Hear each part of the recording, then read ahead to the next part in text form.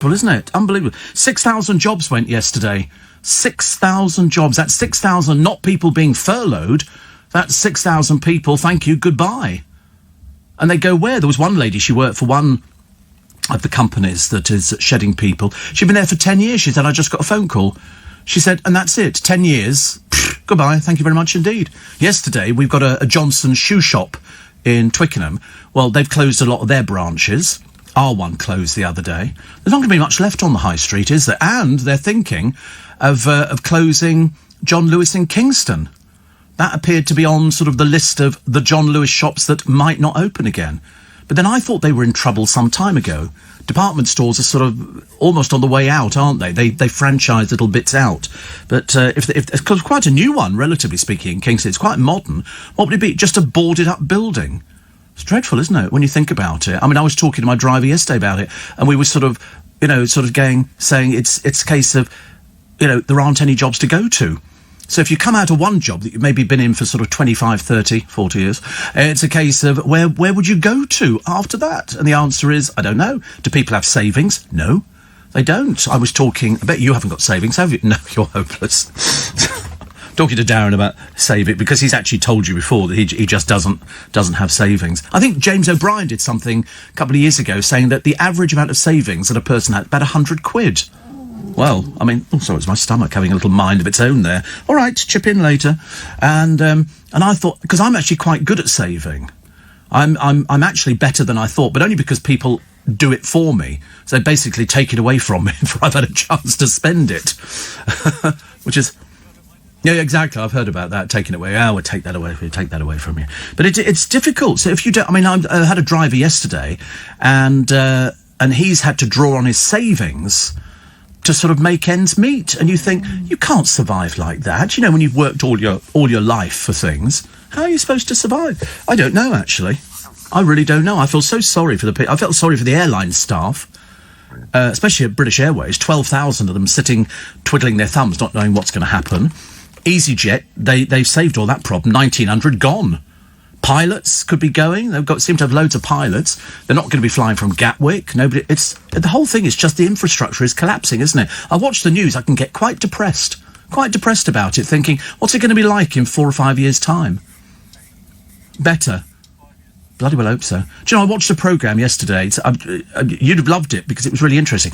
It was a programme about Chechnya and gay people in Chechnya, and it was done as a documentary, obviously with hidden cameras and everything else, and the persecution that they face, and the murders and the beatings and everything else. They're quite clear, very backward place, Chechnya, and they had these people who literally every 3 months had to move because people would actually go round there and drag them out of their apartments and beat them up. The police were all corrupt. It was the most dreadful thing to watch. And these people, it was whole families that moved because they got persecuted by their neighbours. And at one point, they go into a Russian court, who they think is going to help them answer the questions to their case, which is of all these beatings. And the judge comes out and doesn't even sit down. He says, basically, it was translated as, we are here to tell you that you have no case against the government of Chechnya at all, and we will not be responding to anything. Thank you, that's the end of it. And that was how they dismissed it, out of hand. It was most... Well, these ones weren't. No, there was this bloke and his boyfriend, been together for 11 years, and, he was quite open because he'd been on Russian television. But then he feared for his life, so when eventually he got back to somewhere else, which was a safe house, nobody could believe that he'd managed to make it out alive, because it was I sat there gripped to it this morning thinking, my God, I mean, it's an awful lot easier here. 10 times here. I'm not surprised people want to come here. And the only people who will not take gay Chechnans in is Trump. He hasn't taken one person. But that's Trump for you, isn't it? The more I hear about that man, the more I see of him, the more I loathe him. Isn't it funny? I don't even know him. He's never met me. He doesn't know that I'm talking about him now. He has no idea how little... Because he's bought up all the coronavirus stuff. Have you seen that? I mean, yeah, but why don't they just make some more? It's like watching a shopping channel and they go, this stuff is selling out really fast. 75% of the stock is going. And you go, well, order some more then. They're so dumb on these shopping channels. Really, it's awful. But apart from that, everything's wonderful. I feel quite good about life. Looking forward to the weekend. Looking forward to the haircut. Isn't that amazing when you get to this age, 47, and you all of a sudden think, you're 47 too. Look at that. We could be bookends. Darren's 47. I'm 47. I wish. I would say, do you know, Ringo Starr is 80. 80. And who was that actress? I think she's the last surviving one from Gone with the Wind. She's 104. She's 104, and you think, I think she's the last surviving main cast member of Gone with the Wind. And she's Dame... Olivia de Havilland. No, Olivia de Havilland. She must be pushing 80? 80. Tina Turner's 80. My God, 80. It doesn't say, but Olivia de Havilland's 104. Mind you, the Queen Mother went, to about 102, didn't she? Mind you, the last few years, she wasn't really in the real world at all. She was sort of wandering off with the Pixies, actually. Well, I remember she wandered round the garden with Alistair Burnett, the newsreader, and it was the first time we'd really heard the Queen Mother talk. And they were going round the garden, and he didn't really know what to say to her because he didn't know what to talk about. And he went, lovely garden, trees. And the Queen Mother wistfully looked at them and went, trees? And I thought, that's about to give her a gin and Dubonnet. That's what she liked. She liked gin and Dubonnet. How posh is that, honestly? Gin and Dubonnet. What's Dubonnet? Do you never have Dubonnet? Dubonnet and lemonade was a very popular drink I didn't like it, actually. But I did have a little... It was vile stuff. It was a bit like Advocaat, which was equally vile as well. You never heard of Dubonnet? Yeah, it was like sort of a red... It was red, and that's all I can remember about it. I can't remember what Dubonnet was. Yeah... Oh no, Pimm's was. I'm not sure about. It's about 10 quid a bottle. But you pour it. Ladies used to have it. They go Dubonnet and lemonade, something like that. I mean, to be honest with you need a man's drink, don't you? You need a man's drink, Prosecco. That's a man's drink, much nicer. What's he? Can't hear you. What does it taste like? Oh, it kind of leaves a taste in your mouth. Yes, it's sort of it's. I mean, it was very popular. I used to have a little silver imitation drinks tray in my little rented My stomach is off and running this morning. And I used to have all the little drinks, but in half bottles. But Dubonnet was the only one you couldn't buy in a half bottle. You had to buy the full bottle. And I would always buy a bottle of Advocaat, one a year, which was like an eggnog. And again, you'd have it with lemonade, and it was a snowball. But then it was a company called Goldings that brought out a snowball in the bottle, and you just shook it and poured it. It was disgusting. Eggnog it was. Very popular in Scandinavian countries. Did you know that in Iceland there's a Willy Museum? I thought you would. We said yesterday you would know. But I didn't realise there were so many Willies in the world. Is it not very good? The pictures made it look, well, quite impressive, I think, in certain aspects of it. Is it quite small? The museum. The museum's quite small, for those of you who just sort of wandered into the programme. But somebody wrote and said, did you know in Iceland? I said, there has to be a reason why you go there. Can't be for the language and the hot thermal baths. It must be for the... And have you been to it? Of course you've been to it. What a funny museum to have. Is there a reason for it? I mean, it's not normal, is it? The owner just wanted to collect them. Oh... Well, I mean, I know people like that as well in this country, but I mean, they've never thought about setting up a museum of them. I bet. How odd. Isn't it funny? Funny. Mind you, I suppose over there, are they fairly liberal in Iceland? Are they very liberal? Yeah, they're very liberal, so they don't think it's unusual. Oh, right.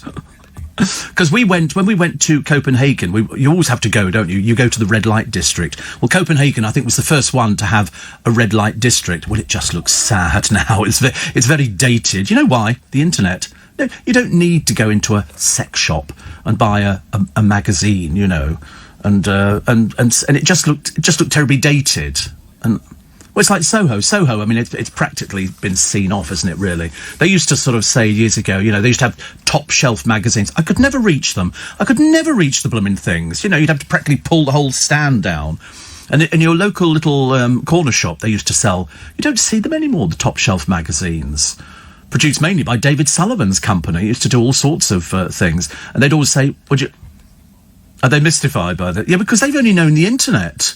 Years ago, if you wanted, you know, to see pictures of naked people, you bought a copy of Health and Efficiency, which was fit people jumping up in the air naked. It was all very exciting.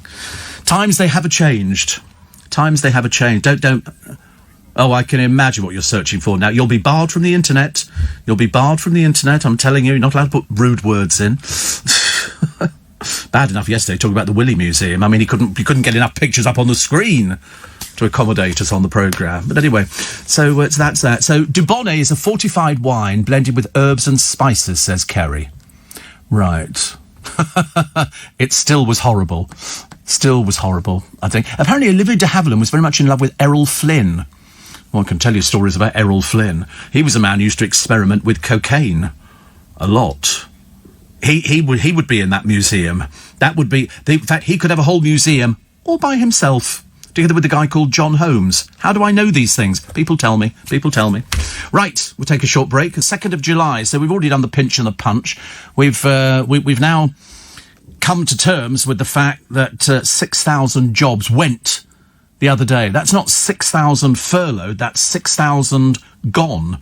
People who are, and as I said, there's people in the papers going, I never thought that my job would be at risk, because there used to be, God knows it was long enough ago, the thing that was called a job for life. And they don't exist. I mean, I'm about the nearest thing to it. Seriously, I mean, for most of my working life, I've been in radio. And so it's a job for life. But for lots of people, it's not. A job for life now doesn't exist. We thought it was the coal miners. They thought they had a job for life. But they don't. They don't have a job for life. Because they then discovered you could go and get coal from abroad and you could have it mined over there and brought over here, and it was still cheaper than we were producing it. So there is a huge problem with people. And, well, Darren says he thinks in 5 years' time we'll be back to normal, which actually is, is something to look forward to. But for some people, it might have come a little bit too late. A little bit too late. Steve, I've just had my wristwatch serviced by a manufacturer in Switzerland. Good Lord. £750 plus VAT. Crikey.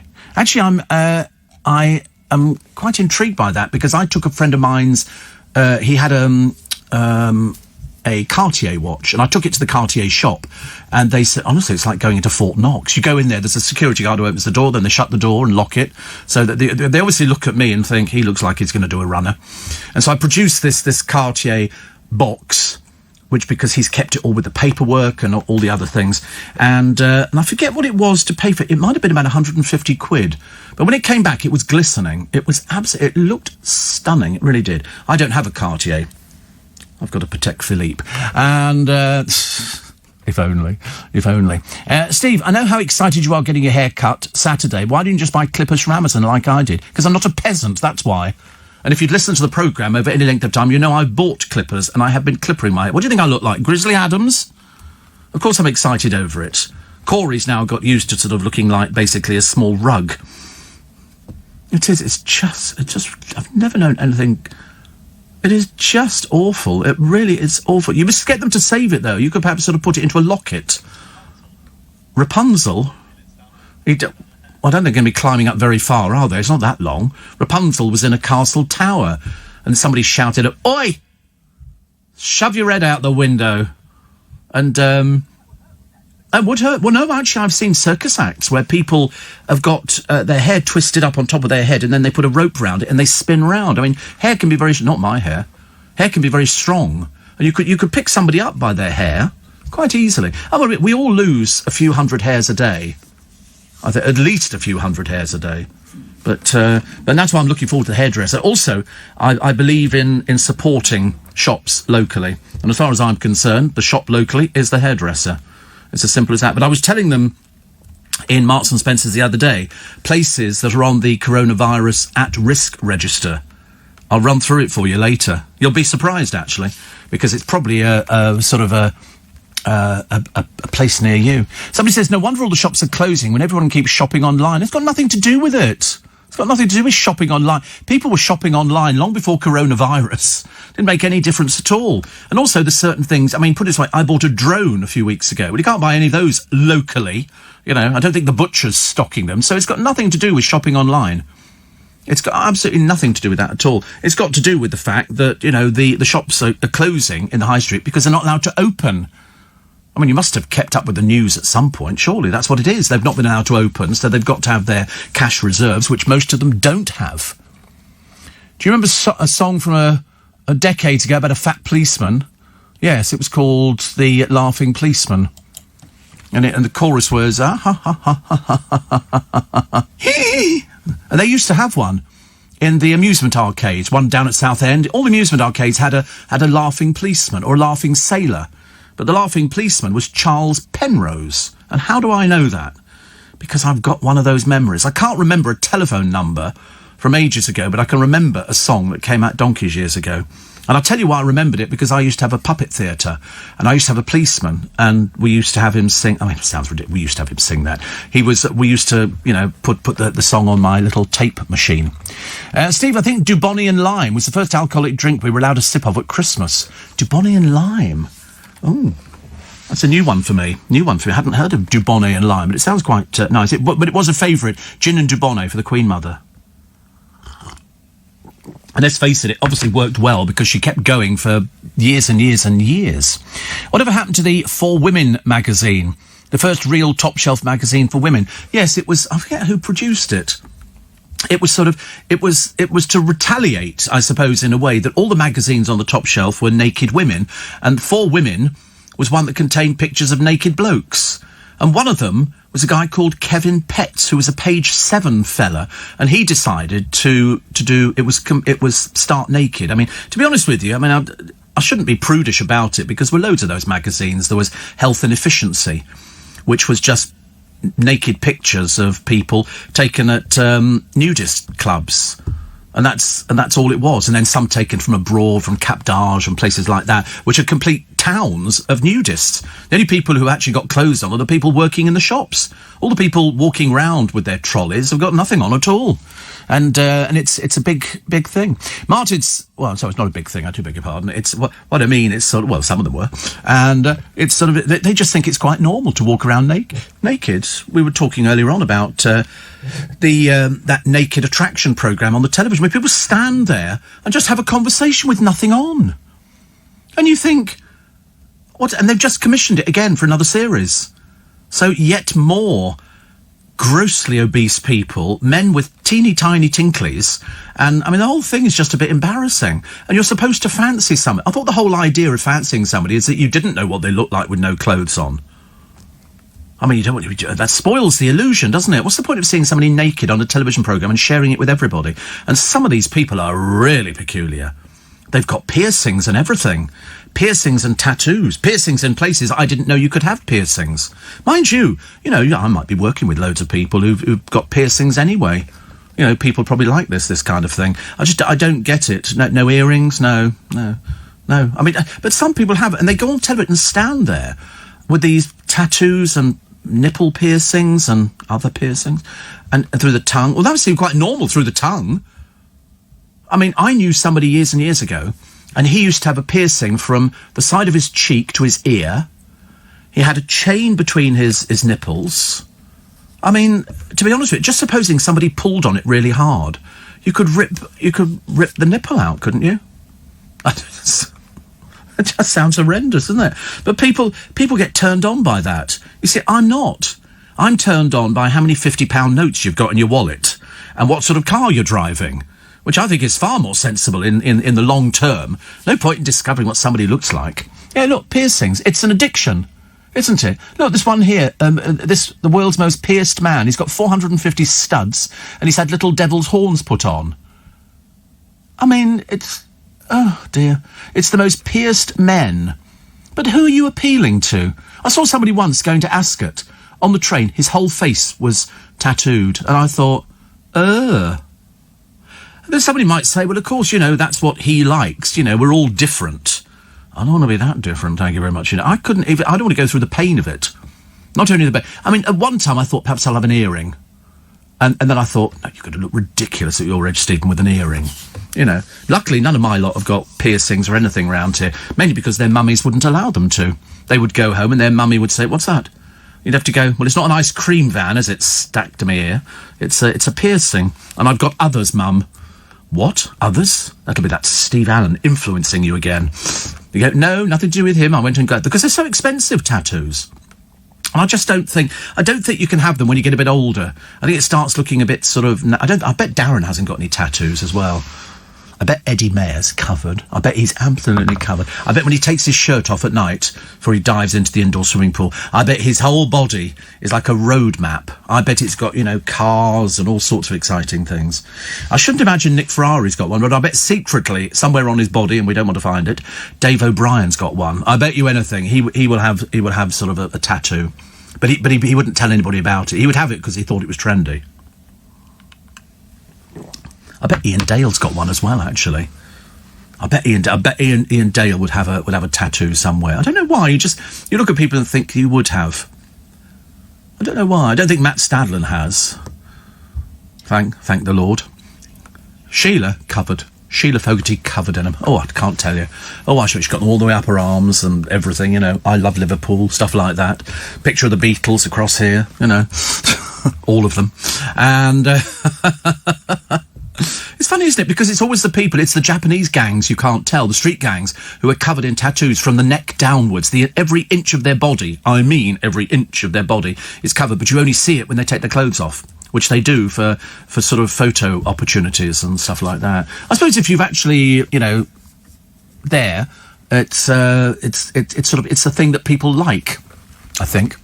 And Steve, what about the parking restrictions in local high streets, apparently for social distancing, says Adam, killing the trade? Well, I don't... listen, they're all going to make this money back, aren't they? So whatever they give you free now, they're gonna want it back. It's like people who've been given money to furlough. They're going to get it back. They're going to put taxes up. Somebody's got to pay for it, and the person who's going to pay for it is you. That's how it goes, I'm afraid. See, do you think if the job losses yesterday were bad, there'd be hundreds of thousands of jobs lost in the next few months? Companies that were just surviving before have no chance now, and it's not sustainable for some companies to reopen, like bars and restaurants. What about those poor bars in Leicester? We were saying the other day, they've only just brought all the beer in, and they've all had it all done up and all the rest, and they go, oh, by the way, you're in lockdown again. And they go, what? And that's what it's going to happen with this Saturday, I promise you, I'm dreading coming into London. I'm dreading it, because I think that combination of people not having been to bars in 3 months, going mad on the streets, I think it's going to be a nightmare. Restaurants, which are going to be absolutely packed. So it's going to be good for the taxi trade, because at least people will be wanting taxis home, but I think people are going to go mad. They're going to be getting as drunk as possible. They're going to look on this as a party. Whereas, in fact, it's not. This is going to get worse before it's going to get better. It's as simple as that. There's no point in trying to sugarcoat it and say, oh, don't worry, it'll be fine on Monday. It's not going to be fine on Monday. I'll give you this list of areas of this country which are at risk of being in lockdown. And it does not make pleasant reading, I promise you. Apparently, the Laughing Policeman was always on children's favourites on the Wireless on a Saturday morning with Uncle Mac. Was that the Uncle Mac who got fired? Do you remember that one? This was a children's radio presenter from some years ago, and used to have children's favourites. Ed Stu Pott used to do it, but Uncle Mac, I think, was the one who forgot to turn the mic off after he went in to a song, and he said that'll keep the little so-and-sos happy. And of course, that was totally forbidden, so I think he went, actually. He went, but still good, actually. And the same kiddies have got you to cheer them up, says William. As a Yorkshire lass, did I hear Barnsley was on the list? I'll run through the list for you. There's a load of places on it. Loads of places. And, it really is, actually. Steve, making my first bus trip today to hospital. Got my mask. I'm very edgy about it. Still scary. I used to love buses. Oh, it's fine. Listen, you'll be in good company because everybody else on the bus will have one on. There are some people, as we've pointed out every time, who don't wear them because they can't, because they're asthmatic or something. But most people are on the buses with them on. And sit by a window. Much better. The Queen beat you to it, says Sandra. She said some years ago, no one has a job for life anymore. Well, she has. She has the job for life. She has the job for life. Steve, another one here, quickly. 2 drinks, both from Holland, Advocar and cherry brandy. Cherry brandy. See, I never had that. I often wondered, was it actually brandy made out of cherries? Or was it just a flavouring? Cherry B was a very popular drink when I was younger. And also Bacardi Breezers. What a God's name were they? I never had those, because Bacardi, I started off drinking Southern Comfort. And to be honest with you, I couldn't face that at all now. It's so sickly. It was very sickly. And it was quite a thick liquid. But my producer for my programme on a Saturday night on LBC, he would bring me in they used to make a little tin with 2 miniature bottles of Southern Comfort in, and I'd have those before the programme. My God, it was a good programme. Oh, I'm telling you, I never stopped talking. Chatter, chatter, chatter, chatter, chatter. You think I'm bad enough without booze? You want to see me on booze? I'm so much better. Somebody saying there won't be an EU in 10 years' time. I don't think I'll be worrying about 10 years' time. And somebody says, I think Dubonian lime. See, I don't remember Dubonian lime. It's fortified, apparently. Fortified. That's all we need. That's all we need to know. Steve, whenever the African Queen and Crocodile Dundee are on the telly, the wife and I have to watch them, whatever time of night, says James in Tiverton.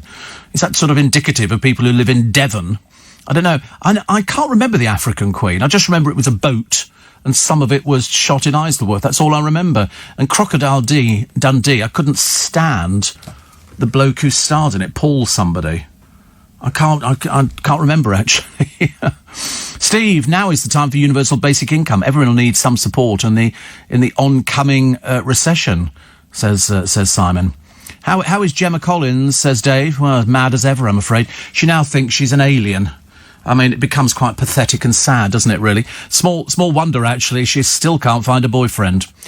Steve, says Colin in Morecambe, what will happen if I get to August when employers will be expected to pay 20% of furlough? As furlough's a voluntary thing by employers, and if they choose to opt out, would that leave workers with nothing? Yes, I thought it was October it was running through till. I could be corrected on that one. But yeah, I mean, there is absolutely every possibility that people can opt out of something. John says a further 176 deaths involving coronavirus have been recorded in the last 24 hours. The government's response: open schools, pubs and cinemas. Yeah, cinemas are opening as well. But then it's a lot easier in cinemas now, isn't it, to actually be socially distancing. The pub thing, in London, the bars, they're going to be out on the pavement. Nobody will be distancing themselves at all. And that's why you're going to see a huge outbreak of it. And those will be the people. You're going to start seeing an age gap. You know, it'll start with the people on the beach at Bournemouth. And some of those will start recording symptoms. And Dev says Ronald Reagan was the most humorous... I've lost it, actually. The most humorous president ever. Well, he was a bit simple. He was just an age. He was just an actor, wasn't he? He was an actor who then went into that lovely little film they made, which I did the Mickey take out of a short while ago. This is Nancy with the dancing eyes. They were a very peculiar couple. He used to tell gay jokes. Apparently, he used to think it was hilarious to tell gay jokes. But there you go. He's dead. Steve, 2 days ago, it's early, and I still didn't have my coffee, says Monica. My favourite Jewish cab driver, stroke lorry driver, stroke hod carrier for Lego, test pilot for Airfix, and just about anything else you can think of at the moment. Lorraine says, my sister regularly still drinks Cherry B. Sunil wants to know why some places are called a pub and some a bar. Is there a difference? No, a bar's in a pub. You can have a bar, you know, like all bar one, and but a bar is a fancier version. It's a more modern kind of twist on it. So I don't know if I like a bar or if I like a pub. I'm not really fussed either way, to be honest with you. I'm not fussed either way. I told you the fruitful results of me ordering on Amazon the other day came into line when parcels started arriving through the letterbox. So yesterday I picked up 4 cartons of sweets. I don't eat sweets, I bring them in. And my new X-hose. I've treated myself to 2 new X-hoses. That arrived the other day. And then I got a card through the door. You know, if the postman can't deliver or the Royal Mail van pulls up, they can't get any response. Then they stick a card through the door. And I was thinking, oh, good. So yesterday I got the card, but it hasn't got a number on it. There was no number to key in or anything else, so I can't track it. And so I drove up to the where you go and collect your parcels from. And, of course, yesterday was the day they don't open. They're only open for 2 hours in the morning between 7 and 9. So when I saw my postman, Darren, the other day, I showed it to him, and he said, I'll pick it up for you. He said, and I'll bring it back. He said, if you're not in, he said, I'll leave it with Paul Cooper. That's the sort of service we get from our post office. That's how good he is.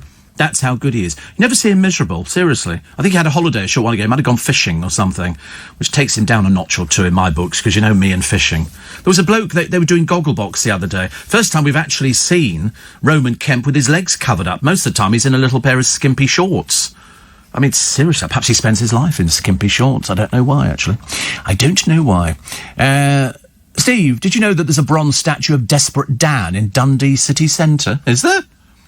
Desperate Dan in Dundee city centre? Why on earth would that be there? Good Lord. I mean, we have to check it. See, this is the advantage now. You go on the internet. There is a statue of Desperate Dan. What for? What was the dog called? I don't know.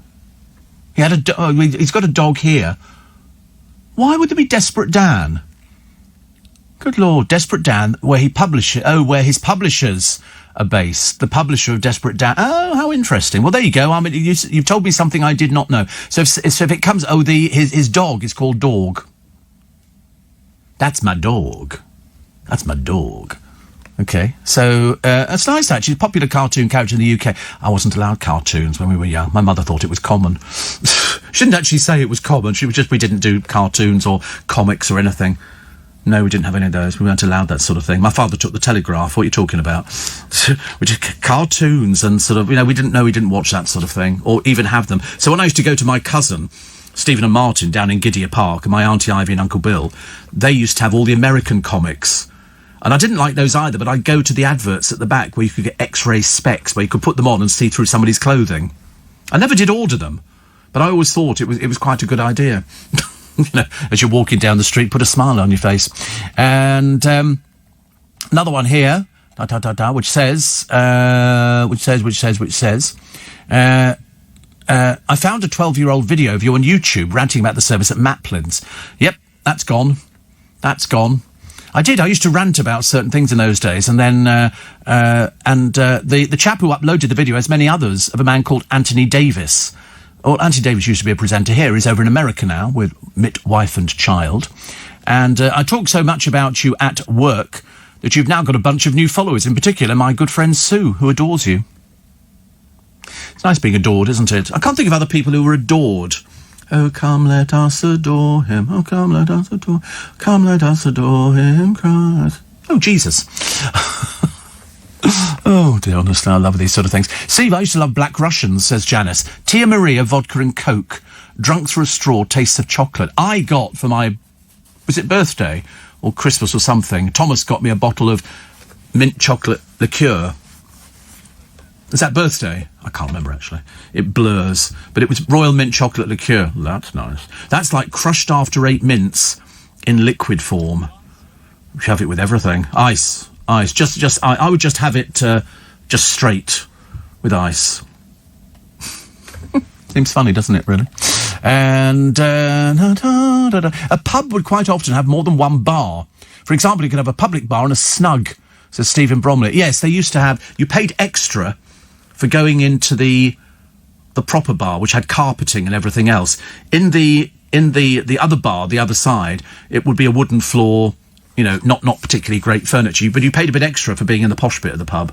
But some people liked it. I mean, you could, if you were very unlucky, see through into the public bar and see the people in there. But they used to, in the middle, there'd be a hatch, and you could do takeaways. They'd sort of let you buy a bottle of beer to take away and put it in a brown paper bag like you were buying some naughty book or something. It used to be great fun. My stomach's having a field day today, and I don't know what's the matter with it. But yesterday, what did I do yesterday? Oh, poor old Lynn. She gets in a car, turns it on, flat battery. Flat battery. So, of course, my batteries are sealed. I had the jump leads, but I can't jump her car. And she's going to change it soon anyway. So, in the end, she had to call out Green Flag, who came within the hour, actually. They did say, was it essential? I said, tell them you're going to Costco. Of course it's essential. Very essential. She had to get some wine or something. And not that she drinks. Not anymore. Not after the incident. And so she called them out and they came round and she was jump-started in about a minute. She said, how long would it take? About 20 minutes. I said, no, he'll pull up. You open the bonnet of the car. He'll take his jump leads out, connect them up, start your car up. That takes them off and goes. I said, it'll take less than 2 minutes. And it's exactly what it took, which is good. So now we know about the bronze statue, don't we? Apparently, Billy from Banbury... Oh, that just sounds like a sort of a joke, doesn't it? What's your name? My name's Billy from Banbury. Billy from Banbury. And And he says, D.C. Thompson, who publishes the Sunday Post, The Dandy and the Beano, amongst others, originates from Dundee. Thank you. Are old cartoons like Tom and Jerry, Roadrunner and Wacky Races still allowed to be shown, says Ron? I think so, yes. Oh, you mean because of the violence? I mean, there was an awful lot of... but it was cartoon violence, which was then mirrored in Home Alone. Wasn't it? They did cartoon violence in Home Alone. Paul Hogan, thank you, was the actor in Crocodile Dundee. I just didn't get them at all, actually. I really didn't. And really, I'm not remotely interested. Greg Wallace is in the papers today. You won't believe this. I mean, he really is vain. There's something the matter with him. He's got that that fake grin, which doesn't go down well with anybody. He reckons he's so dishy now, he should go on to Love Island. Yeah, if they're doing an old past-it pensioner programme, then yes, we'll put you forward for it. But also, I thought you were happily married. Can't remember how many marriages down the line we are, but I thought putting you anywhere near women is a very bad idea. Very bad. And listen, just because you've lost a little bit of weight and you're trying to encourage people, I mean, really, try and perfect the smile. That works better. The Nolans... I'm in the mood for dancing, romancing, da-da-da-da-da. They've ruled out Sex at Sea because they're doing the Nolans go on a cruise. I mean, really, it's going to be a bit tawdry because unfortunately it's still got Colleen with it, who said she wouldn't rule out Sex at Sea. I mean, to be honest with you, the thought of it is too horrendous. And poor old Caprice dragging her old career out again. She went out the other day, boobs hanging out and everything else, and then takes her shoes off, standing by the side of the road in a posed picture. Darling, we've seen it all before. OK, thank you. Back in the box. Stay there for another 10 years. And I've still got the police who've seized 84 million what? 84 billion what? I'll give you a clue. Something to do with ISIS. 13 minutes to... I went to the doctors. I'm having problems with my hearing. He asked me if I could describe the symptoms. I told him they were yellow, Homer's fat, and Marge has blue hair. The symptoms. I've only just got it. I didn't quite understand that at all. Billy the Scot is the one in Banbury. He said, I'm a Scot who lives in Banbury. Was that Ryder Cock horse to Banbury Cross to see a fine lady upon a white horse? Rings on her fingers and bells on her toes. She shall have music wherever she goes. Unfortunately, it probably sounded like tinnitus to her. So that was it. 18th anniversary of the death of Gary Jacobs. Did you know him? I didn't know him, no. He was sort of a legal person on the radio. And he had a column in the Mirror, Cindy. But that's all. He worked for another radio station. He might have worked for us at some point. I can't exactly remember. So many people have worked at LBC over the years. But I remember he actually died quite young, I thought. Quite young. Steve, did you know Society of West End Theatre are closing tickets in Leicester Square and all the staff are currently going through redundancy consultation? It was in the Stage last week. Oh, well, that's not very good, is it? Is the Stage still being published? I didn't think the Stage was still being published. Not much to write about, is there, at the moment, I think? Is the Stage newspaper available? Wait a minute, the Stage, a weekly newspaper, blah, blah, blah, first issue, blah, blah. So, good Lord, I didn't even know. Perhaps I should get it again, actually. Perhaps I should definitely get it. It's not just online, is it? It is actually a physical paper. Oh, there's a print edition. Oh, you subscribe to it. You subscribe to it. I didn't think I'd seen it in places. Perhaps I should subscribe, actually. So they're going to close the ticket agent. I don't know why, actually, because, well, I suppose because nobody's selling tickets for shows. But it's literally opposite our front door. Mind you, all the other places around here, we've got loads of sort of, let's just call them slightly risque places, where they claim to be the half-price ticket booth, but they're not. The only official one is the one opposite our front door. So now you know. Now you know. I think, Steve, Jay says, since lockdown, I've become addicted to Hancock's Half Hour, the radio show. For some reason, I've never given the show any credit. It's one of the funniest radio shows that I've come across. And do you have a favourite comedy radio show? No, I don't. I didn't used to have years ago. I used to listen to Round the Horn, and as we said yesterday, we used to listen to the Clitheroe Kid and stuff like that. But that was about it. I mean, the comedy on the radio has actually changed considerably now, hasn't it? It isn't the same. Paul in Manchester said, just wondered, during your time in Austria, did you ever come across a chocolate liqueur called Mozart? Yes, because everything they do, it's like the liquid version of the Mozart Krugel, which is the Mozart balls. You can buy them all over Austria. They're It's a bit like going out to buy Ferrero Rocher, only these are Mozartkugel, and they're sort of round balls. We just used to laugh and call them Mozart's balls. But the chocolate liqueur was just called Mozart. It was the same thing, only just liquid version of it. Nothing changes in Vienna and Austria, but very strong, very strong. But the Austrians have a very strong constitution.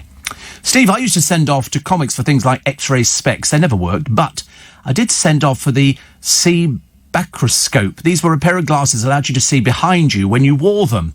Absolutely essential. Back in the 60s, when the streets were full of assassins and spies intent on separating me from my sherbet dab and a bottle of Tizer, says tanker driver Phil. Did you hear, this is a true story, that these X-ray specs, the idea was you put them on and you could see through people's clothing.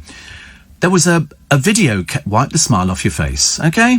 There was a video camera that came out, but it came with a fault. The fault was that when you looked at somebody through it and you push... I forget whichever button it was. You could see through people's clothing. Absolutely. They had to take it off the market. Seriously, it was a video camera that saw through people's clothing, acting like a little sort of X-ray machine. I'm 99% certain of that. I'm never wrong. Have you found it? You will. Camera that's, it was a portable video camera that saw through people's clothing. Yeah, it was, seriously. You get them at the airports now. It was a smaller version of that. At the airport, when Sony accidentally launched camcorders that could see through people's clothes. There you go. It was in 1998. And it had the adroitness to see through people's clothes. As soon as Sony realised what havoc it caused, the camcorders were immediately recalled. Oh, I so want one. Don't you just? I don't know where you go first, actually. But they were equipped with a lens that uses infrared rays to allow a person to take pictures in the dark. So termed night vision, dark clothes like swimsuit went transparent. And it was in no time nude pictures of ladies were trending on the internet. Isn't that amazing, isn't it? I know I'm never wrong. It's uncanny, isn't it? You remember all these stupid things from years ago. But it was, so it was... I used to have a night vision. Did you ever see a night vision? Oh, I bought one, 800 quid. Donkeys years ago from a shop called Innovations or something. Anyway, and I remember going into a park because it was pitch dark, and you put this thing on and everything came up on a green light and you could see everything. You could see people walking in front of it. You put it down, you couldn't see anything. Put it up, you can see people walking across. You can see foxes, all sorts of things. I never knew what happened to it. Never knew what happened to it. It's probably hidden in a wardrobe somewhere from years and years ago. But you could see in the dark. And it was based on the thing that the army used, night sights, night vision. And you could probably still buy a night vision. Go to Amazon, see if you can find night vision camera, which would be quite nice. No, not quite nice. But I'll tell you, it's frightening. Frighten the life out of me. Because they can't see you still, but you can see them very, very clearly. Very, very clearly. But they're just bathed in green light. But you don't see anything. It's sort of amplified. Wildlife camera, there you go. 154 quid, night vision. 154, you could probably... There's one here, security camera with LED. No, that's not very exciting. And... No, they used to look completely different. So they call them wildlife cameras now. That kind of covers it, doesn't it? Yes, you can watch badgers playing in the... Yeah, of course you can. But there you go. Camcorder video camera, full HD, night vision camera for YouTube video camera, 89 quid. Oh, it's about 800. It was a lot of money in those days. I don't know why I wanted it. It was a bit of technology. And I just had a windfall, so I thought, I'll sort of treat myself to it. It was very cool. Very, very cool. Loads of things like that I used to buy. But unfortunately, as tanker driver Phil has now told us, the X-ray specs never worked. Very disappointing. Very disappointing. Anna says, big hello to all the original Spikers, especially the admins who make me feel like I'm part of the family. And then you, Steve, for keeping us entertained in these dreadful times. Oh, God, they are dreadful times. They certainly are dreadful times. I feel so sorry for people who've sort of lost jobs and they don't know where to go from here. James says, terrible what's happening in Hong Kong. It is. We'll talk about that a little bit later on this morning. We've got so much to get in. Also, a migrant, twice deported from this country for assaulting women, comes back in again and does it again. How on earth is this happening? Ridiculous. Also, Alan Carr's game shows are just an epic fail. Tombstoning has hit epidemic proportions. This is where people leap from, stone outlying areas into water. You can hit rocks on the way down. Many people have died doing it, but still the buffoons out there decide to do it. Well, good for them. Good for them. Also, one says, it's called an infrared camera. Yeah, but on this one, you didn't see anything on mine. It was pushing out the beams of light. It looks so the area is bathed in light, but there's nothing you can see. Nothing you can see. Still to come, what have the police seized 84 million of? Worth £1 billion. Worth £1 billion. And it's a connection to ISIS. Plus, COVID spreading around the country. And unprotected by the institution, Meghan moans on. It's the day that I think's Friday. I don't know why I think it's Friday. It's only because this week's been a bit sort of all over the place. It's all been a bit sort of, here, there and everywhere. And all these blooming redundancies everywhere and people losing their jobs. And who'd have thought? Who would have thought that Harrods would be announcing the fact that they've got redundancies? About 600-700 people. Admittedly, they have about 4,500 staff. But that's an awful lot, isn't it? That's an awful lot of people to lose. Ron says, can you imagine if the X-ray specs had worked? It'd be like watching Naked Attraction down the local high street. Well, it would be. You can imagine, actually. You'd be walking very slowly, wouldn't you? And then targeting people. All of a sudden you just sort of rush and appear in front of somebody with your X-ray specs on. Steve, speaking of theatre, I had tickets for this year, but all got cancelled. Well, I might be able to help you. When Kathy, General Manager and Head of Operations at Joe Allen's in Covent Garden, talks to us at 6:30 this morning, because they've got an event coming up Saturday. And if you love theatre, you're going to love this one. I think the compare's a drag queen. They're all drag queens, aren't they? You don't seem to have male drag. I mean, in the film Victor Victoria, there was male. Vesta Tilley was the first one who did. I'm Burlington Bertie. I rise at 10:30 and saunter along like a toff. And Anita Harris used to do that very well. She did her Vesta Tilley impression, which was fantastic, and she could probably do it now, I should imagine. But I think Vesta Tilley must have been one of the first, male impersonators. But in Victor Victoria with Julie Andrews, she played, I can't remember what it was now, a woman playing a man playing a woman or something. It got very confusing, but very good. Ali says, I so miss theatre. I had tickets for this, Matthew Bourne's Red Shoes. Love Matthew Bourne's ballet. Last year saw so many shoes, plays, musicals and ballet. I so miss theatre. Oh, you're not the only one. But then you must be listening at 6:30 when Kathy will be joining us from Joe Allen's to tell us about this event that they've got coming up Saturday. And you can watch it. You don't need to go anywhere, but it'll give you a bit of a taste of theatre. Some songs, some acting, all sorts of things, and it's free. They would like you to donate, but it's for people who like theatre. And if you're a philanthropist, I can't even say the word, then they especially want you. Somebody says, I've just purchased one of your tickets for August the 16th. Did you get front row? Because I've held back a few front row seats for my August the 16th show. There's only a few left. I'll give you details a little bit later on.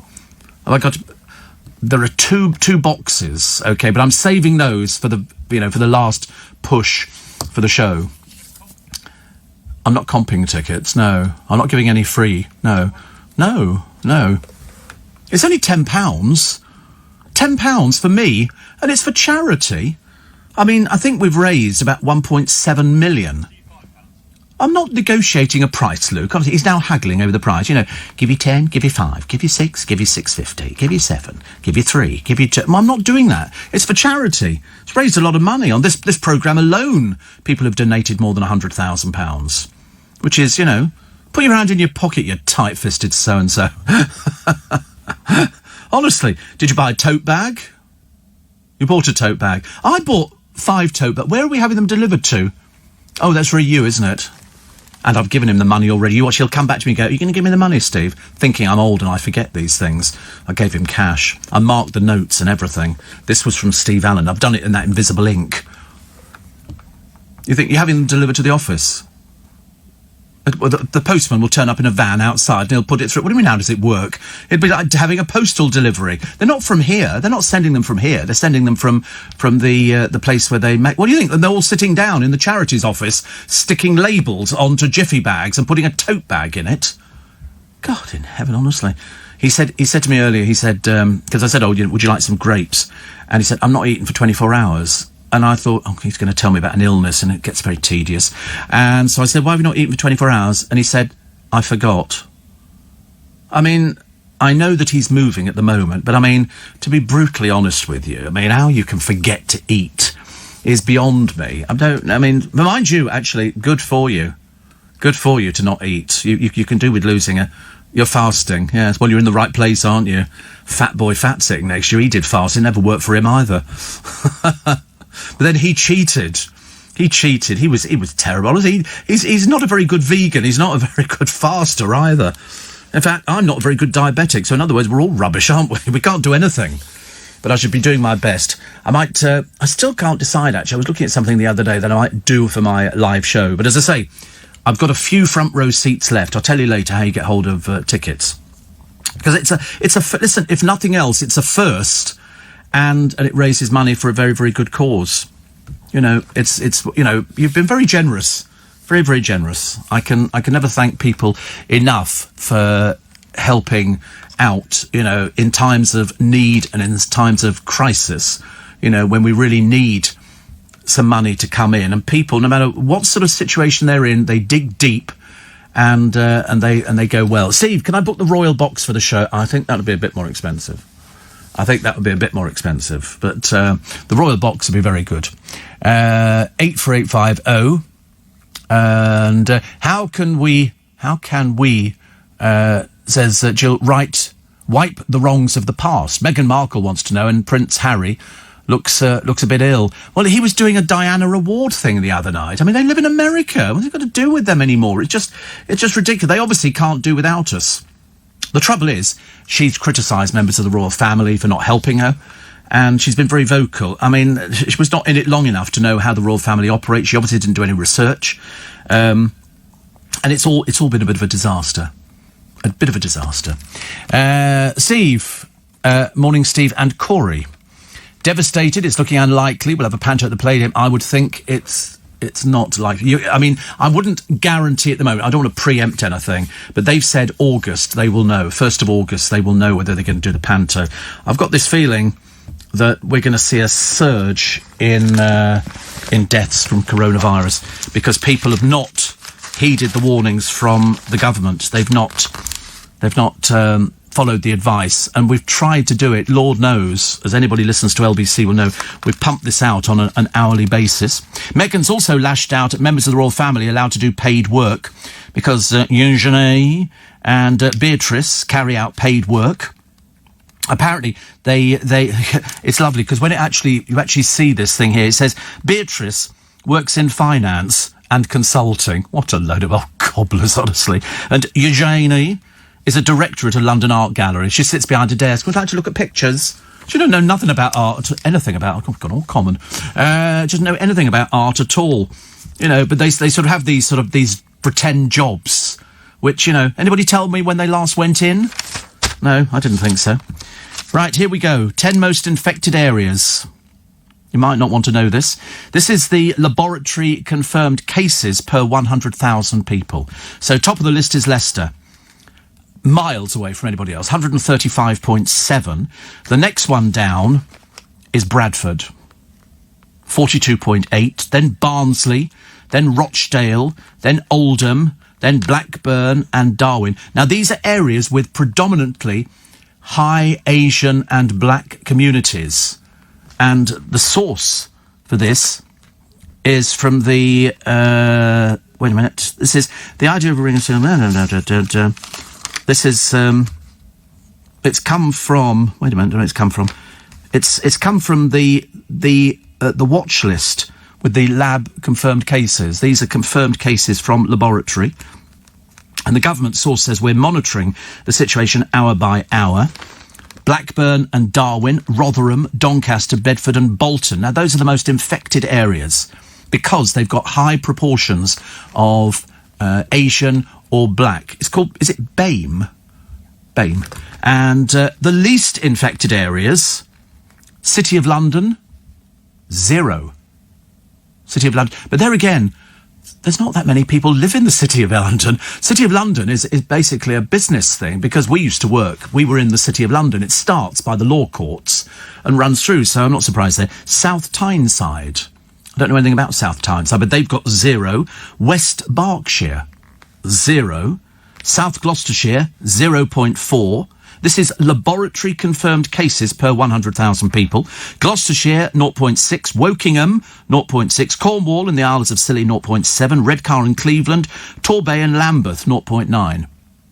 So it doesn't seem to work, does it really? Because they say that it's predominantly Asian and black areas. Well, Lambeth is very multicultural, and that's got 0.9. So why does it work in some areas and not in the others? I don't know. But the police are weighing up using roadblocks to make sure that the people of Leicester this weekend stay in Leicester. They don't want them going out to pubs. I think people are going to risk drink driving, I'm telling you. This is going to be people, because bearing in mind, it's been 3 months for most people that they've not been able to go and sit in a pub or sit outside a pub or sit in a garden or sit by the beach with a pint or whatever it happens to be. And I think they're going to go mad. It's almost like, you take away Kentucky Fried Chicken from people, and then, you haven't had it for 3 months, and all of a sudden you give it back to them. People go mad for it. I mean, if already we got the toilet roll shortage up in Leicester, I remember thinking, oh, God, not that again. Why are people stockpiling? There's no shortage of toilet rolls. I don't know why they would think there would be, but you know what people are like. So that's what it is. Rod Liddle in his column says, I'm worried after Super Saturday, where they reckon 10 million cars will hit the road, we'll be getting Terrible Thursday. Because that's about how fast. Because this thing just, it doesn't recognise anything at all. It doesn't target people with long hair, short hair. It's just bad. Just very, very bad. What else do we have today? Oh, Prince Charles. I love this person. He's great. And he went down to a farm, actually. And he went down to a mill. He made more than £1 million from Cornish people who died without a will in the year to April, thanks to an old law relating to his role as the Duke of Cornwall. You know that? So because he's Duke of Cornwall, if somebody dies within Cornwall and they don't leave a will, it goes to him. So he's made £1 million in the year to April. It's quite lucrative, isn't it? It'll probably prop up Harry, who still hasn't managed to open his bank account over in America, and paid for that house. There's a lovely little picture of 3 peregrine falcon chicks getting their dinner with the help of a puppet. So that the man feeding them has got an arm, and he's got like an emu thing at the end of it, and he feeds the birds, so they're used to being fed by what they think is their mother. It's quite clever. They do it with the pandas in China, where all the staff in the panda breeding centre dress up as pandas so they don't get spooked by human beings. So they all dress up as pandas. It really looks quite good, actually. Very good indeed. Scientists are closer to ending dental fillings after revealing at the atomic level how tooth enamel is formed. Oh, that'll be good, won't it? So you won't have to worry about going in for fillings. They'll just sort of aim something in your mouth, and then all of a sudden, bing, done. No more sort of worries about fillings.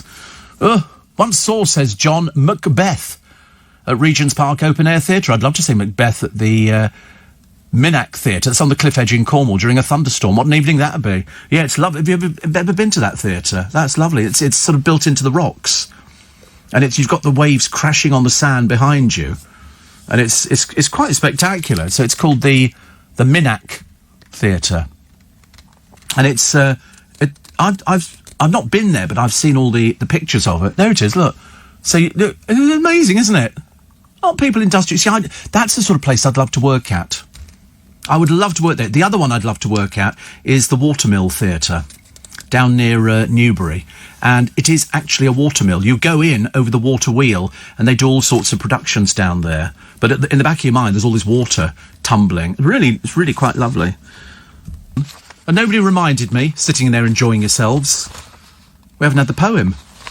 I've got a poem for you this morning, ladies and gentlemen, on Thursday the 2nd of July. It's another one of these cracking poems. Who picked this one out? Luke again. You'll notice that with Luke's poems that he picks out, there is a recurring theme. The theme appears to be death. Okay, so it's a Roald Dahl and they're always fairly lengthy. In fact, this is like 2 pages and then some. I mean, seriously. And I'm reading this blind. Well, I'm not blind, but I'm reading it. So it's called The Pig. In England once there lived a pig, a wonderfully clever pig. To everybody it was plain that Piggy had a massive brain. He worked out sums inside his head. There was no book he hadn't read. He knew what made an airplane fly. He knew how engines worked and why. He knew all this, but in the end one question drove him round the bend.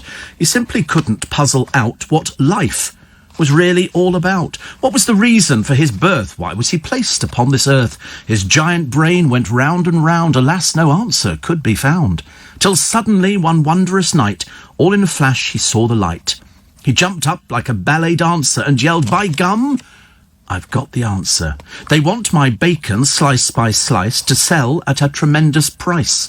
They want my tender, juicy chops to put in all the butcher's shops. They want my pork to make a roast, and that's the part it'll cost the most. They want my sausages in strings, they even want my chitterlings. The butcher's shop, the carving knife, that is the reason for my life. Such thoughts as these are not designed to give Pig great peace of mind. Next morning in comes Farmer Bland, a pail of pig swill in his hand, and Piggy, with a mighty roar, bashes the farmer to the floor. Now comes the rather grisly bit, so let's not make too much of it. Except you must understand that Piggy did indeed eat Farmer Bland. He ate him from head to toe, chewing the pieces nice and slow. It took an hour to reach the feet, because there was so much to eat. And when he finished, Pig, of course, felt absolutely no remorse. Slowly he scratched his brainy head, and with a little smile he said, "I had a fairly powerful hunch that he might have me for his lunch. And so, because I feared the worst, I thought I'd better eat him first." Another happy story, courtesy of Roald Dahl. Yes, it's a vegan poem. You see, I mean, it just gets better and better. Can't wait for tomorrow's. The captain was dead on the deck again. There was a knife between his shoulder blades. "Oh," said Tom, the cabin boy, "what's going on here?" I don't know why we get these I don't know why we started doing poetry, actually. Oh, I know why we started. People started sending things in. Years ago, we used to do it on LBC, and I think it gives us a nice little respite from all the rubbish that's going on in the world at the moment. And God knows it is rubbish, isn't it? It really is. Steve, my late uncle used to have a weekly order from the newsagent for the stage. If W.H. Smith don't still stock it in your local newsagent, there should be an order one for you, says Sandra. I think it's only available on subscription now. And also, they're closing some W.H. Smiths. I'm more disturbed to think that in Kingston they might close John Lewis. That's one of the branches up at risk. They've said they're not going to open them all. And it's a big... because it's got Waitrose underneath it. So does that mean if John Lewis goes, Waitrose will go? Or are they going to move Waitrose upstairs? Because it's huge upstairs. It's got about 3 or 4 floors and it goes back miles. It's like this building. This building is absolutely enormous. Oh, Steve, the Royal Box at your show's already full. Oh, I thought it might have gone already, actually. Little Julie, tanker driver Phil, Heather the Norwich nurse and Kevin the milkman have bagged those seats. That's what we like, isn't it? That's what we like. And apparently tanker driver Phil has been seen buying tins of Quality Street and bottles of Prosecco. Also, William the Spiker's mascot dog will be there on his blanket, says Phil. Thank you. Quality Street. You can't beat Quality Street, can you? I tell you, it's the gift that keeps on giving. We were giving it all one year. I remember we were in one of our buildings and the Christmas gift, I preferred it when it was booze, but I can't complain. And we all got a tin of Quality Street. You like the purple one? That's the one with the Brazil nut in it or something. Oh, it's my least favourite. I like strawberry cream, orange cream, anything with soft, gooey centres, all the sicky ones, yeah. It's the only ones I like, actually. And I used to, years ago, enjoy the gold round toffees. They were actually quite nice, because you could make that last a bit of time, couldn't you? The amount of sweets I've got in my car, you won't believe it, seriously. I've had to cover them up on the back seat. There's so many of them. I've got nowhere else to put the blooming things. I've forgotten how many packets I'd ordered. I've got two boxes of Mr. Tom's peanut brittle, and then I found peanut brittle in a huge bag. Like, it's this big. It's a huge bag of peanut brittle. And I was going to bring it in, and I thought, they won't eat that much peanut. They'll be sitting there trying to read the news with this stuff gumming up their teeth. You finish it off. Yeah, I thought you might. And I've got the sesame snaps. I've got those vegan sweets that you like. I ordered two of those. Spearmint, and also toffees and eclairs. So I could open a shop. I'm the candy man. The candy man can. Why? Because he can. What with that and the exo? I've got another parcel arriving today. Once Darren the postman has sorted out what it is. I'll tell you, it's fantastic. My life's taken on a whole new meaning. I've been watering. Now I've got my new X-hose. It's brilliant. I'm getting out there. Today I'm going to be feeding as well. Steve, I've been to the Minack Theatre. It's fantastic. It was built by a lady, says Jackie. Oh, right. It's beautiful to look at. I'm thinking of sending the boys. You know, go on, you go down there. The other day, because Lynn's battery had gone on the car, one of our neighbours, Lindy, we tried to open the bonnet of her car. She's got a little... don't know what it is. And anyway, we couldn't open the bonnet of the car. My hands were black with grease and oil and everything else, because you pull the handle inside, apparently, and it lifts the bonnet, and then you slip your hands underneath. Well, you don't, because we couldn't do it at all. We could not open the bonnet of the car to get to the battery. You know, to do the jump leads over. Such a nuisance. But never mind, it doesn't matter. Steve, because Melbourne is a hotspot here in New South Wales, we've stopped people from Melbourne coming here. They'll be fined if they're from those hotspots. $1,100. $1,100, says Shane. It's school holidays here. Well, that's what they're going to stop people leaving Leicester. You are in lockdown. They don't want you spreading whatever you've got to the rest of the country. Thank you very much indeed. Not good. Have you ever wondered what planet Gemma Collins is from? No, nobody ever worries about Gemma Collins. She's a rather pathetic little 5-year-old in her mind, I suspect. But anyway, the quirky reality star, for that read terminally stupid, has claimed she's actually an alien and wants to have a baby with another life form. She said, "I'm not convinced I'm human. People look at me like I'm an extraterrestrial. No, they can't believe somebody like you is still wandering the planet." She said, "I hope I end up with the aliens and have an alien baby."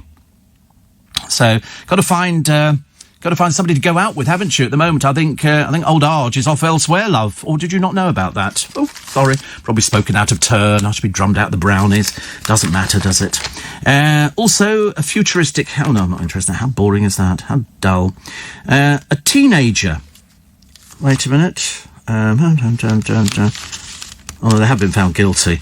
I didn't know you could chew through. Do you know that the police don't use handcuffs all the time now? They use plastic restraints. Have you ever seen them? It's like a cable tie. They sort of put it round and they pull it tight on your hands, and then it's because, well, apparently you could chew through them. Like people chew through pencils, I suppose. Steve, that poem was horrible. Also, pigs get fed swill, which must sometimes have bacon in it.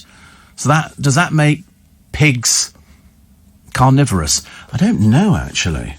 I don't know. Pigs are very clean. Contrary to public opinion, people think pigs are dirty. They're not. They're very clean. Very, very clean. But also highly dangerous. I told you years ago I did the Duke of Edinburgh's award scheme. We didn't actually complete it because the scoutmaster left. And we got taken to the local police station to see... I don't know why we were allowed to see these things. We were only about 14. Murder victims, photographs, people on the mortuary table and everything else.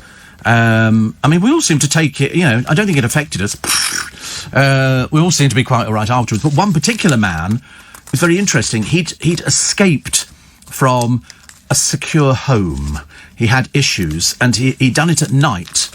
He'd unfortunately wandered into a farm, and he'd fallen into a pigsty where a pig had piglets, and she basically ate him alive. It was as simple as that. And so we saw him on the mortuary slab, and she was protecting her. She didn't know what was going on. All of a sudden, somebody lands in front of you, and she's going, "What the hell are you doing?" And so he got bored to death, as it were. On the other hand, we saw somebody who'd been a victim of a knife attack, and then they showed you afterwards, after they'd cleaned this person up. I don't think we saw the faces of these people. We just saw the bodies. A bit like watching Quincy. Have you seen Quincy on the television? No? I'm facing the right way again. I don't know. Do I like... Oh, I love Columbo, yeah. Yeah, but they don't do that. The only programme they do is Prime Suspect, where they show bodies on the table, and sometimes you can see them breathing, because sometimes they use real people. They just have to hold their breath while they're sort of faffing around. I mean, can you imagine, what part did you play? First murdered corpse. Lovely. That pay well? Yeah, I did all right out of it. But difficult holding... You try holding your breath and make it look as though you're not breathing. Because sometimes I've seen no end of people. Dear. Steve, so Gemma Collins isn't convinced she's human. Well, no, neither are we. I mean, it's a bit embarrassing for somebody of that age, isn't it, really? Very embarrassing. Still to come at 6:30, Broadway and Restaurant Industry Spotlight. The General Manager and Head of Operations at Joe Allen's in Covent Garden, Cathy Wynne, will be joining us for their event, which is taking place this Saturday. If you love theatre, you're going to want to watch this. You don't need to go anywhere. You can stay at home and watch it. Out of all your LBC colleagues, Steve, who comes with the biggest entourage and has the biggest diva-like demands? Nobody has any diva-like demands, do they? Oh, why are you both smiling? Do you think somebody has diva-like demands? I don't think so, actually. They don't come with nobody comes with an entourage. Yeah, Dave O'Brien likes a specific tea, but then I like a specific tea as well, from the kitchen. And, I mean, I don't think asking for wallpaper in the studio is being diva-ish at all. I quite like those red roses. They look quite good, as far as I'm concerned. Only blue M&Ms, yeah, they have to live it. They have to. So what they've started doing, because they have to sort of suck the blue off, so you end up with the white M&Ms, which is good. No, nobody has diva do it. You have a programme team, but it's not an entourage. You don't go out with an entourage. You have a team of people that work on the programme. I mean, admittedly, I have to be escorted to the car in the morning, just to make sure I'm all right. Is Corey my security? I have to look after him. What are you on about? Going down the stairs. He's the one most likely to have a bit of a blue fit as we get near the bottom. Oh, don't want to go outside, it's frightening. So, no, nobody has an entourage. I've never heard of anybody coming in here with an entourage. And also, people learn very quickly after a while. You're just coming in to have a bit of fun. That's it. Some of us, Steve, are having breakfast. Can it with the mortuary talk? Well, I mean, we don't watch television then. There's mortuaries every day, actually. Must be like working for Father Christmas, those boys with sweeties every day, says Jill. I bet they fight to work with you. Strangely enough, not. No, they fight to get off the programme, but of course I rule them with a rod of iron. There's no getting away from this programme. Thank you very much indeed. I don't know. I've always said if people want to move on to other programmes, that's what they do in this business. People move round. And if they want to go tomorrow, they can go tomorrow. I couldn't care. It wouldn't make any difference to me. I just replace them with somebody else who I can take the mickey out of for a few hours every day. That's how it works in this business. I tell you, there's no love. We don't do this love thing. It's like, oh, we're all friends. No, we're not. No, we're not.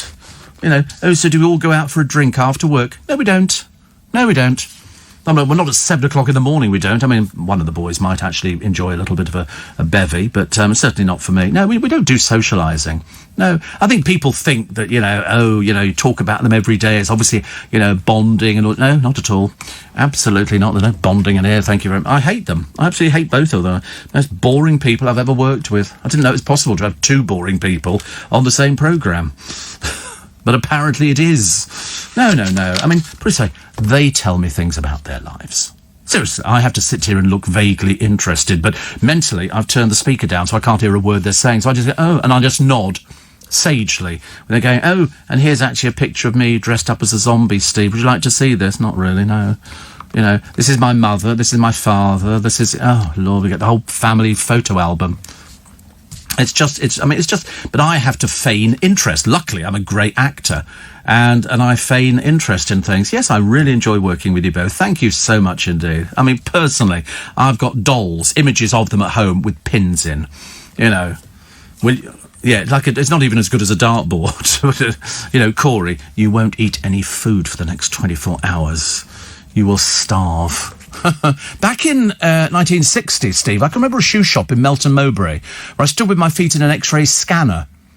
And yes, it was like a little X-ray machine. You could see where your feet fitted. Your mother used to come with you to buy school shoes. Do you remember? And then you'd walk up and down the shop so your mother could see. And the assistant would... I used to quite like that side of it, actually. And Steve, my daughter 7 is awake early. I've just made her... says Tara, a strawberry and watermelon ice cream shake.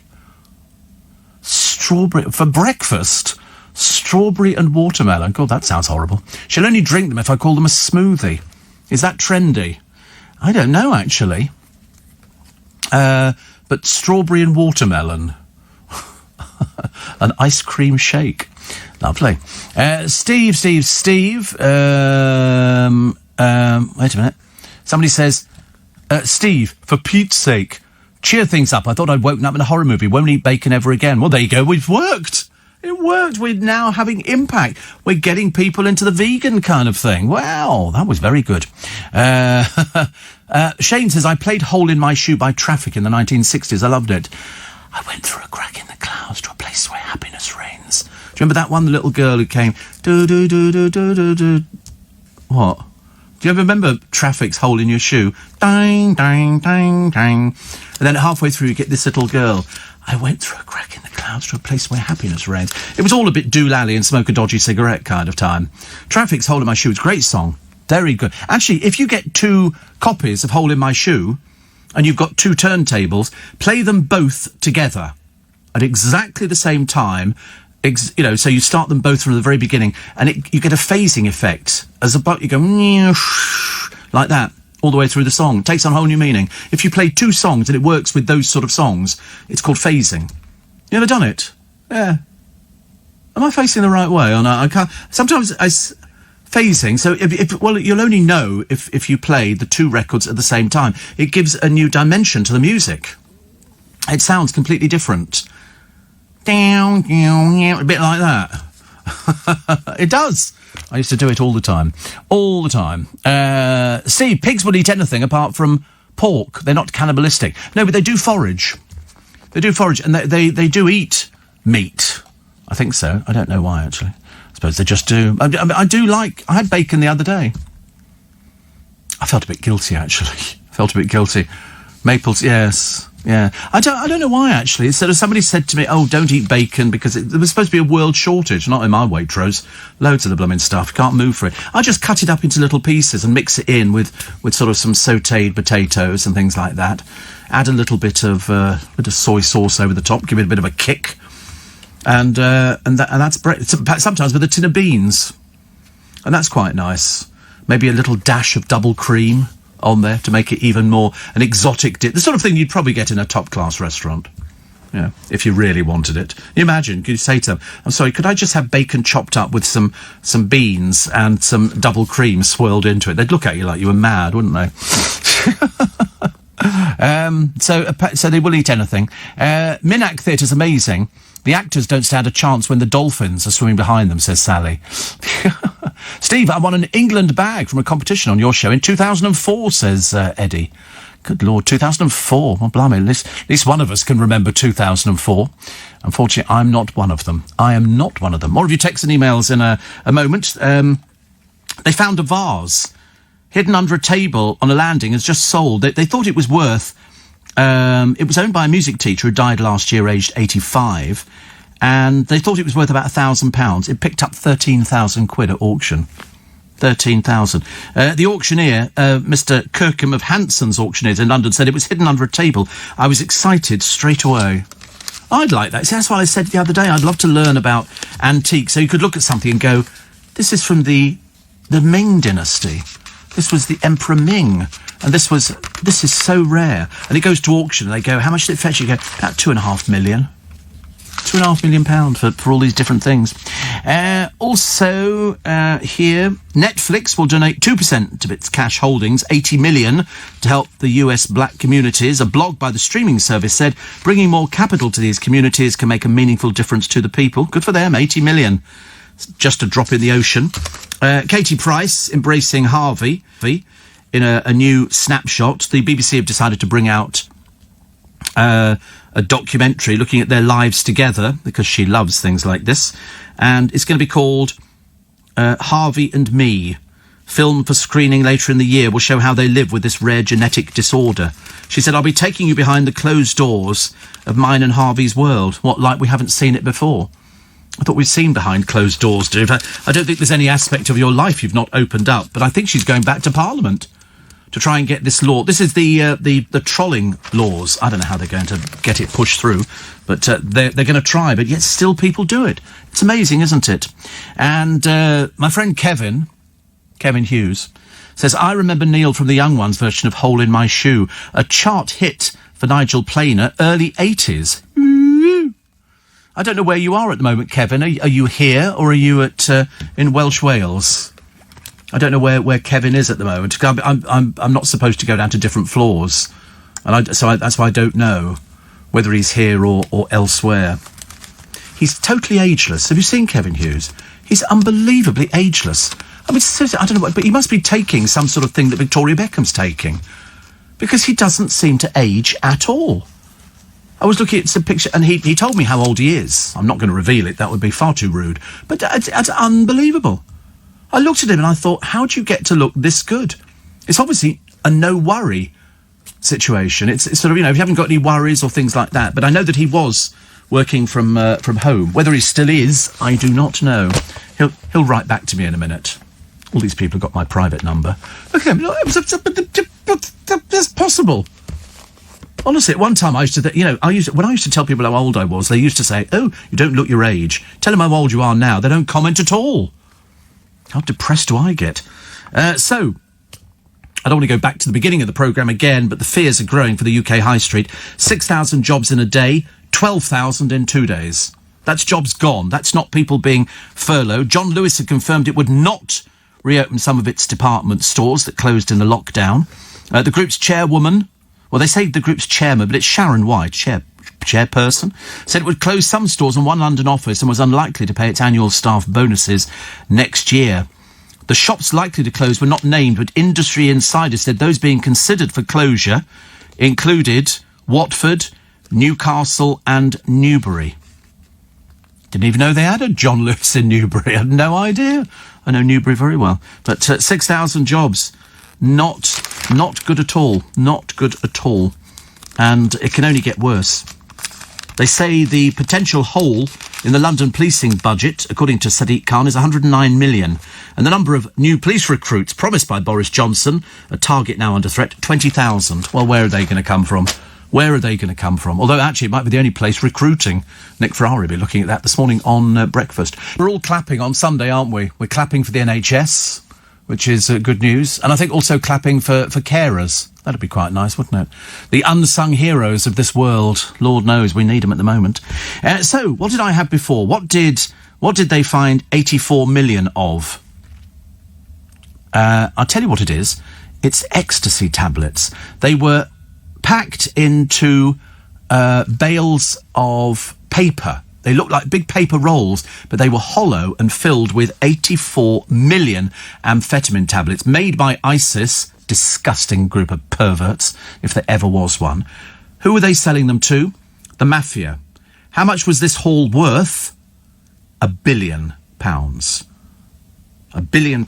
84 million amphetamine tablets. But luckily, they've actually found them. But they say that the raid is a bit of a worry because it shows that ISIS are making inroads into major crime networks. But then we always knew that they were all criminals, didn't we?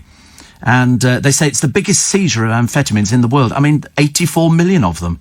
Worth, as I say, about £1 billion, 910 million pounds. This was seized by Italian police. So presumably, and they fill up crates and crates and crates and crates and crates of them. So they were going to go to... They were actually found, I think, as they were attempting to shift them, I think by ship, I'm not too sure.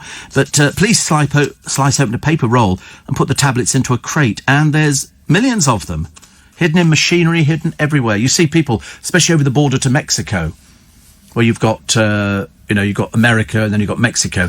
More people try and smuggle in drugs there than anything else. That's the only way that they can survive. Only way.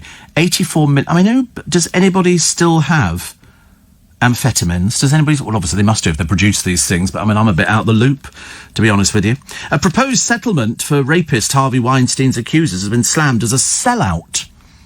Apparently, the fund, set to be distributed between dozens of women, would resolve 2 lawsuits against the disgraced Hollywood producer. 15.34 million, they say. 15.34 million. The first one focuses on the Weinstein Company, whilst the second is a separate class action lawsuit brought by women who say that he assaulted them. However, lawyers for 6 of his accusers say the settlement fails on so many different levels. I'm assuming the law is in America that if you offer to pay money as compensation, you get a lesser sentence. Did you see the bloke the other day? He was up on murder count. He admitted murders. And because he admitted 13 of them, he went on a spree. And because he admitted the murders, they didn't give him the death penalty. Had he not admitted them, he would have got the death penalty. But he didn't. Nadia Sawalha gives a masterclass in body confidence. She's got sort of the Instagram picture, and then she's got the real her. To be honest with you, I don't think anybody looks good naked. I don't care whether it's Nadia Sawalha or me or Corey or Luke. I mean, they weren't even in the running. But, I mean, you know, people just do not look good. But that's the only way, apparently, you get the good impression of your body is to take all your clothes off in the bathroom, preferably your own bathroom, and stand in front of the mirror and then turn round slowly. It's horrible. It's absolutely horrible. It's not pleasant at all. We have a shower here that's mirrored. Well, I've had to paint it all over and everything. It looks awful. So anyway, she's decided to sort of model her underwear. And, but, you know, you have to learn to like your body, don't you? You have to learn to, you know, if you like your body, why would it matter to anybody at all? Steve, cats look down on you, dogs look up to you, and pigs treat you as equals. Thank you. Mark in Bristol, that was from Richard. Mark in Bristol says maybe Elton John should pay his Christmas advert fee back to bail out John Lewis for that pointless Christmas campaign. Didn't he get some amazing amount of money for it? I remember thinking, does it really make any difference? Well, this year, aren't they all bidding? Isn't Waitrose bidding for Colonel Tom? Don't they want him to fund their, to front their Christmas advertisement? Well, I mean, not if they're closing shops and people are being made redundant. That would be a real kick in the teeth, wouldn't it? I think people go to shops anyway. It doesn't matter whether they've actually got, you know, different things going on. I've had a look at the Watermill Theatre in Newbury online. It looks a lovely place to visit. It's fab. It's really fab. Really lovely. Steve, the Menac is beautiful. The names of the productions are carved into the stone seats, and the backdrop at the Atlantic is spectacular. Worth a visit, says Cliff in Chessington. Thank you very much indeed. 45 today, I am Steve, says David. My blue bottle, yes, blue in colour of Prosecco, is chilling in the fridge, and my Kylie Minogue wine for later. Happy birthday to 45. And you're that camp, you're listening to Kylie Minogue. I mean, come on. You can only be... Sorry, you're not allowed to be any more than 15 listening to Kylie Minogue. She's the fantasy, isn't she, for 15-year-old boys? And radio producers, obviously. You like... what? Oh, God. I've got to be careful. This stuff is dangerous in here. If I push that down now, I would get drenched in this stuff. There's something the matter with the squirty bit. Literally, look. I'll do it here. Oh, that didn't look so impressive either. It's all very... Now I've got a handful of this blooming stuff. I love it, actually. I do love it. I was offered a squirt the other day walking into John Lewis. I walked in and the girl went, "Squirt." I thought a bit rude, didn't it? She didn't even know me. Didn't he know me? Sure, he guessed by the way I was walking, I should imagine. Slowly. Somebody else looking forward to Sunday, which is quite... I think we always look forward to Sunday. I look forward to Sunday, actually, because I'm on the radio and I quite like that. You were talking about spam last week. Do you remember having Leberkäse semmels in Austria? No, I never liked that, actually. Steve, pigs eat their own piglets many times. Yes, I've heard about that as well, actually. And Steve, just about to do my daily YouTube cardio workout, says Andy, and then I'm having bacon, fried bread and beans with some HP. You see, I think you can have bacon and beans, but you can't have the fried bread. That's one of the advantages at the moment with all the cafes being closed. I can't be tempted to have fried bread. I could probably do it myself, but I work on the assumption if I can't, I don't. Steve, says Trevor, remember Kites by Simon Dupree and the Big Sound? I will fly a yellow big balloon in the sky when the wind is high, and the wind is high, in letters of gold on a... All those songs were great, weren't they? They were a bit hippie-ish.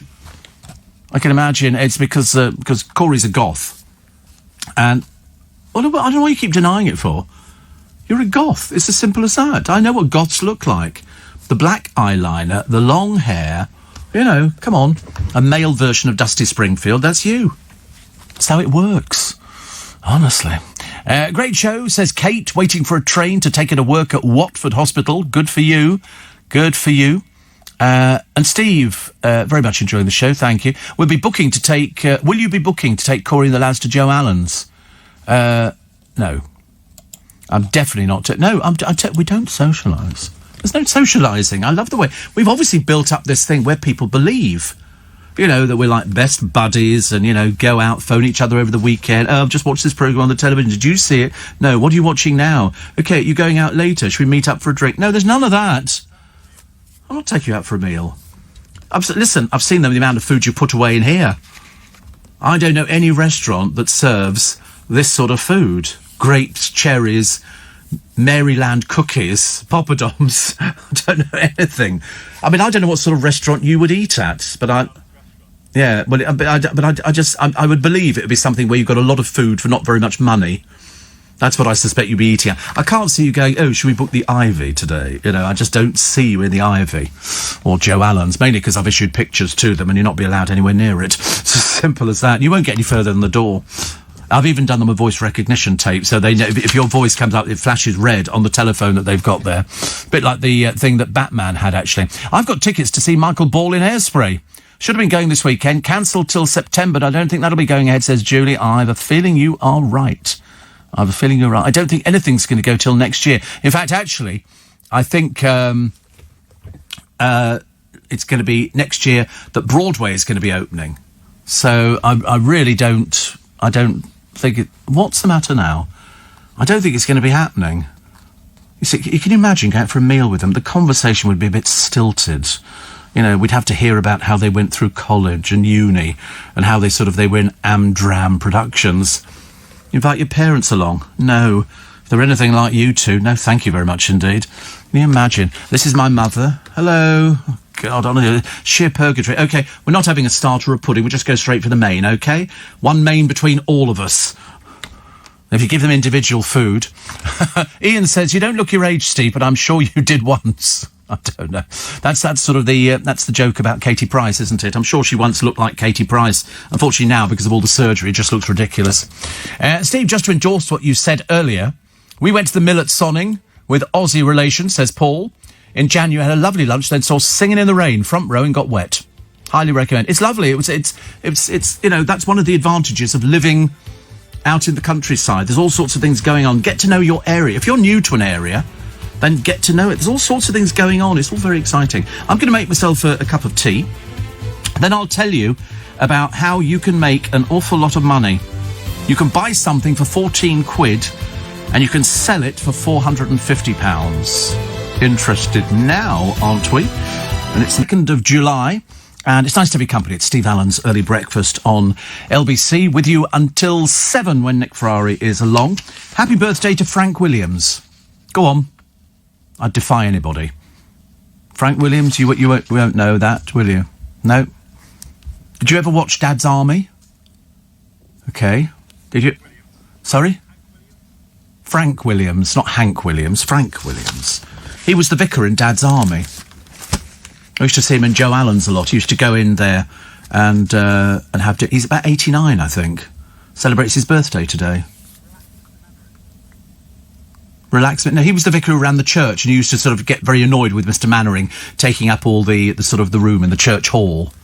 I'm definitely not facing the right way, am I, today? I'm getting no help whatsoever, honestly. It's like, have you overdosed on Maryland cookies or something? Something's definitely gone wrong, hasn't it, really? Steve. So what are these things that you can buy and sell for a huge profit? Trainers, but not just any old trainers. These are from Lidl. 14 quid they are. They're up on eBay for £450. They're limited edition trainers. And there's one here, condition new, $300 they're looking for. Launched in April, hugely popular across Europe. People are paying up to 450 quid for them. They're not available in the UK stores. You'll have to get on a flight, so it's going to cost you about 3,000 quid to go and buy a pair, isn't it, really? Customers in Finland were reported to have queued for hours outside the store to get their hands on a pair. They later appeared online with one Finnish seller asking for 242 quid.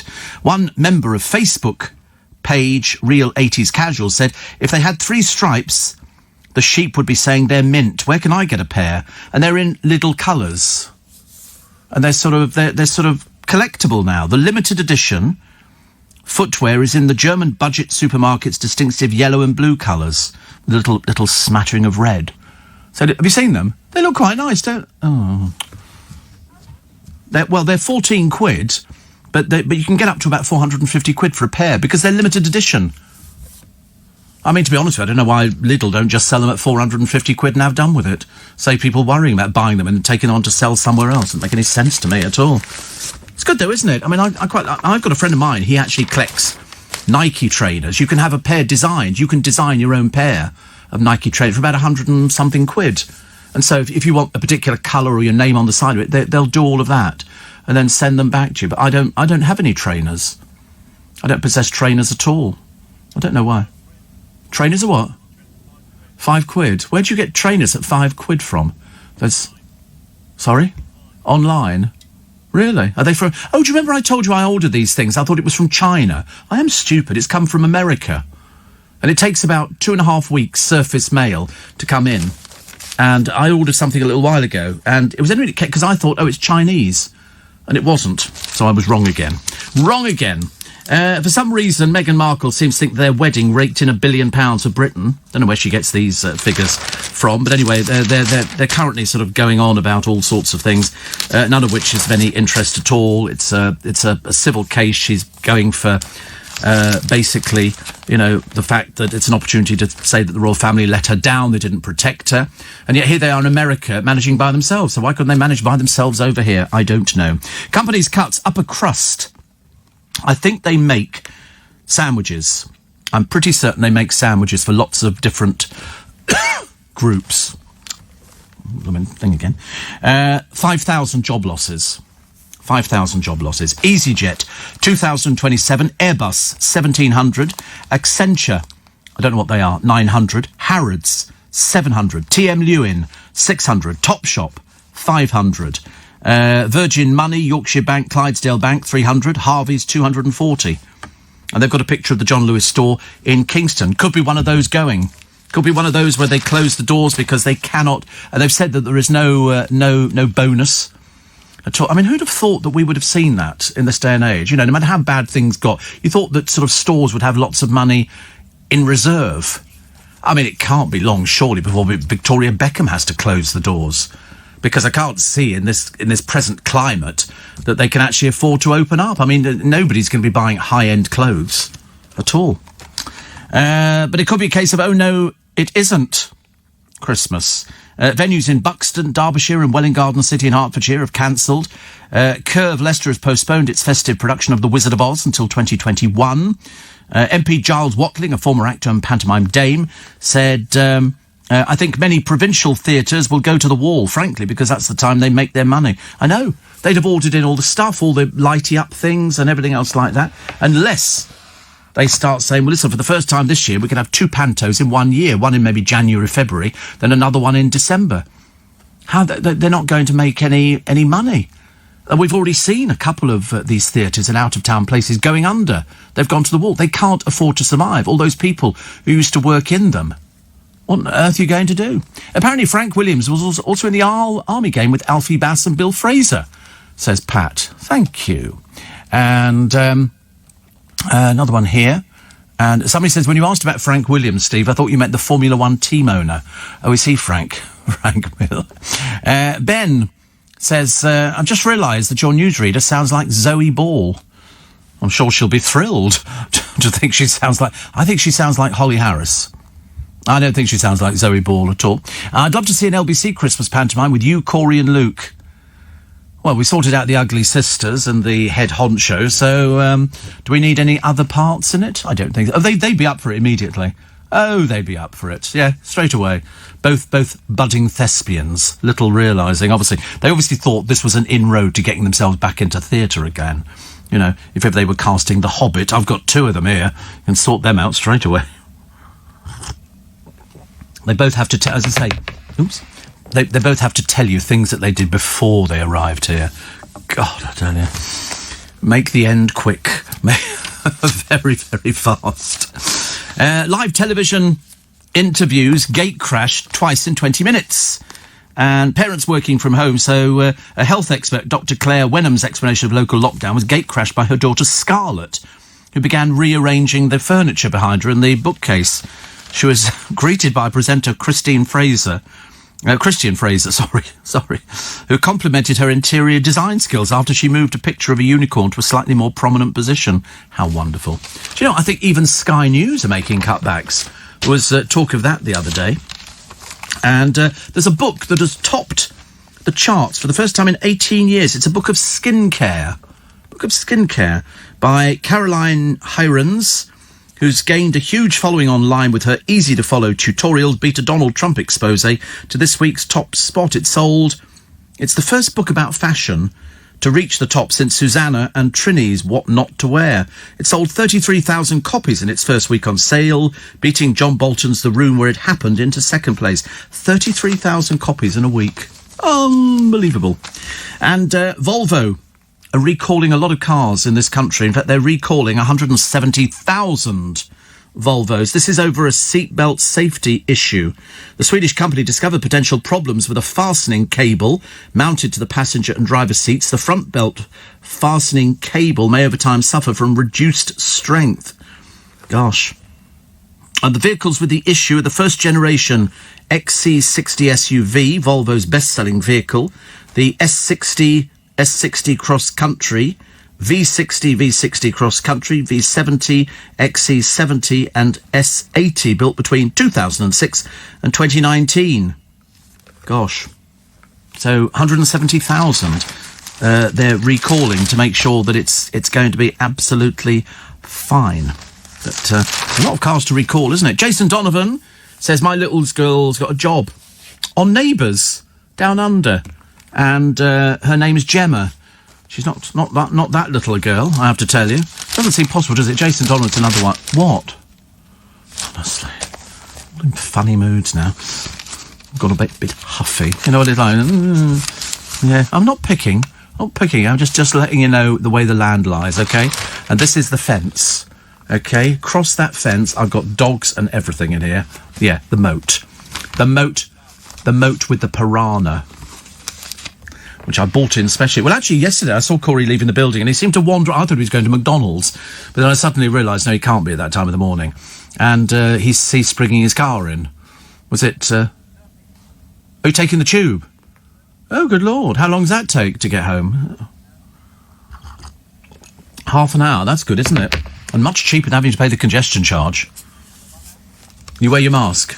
I think so too. It is a designer mask, isn't it? So yours is a bit unique. Whereas I found a couple of masks under the desk today. I don't know what people are doing with them. Perhaps they're just taking them off and leaving them. Bernie Ecclestone has become a father for the fourth time at the age of 89. Well, that provided much entertainment for people talking overnight. His wife, Fabiana Flossie. What was it about the multi-millionaire Bernie Ecclestone that first attracted you? They've actually called him Ace. So he's going to be Ace Ecclestone. I mean, that sounds a bit ridiculous, doesn't it? Brian would have been better. Ecclestone's eldest child, Deborah, was born to his first wife, Ivy Bamford. His first child is 65.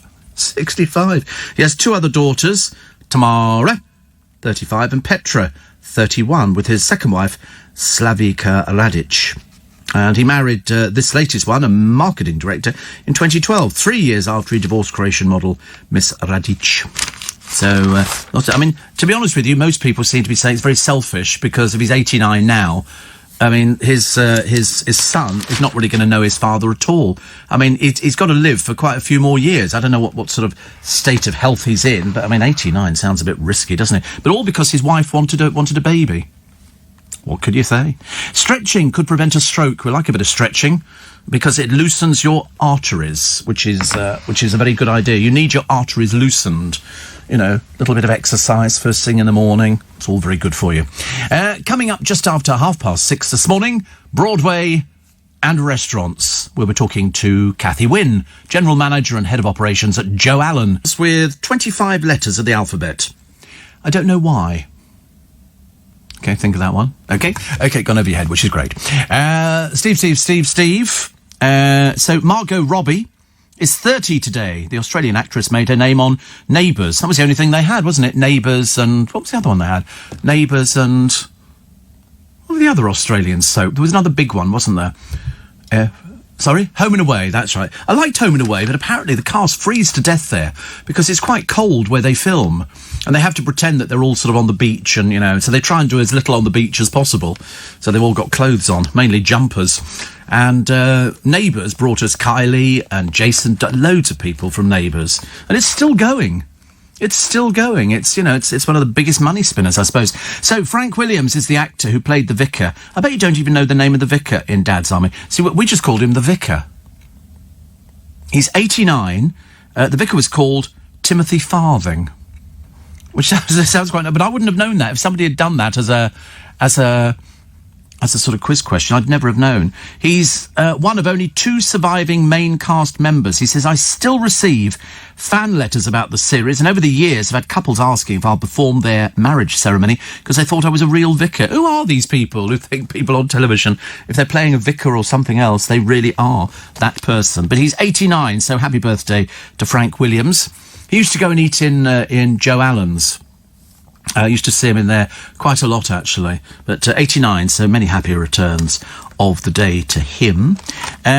Plus, born on this day in 1903, Olav V, who was the King of Norway, the oldest monarch in Europe at the time. Brock Peters, born on this day in 1927. He played Crown in the 1959 film version of Porgy and Bess and the wrongly convicted Tom Robinson in To Kill a Mockingbird opposite Gregory Peck. In fact, he delivered, Brock Peters, the eulogy at Gregory Peck's funeral. The former hospital orderly was described by one critic as a geezer of an actor who never errs on the side of restraint. And in you'll like this one. This is one for us, actually. In 1897, on this day, July the 2nd, Italian engineer Guillermo Marconi obtained a patent for radio in London. There you go. We are celebrating to this day. And in 2016, British comedian, writer, actor and Mrs. Merton star Caroline Aherne died, aged 52. That was sad. That was very sad indeed. And she's still stirring after her guide to the ideal British cuppa caused uproar. An American mum hits back with bizarre beans on toast recipe. She calls herself Michelle from North Carolina, and she told online fans how to make possibly the worst beans on toast in history. In the video, she simply pours beans onto a slice of untoasted bread, tops it with a slice of processed cheese, then heats the lot in the microwave. She suggested to fans on the TikTok video network that our national drink, tea, is made by heating half a mug of water in a microwave, topping it up with milk, then dunking in a tea bag and stirring in spoonfuls of sugar. Well, I mean, honestly, she's quite mad, isn't she? But there again, she looks quite mad. She has been described as a wind-up merchant. We have so many of our own. I don't think we need any extras. Thank you very much indeed. And, Frank Williams was often seen mouthing other people's lines as they were saying them in Dad's Army. Does make me chuckle. I've got Dad's Army in black and white.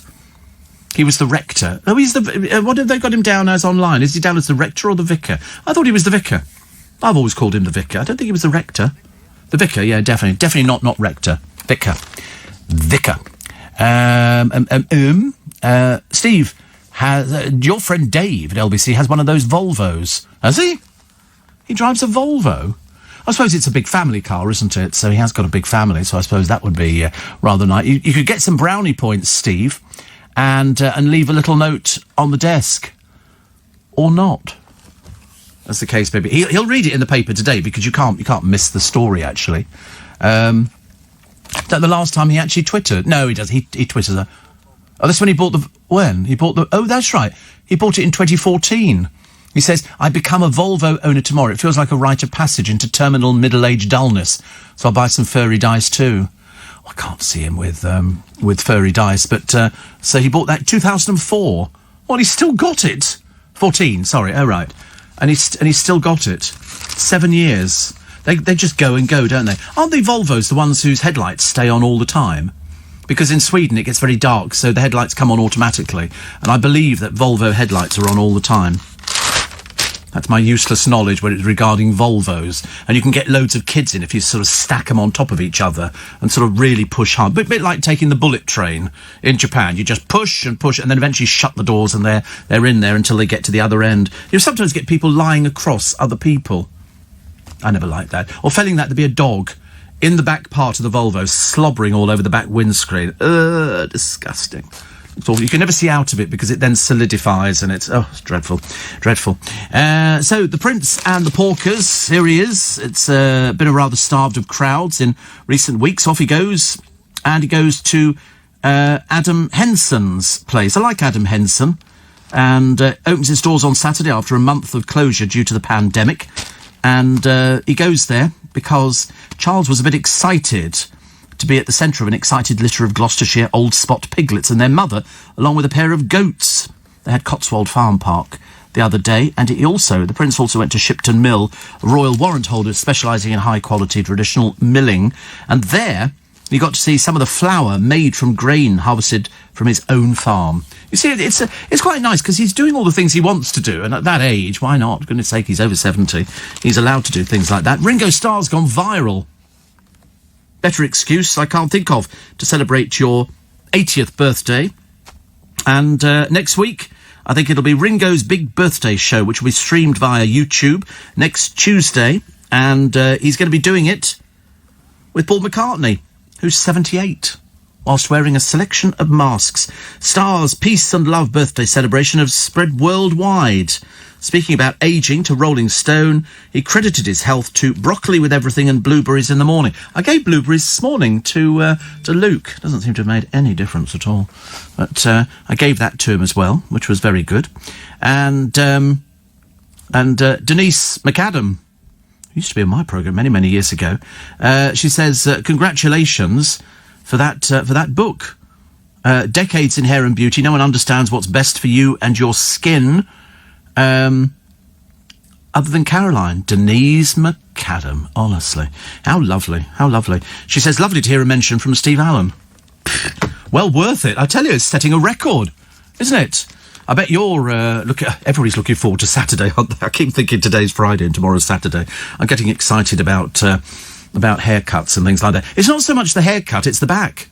I can't do the back bit at all. I'm totally useless, but at least I tried. What else we got? That's a miserable thing. Oh, and also cereal. Have you ever heard of cereal? Families in South Korea are getting a new one. I think it's from Kellogg's or somebody like that. And it's... I'm not sure I should tell you, actually. It's because most of us, it's lumps of dried banana or a few raisins. But families in South Korea are now going to get green onion cereal. Green onion cereal. This bizarre flavour is being introduced by Kellogg's. I was right. After customers voted for it as part of a publicity stunt back in 2004, the firm had launched a light-hearted advert for Chex, which looked like Shreddies, asking Koreans to pick either chocolate or green onion flavour. Bosses expected chocolate to triumph, but the public had other ideas, and they voted for green onion. And so in a panic, Kellogg's claimed some people had voted twice and declared the chocolate flavour, depicted by a cartoon character called Checky, the winner, but the internet users branded him a tyrant and spent 16 years campaigning for democratically elected green onion to be made available. And so they've caved in. Taken them long enough, though, Kellogg's, hasn't it? No, 16 years. And they've caved in and they've said, yeah, we're going to do green onion flavour. And we're all going, oh, wow. Amazing. Also, Steve, I found out that Steve Strange was at the screening of the Spandau Ballet film at the Royal Albert Hall. What upsets me is I didn't meet him on that evening because I was there at the screening. Boy, that would have been wonderful, says Connie in Stockwell. It's always the things that you regret afterwards, don't you? You think, oh, I'd love to have done so-and-so, love to have done so-and-so, love to have met so-and-so. And you think, oh, I was within... I mean, I wanted to meet... Who did I want to meet? I think it was Columbo. He came over to London, but he wasn't very well. And so the interview never went ahead, but I was so looking forward to seeing him, but he was getting on a little bit. You can see in the actual Columbo series that he does age. It's like watching Only Fools and Horses. At the beginning, Del Boy's all young and all the rest of it. Towards the end, you see a much older version of him. But the best bits are the outtakes. The outtakes, which the cast have to sit down and watch, and it still convulses them now, which I love things like that. As you finally reminded me, I managed to book a visit to my hairdresser next week. Yippee! Monica's now my favourite Jewish multitasker. Because we can't keep running through all the list of things she can do. I think multitasking is very good. My friend Lynn, well, she's fine because her hairdresser phoned her the other day and has brought the haircut, or the colour, I think, in a little bit. So she said that hairdresser called me. He's now brought forward my appointment to next Monday the 6th. So, I mean, she's not been for ages and ages, and that's what you ladies are missing, isn't it? You need to go to the hairdresser because unlike us boys, when we don't need sort of colour, we just need the cut bit. But you have to have all the whole... And, God, I bet you're absolutely biting the hand that feeds. It's going to drive you mad, isn't it? Front pages of the papers at 8 minutes to 7 this Thursday morning. And I was unprotected by the royals. This is Meghan. She says the royal family left her feeling unprotected. I mean, I'm sorry, do you have a husband? What can he do? Oh, answer, not very much, actually. So it's the blame of Thrones. Meghan Palace hung me out to dry. She launches a devastating new attack. She's not happy, is she? I mean, really, perhaps she's always been like this. But and then Harry says sorry for racism in society. I mean, has he ever made any comment on this before? No. Daily Mirror, our lost heroes, as pictures of the people as the nation prepares to honour the incredible NHS staff and care workers this weekend. We remember the sacrifice. And there's a picture of all these lovely people who are sitting up there on clouds and looking down there and going, well, at least we did our best. Daily Star, the DIY pub guide. They think there was a British hope for a vaccine by the autumn. I don't want to use rude words, but I really want to hope so. Plus the Da Vinci Code writer Dan Brown's wife is suing him, claiming he siphoned off cash to shower gifts on 4 secret lovers. People who wash their dirty linen in public. It's too outrageous, isn't it? Jenny Murray in The Guardian on why I hate the diet industry. Everybody hates the diet industry. Everybody hates it. It's absolutely terrible. It really is. Fears grow for the high street. 12,000 jobs went in 2 days. 12,000. Tip of the iceberg. There will be other jobs that will go, and that's the worst thing, isn't it? That's the worst thing that you can say to anybody, because nobody knows where the axe will fall, and that's why it's so terrible. I mean, it really is. It's a case of... I mean, I never thought I'd be sitting here saying that John Lewis were not going to be opening all their branches. John Lewis, for goodness sake. John Lewis. I never thought that I'd be hearing that Harrods are getting rid of 700 people. I mean, first of all, I mean, the big shock for me was British Airways. 12,000 people, and they don't know what's going on. That's what's heartbreaking for me. The theatres, and as Kathy said a moment ago from Joe's, it isn't just all the actors, bad enough for them, because especially with pantomime coming out, that's how a lot of people make their money in pantomime. That might be the only money that they've made all year. But it's all the crew, the stage crew, the makeup, the costume, the lighting, the sound people, the people in the box office, the ushers. There's a cast of thousands out there. People who are sitting there going, I'd like to work. And the government go, well, we can open the theatres, but you can't put on any live productions. I don't know what they're going to do. I really don't know what they're going to do. A bit of a disarray on football's Black Lives Matter. Some people not wanting to wear a badge, some people wearing a badge, some people on television refusing to wear a badge. That's hitting a lot of the papers today. Plus Britain honouring the promise to the people of Hong Kong, which you can read.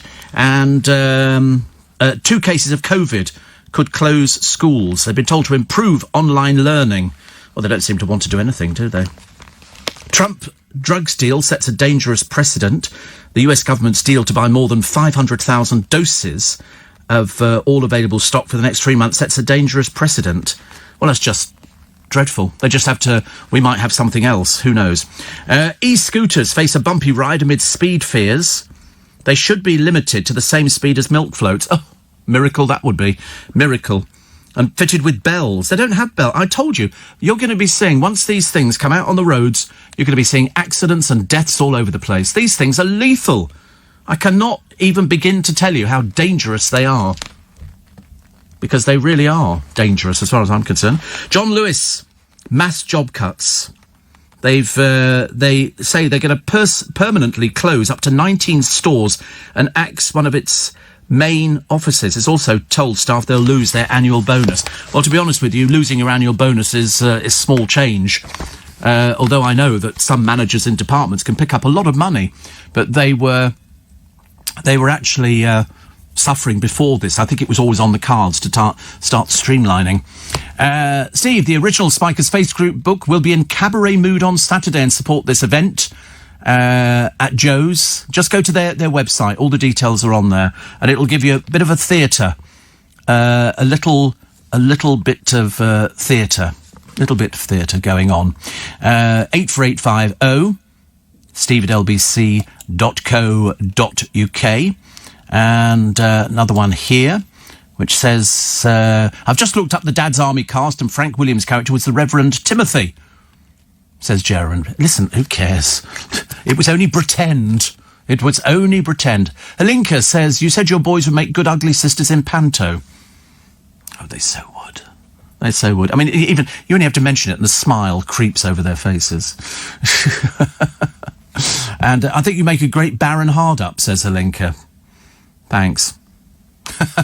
Steve, I went to Joe Allen's with my parents many years ago, and it was a real treat with a great atmosphere. I remember I had the most delicious mushroom burger, but then I am a fun guy. I will be watching on Saturday and telling my friends, says Matt.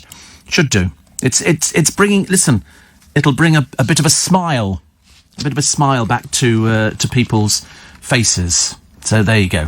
And I've got a radio. I've got to go. Also, this programme whizzes through. It's just ridiculous. Tomorrow's going to be Friday, and then what's after Friday? Haircut.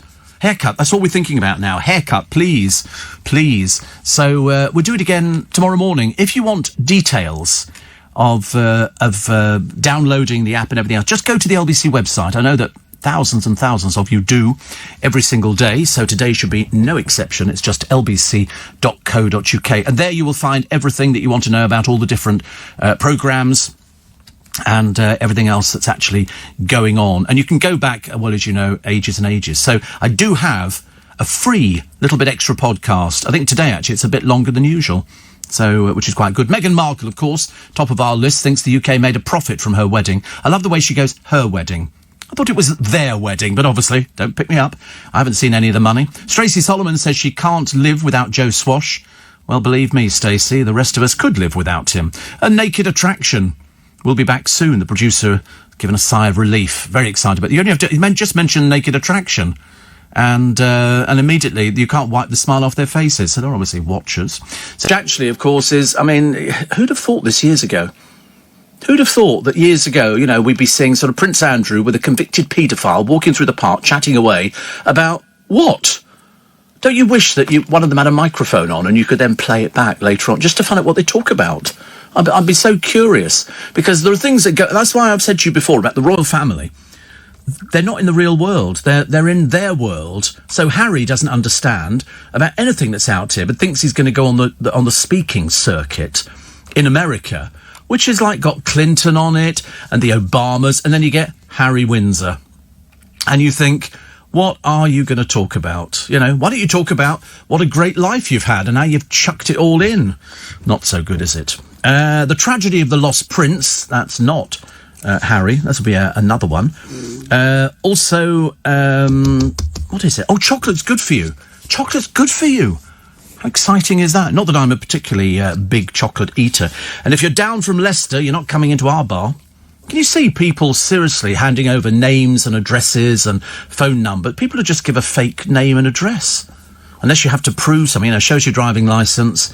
And they're supposed to keep a list, especially if you go to the hairdressers. 21 days, they have to keep a list of the people. I should be checking very carefully. Very carefully indeed. The BBC are going to axe 450 regional jobs. Producer's quite upset about this. He said it's a shame, but of course he doesn't listen to BBC local radio in keeping with the rest of the country. They don't listen to BBC local radio either. I think it was there years ago as a service, before we had commercial radio. And so we went, oh, you know, BBC Radio Bristol, BBC Radio Chelmsford, BBC Radio Shropshire, which was our favourite. And now, of course, it's been superseded. And they've happily carried on spending your money. Whereas you don't need local radio now. You really don't. You know, I know the argument is that what do local people have? Well, the answer is they just listen to the normal radio. You know, if you want to know whose cat was run over or something like that, well, then you buy the paper. But you don't need a radio station. And most of them have got the same thing. The Vicar will have a show on a Sunday morning, and there'll be farming news and stuff like that. You know, all the sort of things that you sort of get when you're out in the countryside. But I don't think you actually need it. I said a short while ago, the one thing they need to save is £125 million. And the only way you can do that is by streamlining. So they're going to have 3 daytime shows. What they're going to put on the rest of the time, I've got no idea. Presumably, it'll be, you know, coming from Big Boys Radio. And they'll just feed that out. So you'll have 3 little local programmes. No double headers, as we call them. The double header is where you get, hello, I'm Bob. Oh, hello, I'm Sandra. And we do the breakfast show. And so they're going to take one person away. How they're going to do that, I have no idea. You imagine it if you're sort of sitting there thinking, well, is it last in, first out? Or is it going to be they're keeping the men? Or is it going to be that they're going to sort of alter? I mean, what is it going to be? You imagine? That's like getting the short straw. There'll be no double-headed programmes. It'll just be the one person, because one person can do it. It's quite an art to do a double-headed programme. And I say that as somebody who has tried to do a double-headed programme, and I'm a standalone presenter, you know, for obvious reasons, because it says my show. And if all of a sudden they bring in somebody else, then they have to play along with me. I lead. So somebody's got to lead a programme, and the other person just, you know, it doesn't exclude them or anything like that. But how they're going to do that on BBC Local Radio, I don't know. You know, they're all going to be called in for a little meeting, and somebody's going to say, well, listen, there's no easy way to tell you this. You know that the cuts are happening. I think it's something like 450 people, which actually, in terms of, you know, local radio, is actually not a great deal when you think Harrods have got rid of 700. There's another load going today from Café Rouge and something else, Bella Italia. And they're losing a number of people. You know about the airlines, and you know about the fact that over the last 2 days, 12,000 people have lost their jobs. So in comparison, 450 from local radio is I don't know how many. I don't know what the staff would be on a local radio. I really don't. I can only go by LBC, but we're commercial radio. And so we've always done something. You know, you won't find people in commercial radio wasting money because you can't afford to. You have to keep a tight rein, and more so in this particular pandemic. You've got to keep a tight rein on where it's going. And so if all of a sudden people go, oh, right, we're going to do this, and they go, oh, you can't afford to do that, you know, unless you get things sponsored. So we've learned to do it. I told you I had a producer years and years ago who went to work at the BBC, and he was working in the children's department there. And they had loads of people. At one point, he wanted to move his telephone. He wanted to unplug it and just move it to another desk. You can't do that. You have to call in a department, and they will send somebody up to unplug the telephone. This is the BBC wasting your money. And then they will plug the phone in. And he said, I could have done that. And they said, yeah, but you're not allowed to. Union rules. Union rules. It's a shame, really, isn't it? I told you, I went to see one show, a very well-known person's show. I was amazed how many people were in the studio. I mean, there was something like 8 people. Well, I mean, 8 people, that'd be a little bit crowded as far as I'm concerned. So that was a radio show. Yeah. 8 people actually in the studio. Actually in the control room and in... Well, I wasn't sure if they were there to clap or not. I remember thinking, Steve, the Bob and Sandra show sounds great. Yeah.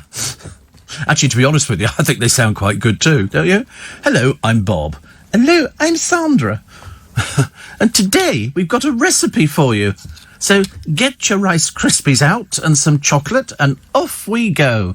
In the meantime, here's the Beatles. You know, it's all a little bit... It's a bit twee. But I have to sort of say in their defence, you know, radio is tightening its purse strings. It has to.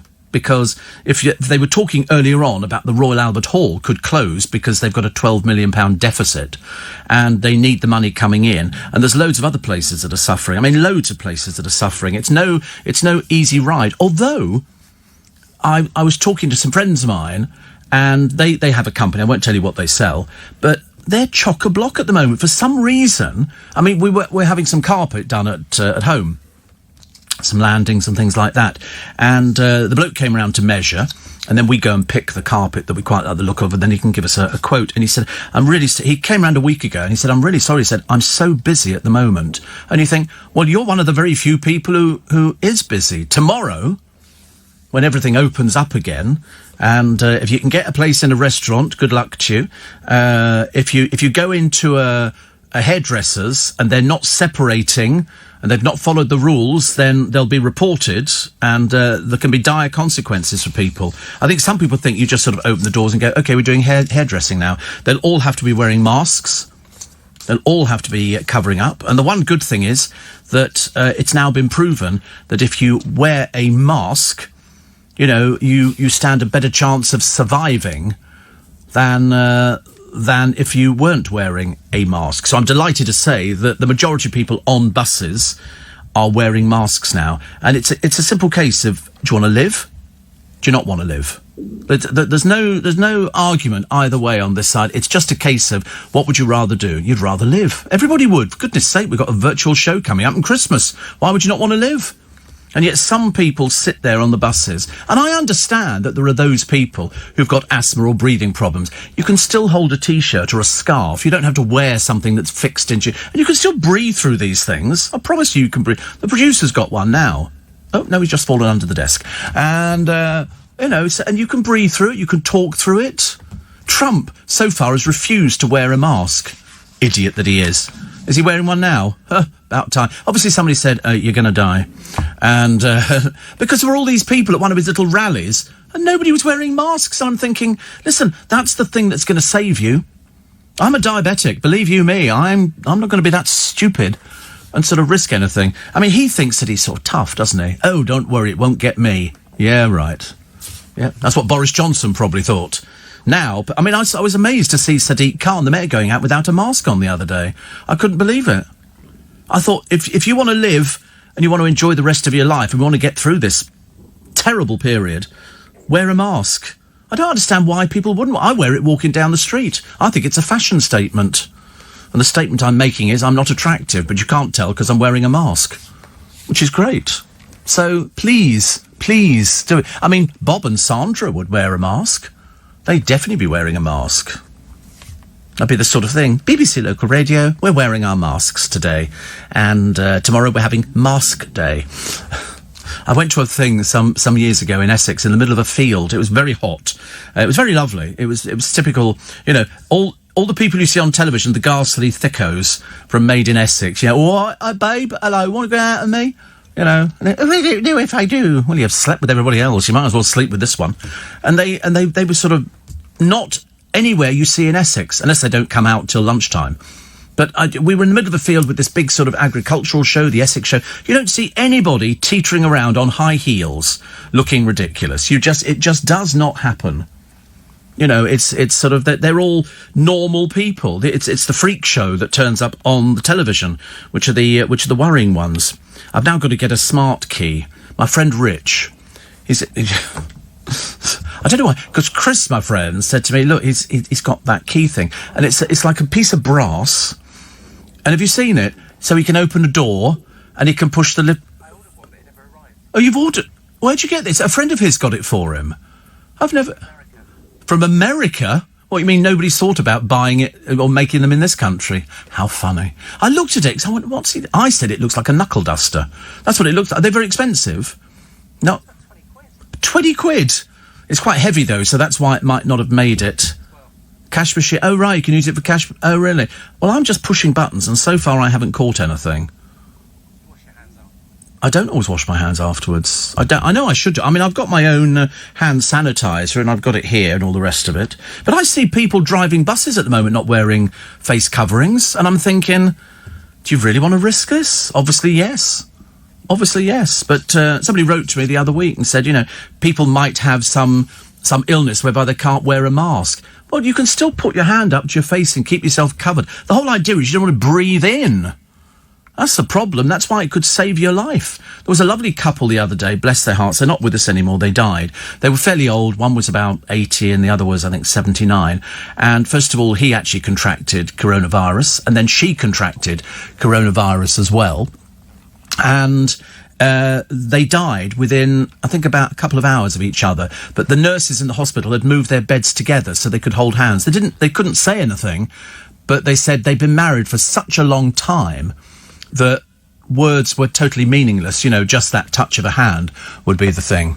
84850 steve@lbc.co.uk.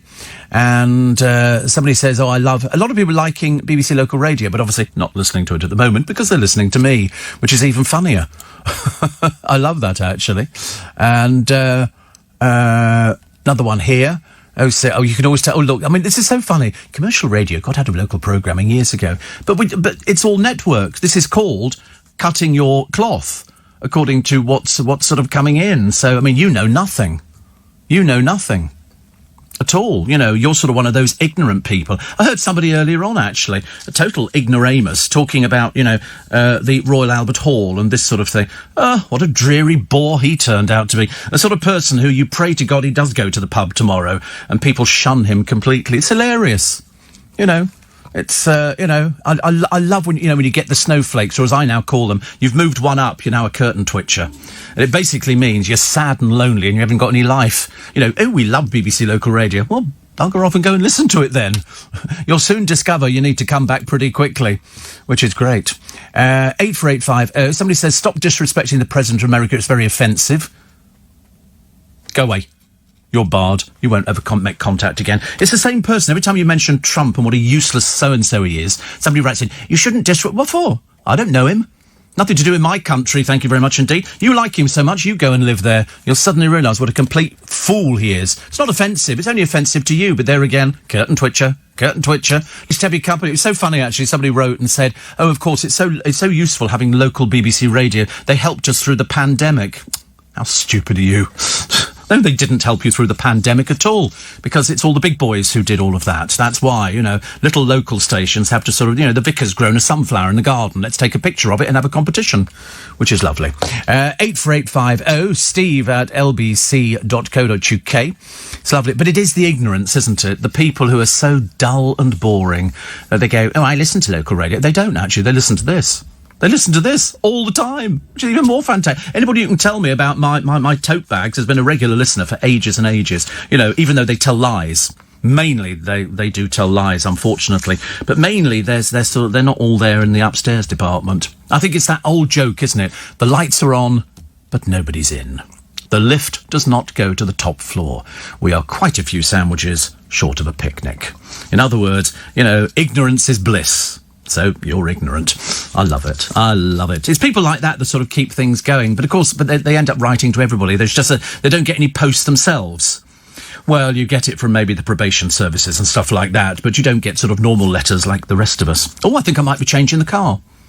I found a new car the other day, which I think I like. I think I like it. I can't quite work out. It's the new Bentley. But it looks like a Range Rover. Is it called a Bottega or something like that?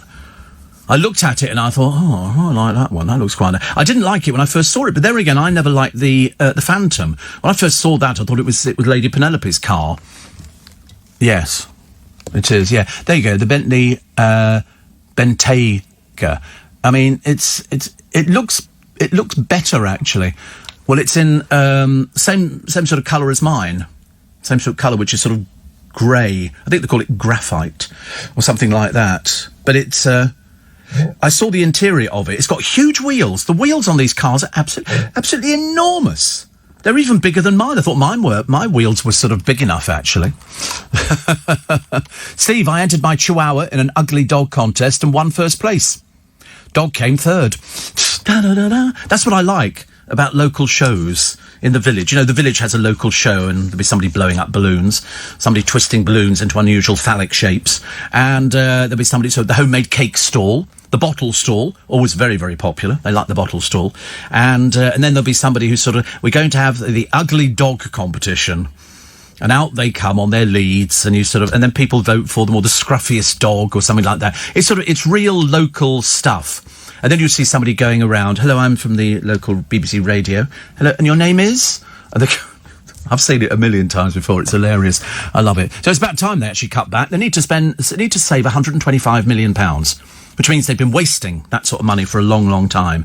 And so double-headed programmes will be no more. And I think that goes for local television as well. I think local television... I didn't know there was such a thing as local TV news. I wasn't even aware there was such a thing as local TV news. 6:30. Oh, right, this way. And here's the news in your area. Hello, all right? Eggs are up in price. Shocking, isn't it? I don't know how we're coping today. Did you queue the other day? Oh, I had to queue. I can't begin to tell you. I was queuing for hours outside Londis. Have you been to Londis? Oh, they've got some marvellous bargains at the moment. 2 packets of biscuits, £1. Local radio. Thank you very much indeed. 84850 steve@lbc.co.uk. Steve, without BBC Local Radio, I wouldn't be able to listen to every match played by Leeds United. They're not still going, are they? Leeds United. Which one went under? Which was the Wigan Athletic. Hilarious. I mean, how could they go under? Apparently they're about 9 million in debt. Does that mean they don't know how to balance the books properly? But apparently it's an invaluable service. Well, not for much longer. You don't need it. You don't need it. You get everything you need on national stations. We've had them for years. It's nothing new. It's not like it's just sort of turned around the corner and gone, oh, look, a national station. It's sort of, you know, we've got so many stations. About 150, isn't it, I think?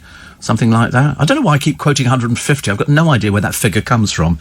But I kind of like it. It's like I quite liked Rick's, what do we call that thing? That key? Is it called a key? That thing that Rich has got for opening doors. Smart key. Are you sure they don't do them on Amazon? You sure? Have a look on Amazon. See if you can find us. They're not. I can't believe you've got to write to America and buy it from America and then wait for them, because it's about 3 weeks. Oh, you got it right. It's about 3 weeks surface mail from America. I know, because I've just had 2 parcels delivered from America, one of which I'd completely forgotten about. But quite pleased it arrived. Boris says he's going to be blunt. The furlough will be over in October. Okay, not long. June, July, August, September. Creeping up on us. Creeping up. Steve, guess what the postman bought me yesterday? My Steve Allen tote bag. Means a lot, says Connie. Why? Because now I can hold you in my arms. I've had loads of these. They've started sending them out now, and as I say, we raised a huge amount of money. Over £80,000 just on the tote bags alone. Oh, here's this. There you go. There you go. It's on Amazon. £12.99. But this is. Wait a minute. But where is this coming from? Because it doesn't say. It says free delivery, but where is it coming from? Vindar. What's that mean? I quite like it. It's an odd-looking thing, though, isn't it? Really. And you can get loads of things. Key belt for key. Good God, there's loads. And you were writing to America, you don't need to bother about it. But you need the thing that says Prime. There you go. You see, you've got Prime, £4.99 down and across. Oh, £4.75. No, I've lost it. Down again. Oh no, it's obviously back up again. It was £4 something. There, £4.99. Contactless door opener, brass and nickel plated, no touch, hands free, with Prime. Brilliant idea, isn't it? And you wrote to America. Won't do that again. So they're very cheap. If you've never seen them, just go and have a look. Paul in Edinburgh says you can get them for under £5. Just found one for under £5. And free postage. It's a pack of 2 for £5. So don't spend any more than that, please. 84850. God sees everything, Steve. Sadly, curtain twitchers miss nothing. But they think it's not spying if they're holding a duster. You can imagine what they're like going, oh, who's that coming up the garden path? Who is that? Oh, it's a policeman. And coming to arrest them. Somebody else says, if I was Harry, I'd learn from Andrew's story. Rich people are not necessarily good people. Well, I mean, I can't comment on that. But the trouble is you've got 2 misguided members of the royal family.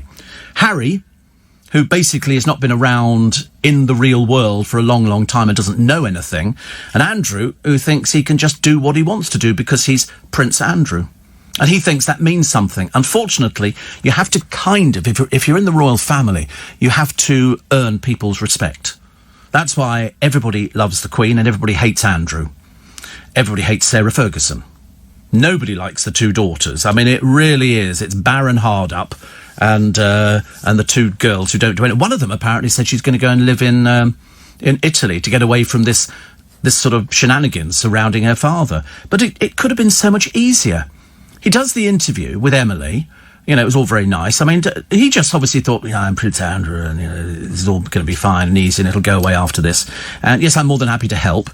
And then he doesn't, but his lawyers say that he has tried. Well, make a bigger effort, dear.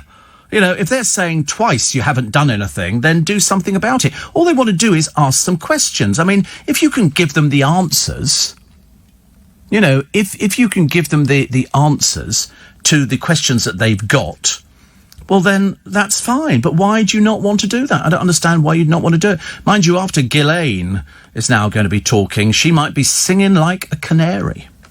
We don't know. The papers are more curious about what she's going to say about Andrew.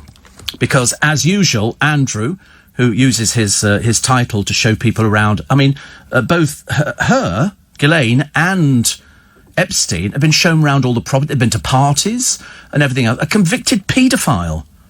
I mean, how much worse can it get for the royal family? Ridiculous. Joe in Charlton says, I haven't received my tote bag yet. Can't wait to show it off. It's definitely on. Steve, I got a pack of 4 knuckle duster door openers with Prime delivery for about £6. Just wait.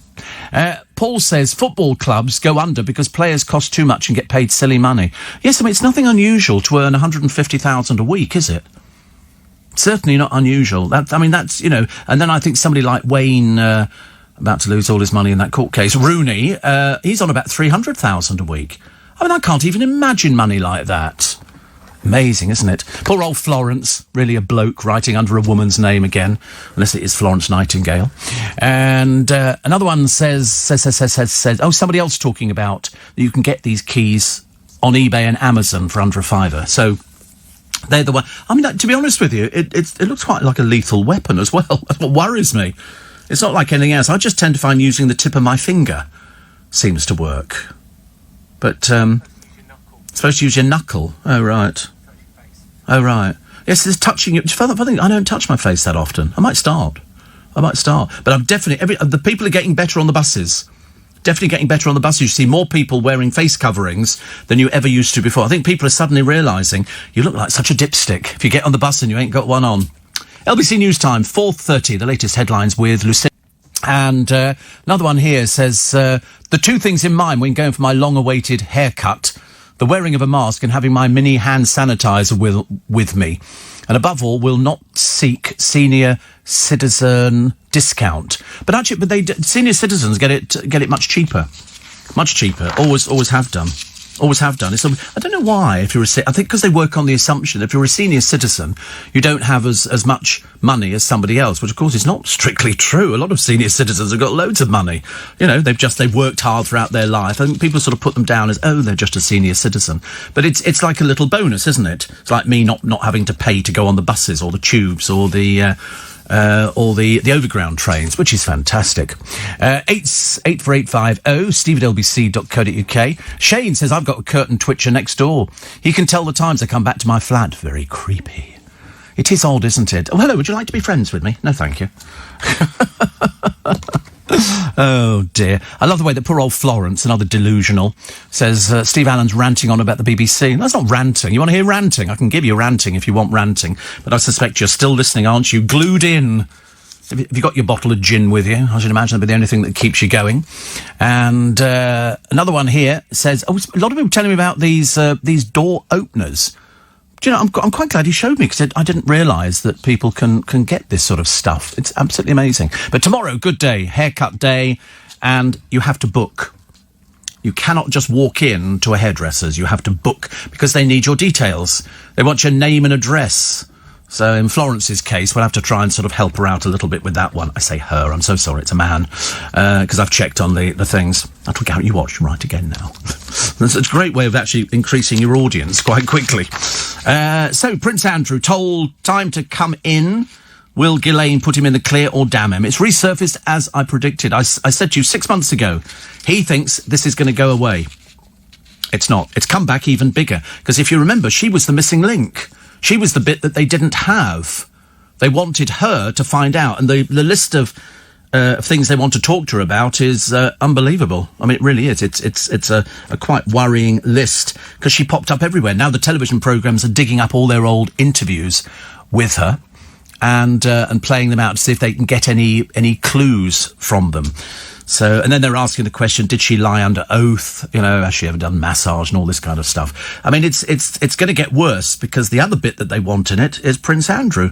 So before you know where, I mean, she might start talking about him in America without him ever having to leave this country. Bearing in mind, he's not been charged with anything. They just want him to sort of fill in the missing bits. And that's all it is. That's all it is. They just want the little missing bits filled in. Sharon Osbourne, I did watch her the other day. She was on, not Gogglebox, it was something with her son. And he was going under tunnels or something. Not portals, going to hell, whatever it was. Ozzy was sitting there. I thought he was dead. I had no idea. And then every so often you go, oh, ask your question. And I thought, is he all right? I mean, Sharon looked amazing, but Ozzy definitely didn't look particularly good at all. But portals to hell. It is the biggest pile of rubbish I've ever seen. Whoever told Jack Osbourne that he was a presenter? But anyway, Sharon, going back to Sharon, wants John Wayne's statue removed from an airport. She said he didn't like black people, he didn't like Jews, can't have liked homosexuals either, and she wants their statue removed from an airport for his views on race. Whether that one is a runner, I've got no idea. They did bring out a coin, didn't they, to celebrate John Wayne as the all-American male. From which century, I'm not too sure. I had to explain to the producer who John Wayne was, because they're so young. They've got no idea. Unlike BBC Local Radio, where they're all so old. In fact, it is radio for very elderly people who go out picking strawberries and grow runner beans in the garden. It's not for anybody else. If you want proper stuff, you listen to the mainstream stations. But of course, you know what people are like. I should be complaining bitterly. There was that lovely story. Do you remember in the village? And it was a story that emerged about a few years back, and people were getting hate mail through their doors, popped through the door late at night, and it turned out to be some old buffoon who was writing all this hateful stuff about people in the village. They're parking their cars on my drive and cars in front of, and he was complaining about everything, and he was one of these old fools. He really was. There was no hope at all. Not even stupid yet savable. Lovely. Steve, it's not just Prince Andrew. Donald Trump caught up in this as well. Do you know, Donald Trump, you only have to hear the name and watch him talking. But producer assures me now, assistant producer, that he is wearing a mask. That he is wearing a mask. But because he didn't want to wear a mask, if you remember. He obviously thinks he knows better than anybody. Have you seen that book that's in the American best-selling list, written by a relative about his niece has written it, and they tried to get it stopped. The judge told them they can publish, which is good, isn't it? Shame they didn't say the same about some other things, actually. First bus trip in months, Steve. No problem. Saw 2 people not in masks. Hammersmith Hospital, amazing as always. Kidney still knackered. It's always the way, isn't it, John? Always the way. But no, I mean, I'm seeing more and more people wearing masks, which is good, because I always think if you want to live a little bit longer, then, wear a mask. It's as simple as that. They don't cost a lot of money. Steve, how are the barbers going to cut the hair around your ears if you're wearing a mask? Well, when you just sort of, I don't know, I'll just probably unhinge it from one side. She'll just have to hold her breath or something when she's doing it. I'm sure they've worked things like that. She's wearing a full visor. These things, which I see people sitting on. I don't know where you get those from. I don't like those. I'd rather wear the face covering. It's so much better. So much better. But, no, I don't know about going round your ears.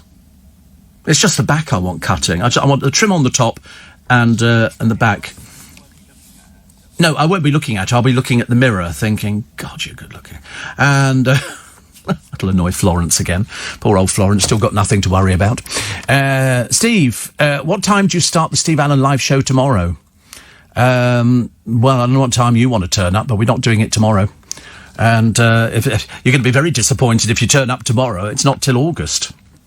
And as far as I know, we're just in July. And it's the 16th of August, which was good. Paul says, I've just walked into a Lidl and was surprised how large the store... They're huge, Lidl. They're huge. They do nice biscuits and stuff like that. It's never been my favourite shop. But there again, I was sort of brought up in an area which had Marks and Spencer's. And the reason you get Marks and Spencer's is it pushes property prices up. It's a proven fact over the years. If you go into an area and it's got maybe not the most exciting supermarket, it's probably perfectly, normal in every which way, but a Marks and Spencer's and a Waitrose push the prices up of an area. That is the bench level. That's the bench level for an area, and we have both. We have Marks and Spencer's and we have a Waitrose. Sainsbury's is, well, it's sort of, we do have a Sainsbury's, but it's only a very small one.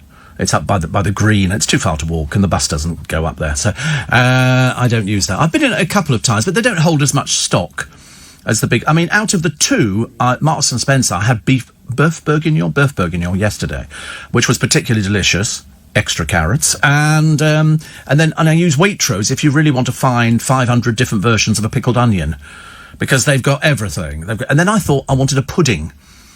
And I'm not supposed to have puddings. Nobody specifically said to me, don't have a pudding, but because it's all sugar. And I ended up in Iceland, and what did I buy? I was buying something, and I can't remember. Water. I was probably buying water. And I looked at, they've got little rice pudding pots. You get 6 for about £1.50 or something. Ambrosia, yeah. It was quite, but I mean, they're just full of sugar. It's just full of sugar. And then they had little ones as well, which were Devon custard. And I thought, I'll just have custard with some tinned fruit.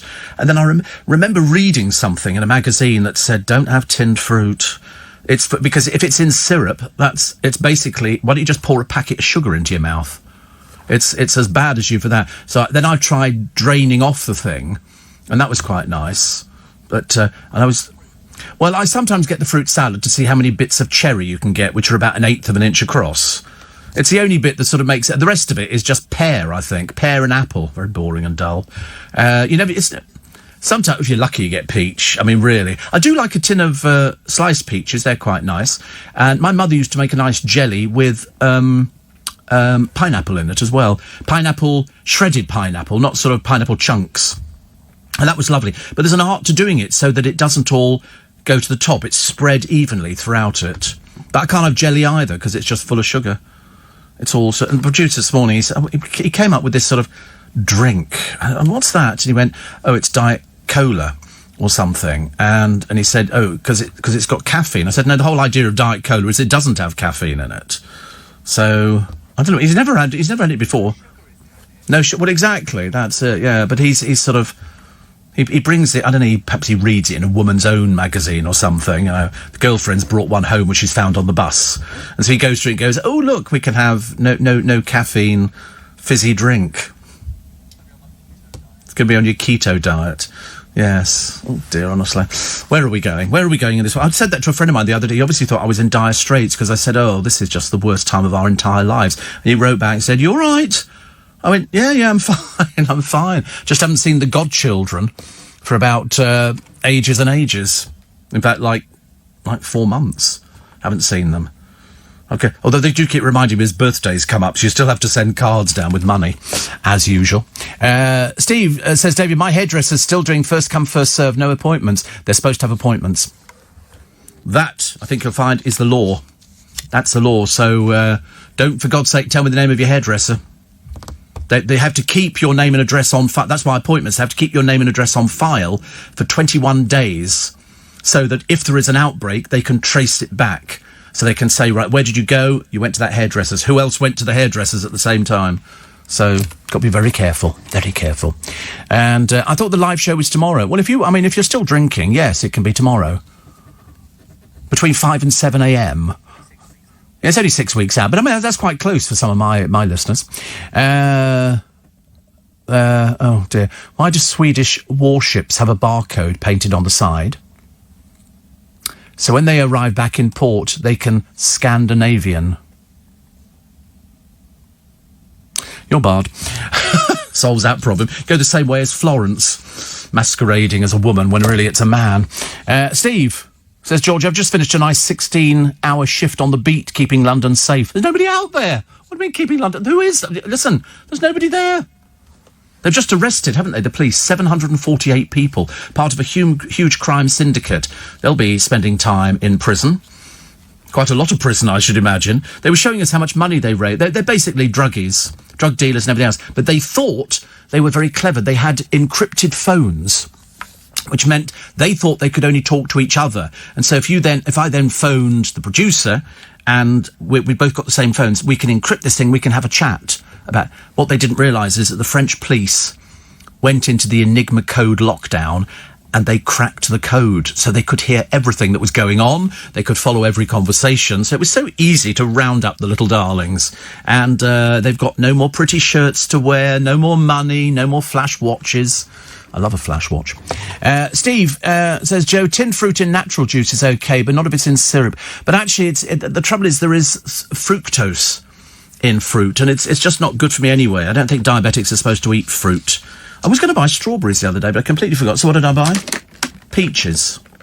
I bought these peaches, and they're donut peaches. Sort of. You get 4 peaches for 65 pence. That's a meal for somebody, I think. These from M&S. They are M&S Select Farms. Ripen at home donut peach. I don't know. They come from Spain. The variety here is Flat Buzz. Only in Spain. Only in Spain. It says, best stored in a fridge, wash before use, leave to ripen for 2 to 3 days. Oh, God, I only bought them yesterday. No chance, is there? And then so you have to... Do you know, I've never washed fruit in my life. People get fruit and they go, oh, wash it under the tap and all the rest. I go, no, I've never done it. I've never washed anything at all. Grapes. You don't wash them either, do you? Twinkle. You have grapes, you just... Yeah, exactly, I'm still alive. I used to drink out the garden hose in the garden. You know, fairly recently, yes. I'd had a few sherbets trying to water the baskets, and unfortunately my hand slipped and I've sort of found myself with a face full of ice-cold water, which was a good look, I thought. Love things like that. It's Joe Allen's live show tomorrow, Steve. That'll be it. Oh, yes. We spoke to Kathy about that the other day. This is for those of you who are suffering. You want to see some entertainment. You know, every quiz show on the television is a repeat from about 5 or 6 years ago. There's nothing new coming up at all. They're going to start filming, but with no audiences. So Joe Allen's have come up with this brilliant idea, and you can find out details if you go to their website, and then they'll give you the link, and then tomorrow at 8 o'clock, you get the Joe Allen show. There's a drag compare. They'll show you how to make cocktails. I wonder where Corey was going to be tomorrow. Honestly, he kept it all really quiet. I kept wondering why all these outfits kept arriving. That's why he's grown the hair exactly for it. Do you know, we did something years and years ago. Me and my producer, Alex, we thought, we'll see if we can buy a wedding dress on eBay. We bought a wedding dress, £2. A £2 wedding dress. Seriously, I didn't believe it. So, in other words, all these people say, oh, they cost thousands, and they cost £2. £2. When it turned up, it was a pile of old rubbish, but it was still a wedding dress. I mean, nobody had noticed.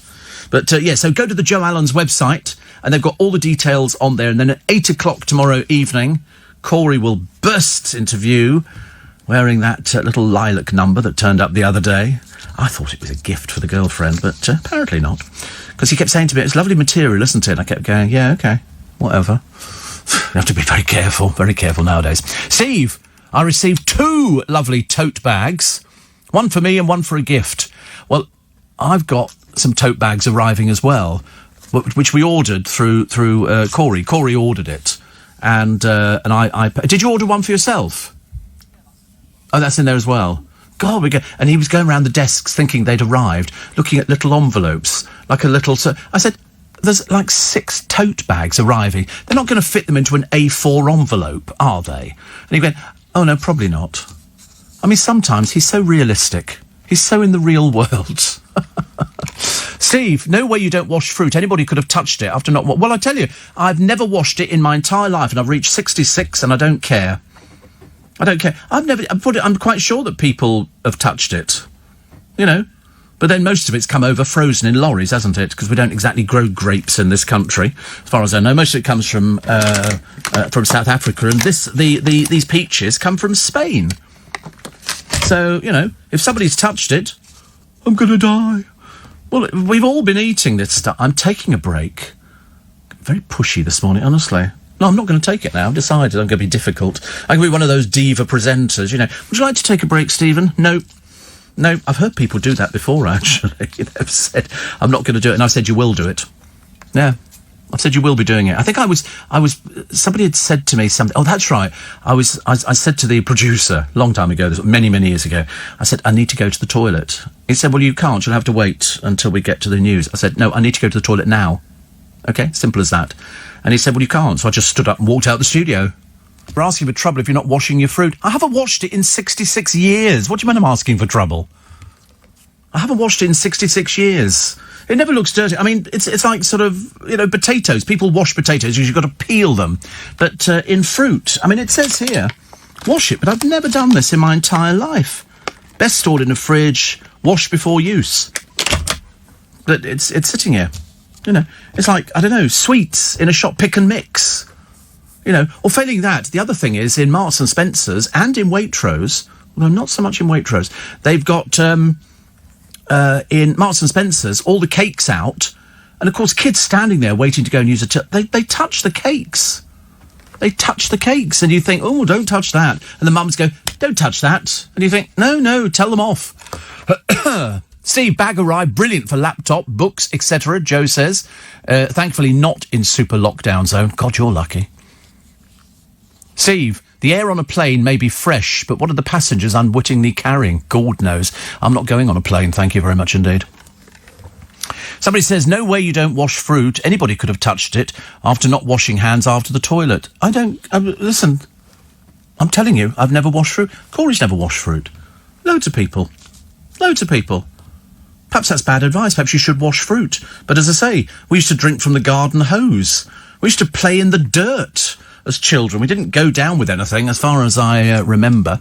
So there you go. Asking for trouble? Possibly. Also, somebody says, this is Alex, after reading an article in the Mail about a mask called the Snood, I bought one, 20 quid and more comfortable than other masks. Mine kept falling off the ears. It's a routine in the morning. You get yourself ready, and then you sort of go, and just by the front door, I've got this 50 masks in a packet. You take one out, you put it on, then you put your glasses on so you can finally see where you're walking into. And it works. They're not very expensive. You can get them quite inexpensive at the moment, which is good. Steve, I hope you're well. Oh, I don't know who this is from. Just says, good morning, Steve and team. Who's it? Sorry? Oh, it's Donnie, is it? Oh, right. Apologies if you've already spoken about. I watched the new series of Alan Bennett's Talking Heads. It's so good. I didn't realise how dark Alan Bennett is. His writing is brilliant. He writes brilliantly for women. It's as simple as that. You should get the original Talking Heads. Patricia Routledge is on there. All sorts of fabulous people, and they're really good.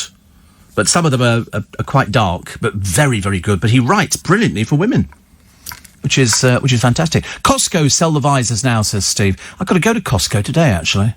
I'm going out to this. I mean, every time I used to mention I'm going out to Costco, somebody say, oh, you're not supposed to be self-isolating. The curtain twitches back again. Ali says, Del Monte fruit cocktail, tin fruit in juice. I opened the contents, put it in the fridge so it's nicely chilled. I had a look, it's just in juice. Pineapple juice it's in. And I have with Greek fat-free yoghurt. Oh, it sounds quite nice, actually. And, you've just said not to have fruit. Yeah, I mean, I don't think fruit's particularly good for me. It's like there are certain things I used to love fruitcake. Love fruitcake. My mother used to make beautiful fruitcakes and Simnel cakes and all sorts of just cakes full stop. And then I sort of went right off it when I was diagnosed. And so I used to sometimes bring a fruitcake into work because I look at it and think, oh, that looks delicious. Fruitcake and a cup of tea. Kind of gets you up in the morning, doesn't it? It's the kind of thing that guarantees to get you going. 1 human year. You know, they used to say, the scientists, that 1 human year was 7 dog years. So if your dog was, 3 years old or something, that would be 21. And so it would go... Well, they've now said it's not true. They've now said it's not true, so I'll run through that one a little bit later on for you. Gemma Collins is planning revenge on Strictly.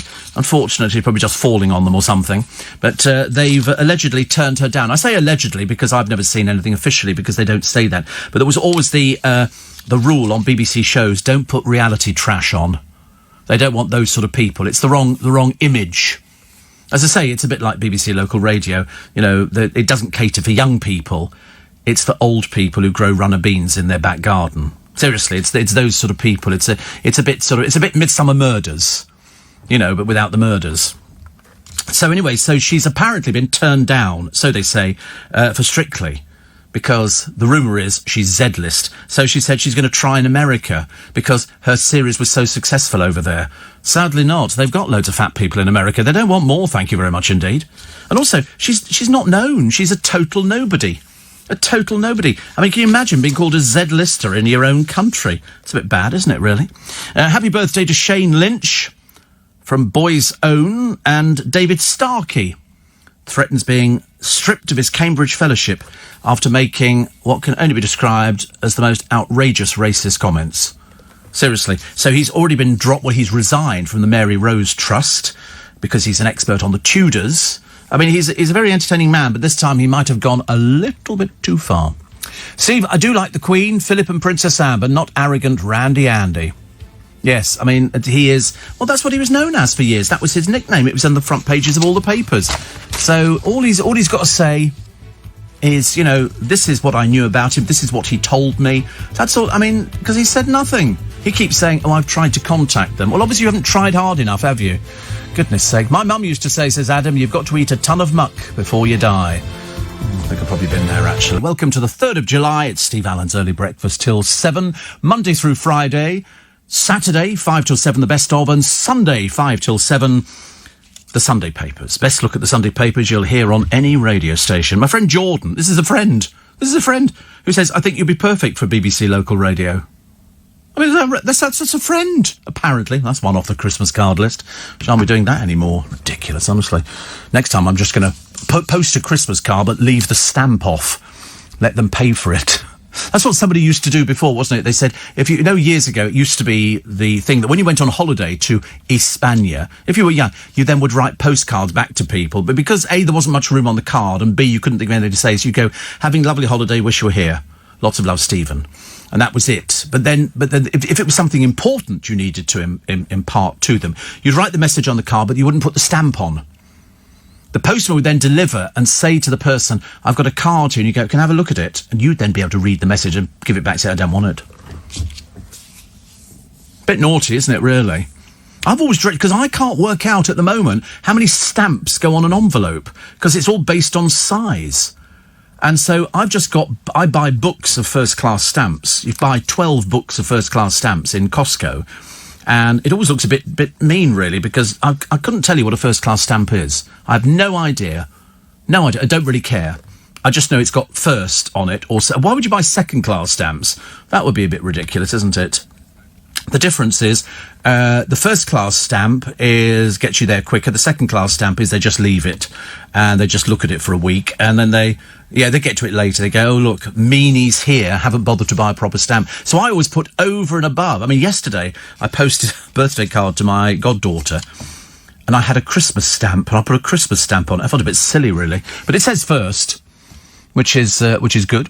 Paul in Manchesterford, he says, a pity that Sharon Osbourne hasn't seen the infamous picture of John in a little pair of denim shorts and a tiny bag over his shoulder. Maybe not as butch as he made out. John Wayne. Yes. Totally agree with your comments about the Beeb. Total waste of money. They've wasted money for years and years and years. And also, what was important years ago, before commercial radio came along, was BBC local radio. You've now got commercial radio. Commercial radio wipes the floor with it. Figures-wise, everything. Everything. The difference is, you're paying for the BBC to waste your money. Who cares whether the vicar's grown a 6-foot hollyhock? Nobody cares. You know, and here's Deirdre from down the road, and she's done a recipe for gooseberry crumble or something. And that's about as good as it gets. Which is, Steve, Gemma Collins, Z-lister, that high. Which is good, isn't it? She thinks she's... The trouble is, her agent or somebody has said, her diary's really busy. Obviously not. Although I saw there was a comedy programme on the television the other day, and it was... who's the Irish presenter? Patrick Kilty. He was being very rude. I'd love to do the same routine that he did. It was all about the reality shows. He says, you know, sort of reality shows like The Only Way is Essex, which is basically us laughing at chavs. And then it cut to Arge in the audience. Remember Arge? I mean, one of the rare times he was in an audience and not in rehab. And so it was nice to see him there. And he did all these jokes about, Geordie Shore, chavs, but no coats. They can't afford coats in Geordie Shore land. And then he was very rude about the people from Made in Chelsea, which are basically exactly the same as the people from the other shows, except they kind of do it with a posh accent.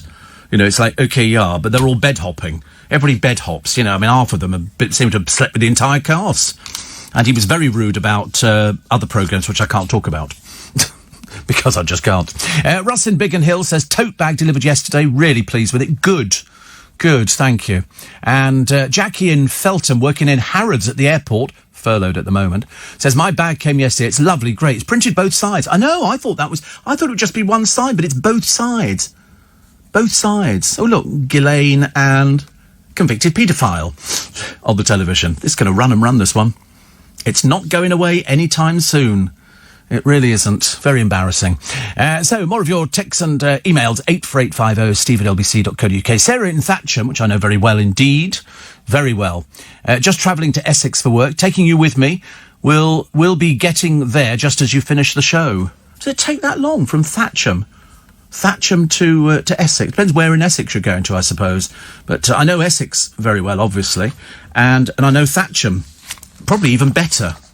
Even better. Thatcham, because we used to be in Newbury. I used to go to school in Newbury, which was quite good. The funny thing is, it seems such a long time ago now, and I was thinking of all the friends I used to... No, I had a friend called Robert Knight, but we used to call him Trebor Tink, because that was his name spelt backwards. Robert Knight was Trebor Tink. We were very peculiar at school. But I quite enjoyed school. Not everybody had a great time, but I seemed to... I liked all the things that nobody else liked. I liked metalwork. I used to do metalwork. You could tell I was theatrical. So butch. I was so theatrical in those days. What did I want to make? A floodlight for a theatre. Out of tin, on a stand. And then I made a poker as well, which was a brass handle, so you had to sort of drill out the hand, then you had to screw thread it and all the rest of it. I made all that. Where it is now, I don't know. My parents used to keep it by the side of the fire. And then it vanished somewhere in one of our many moves that we had. So somewhere in Pickford's, there's a box in the corner with my poker in it. And I want it back. Because you used to have to put down a number on it and your initials. So you'd have a thing and you bang it hard into the metal. I used to love it, honestly. I thought it was great fun, actually. Great fun. Steve, can you imagine the poor professional dancer having to try to lift Gemma Collins? He'd get a hernia. Well, they're not going to put her on it. They're absolutely not going to put her on it. Steve, the majority of fruit grown in Spain is done so hydroponically in a mixture of pesticides, insecticides and fertilisers. That's why you should always wash your hands. These compounds can build up over time in your body. They're welcome to my body. Seriously, I don't... Oh, we've got a poem for you. Here we go. I'm not sure we want this one, actually. We've had some very odd poetry over... I can only apologise for those people who are poetry lovers in the fact that we've basically, in the space of about 2 months, killed it stone dead. It's mainly involving sort of dead people in them. We had 2 Roald Dahls, where he seems to kill people off left, right and centre. And today's is by Eve Merriam. Now, I don't know Eve Merriam, and I don't know where the producer got it from. It's obviously the Corey book of poetry you're never likely to hear ever again. Okay, and you have to listen. It's only short, thank the Lord. This one is called How to Eat a Poem. Don't be polite, bite in. Pick it up with your fingers and lick the juice that may run down your chin. It's ready and ripe now, wherever you are. You don't need a knife or fork or spoon or plate or napkin or tablecloth, for there is no core or stem or rind or pit or seed or skin to throw away.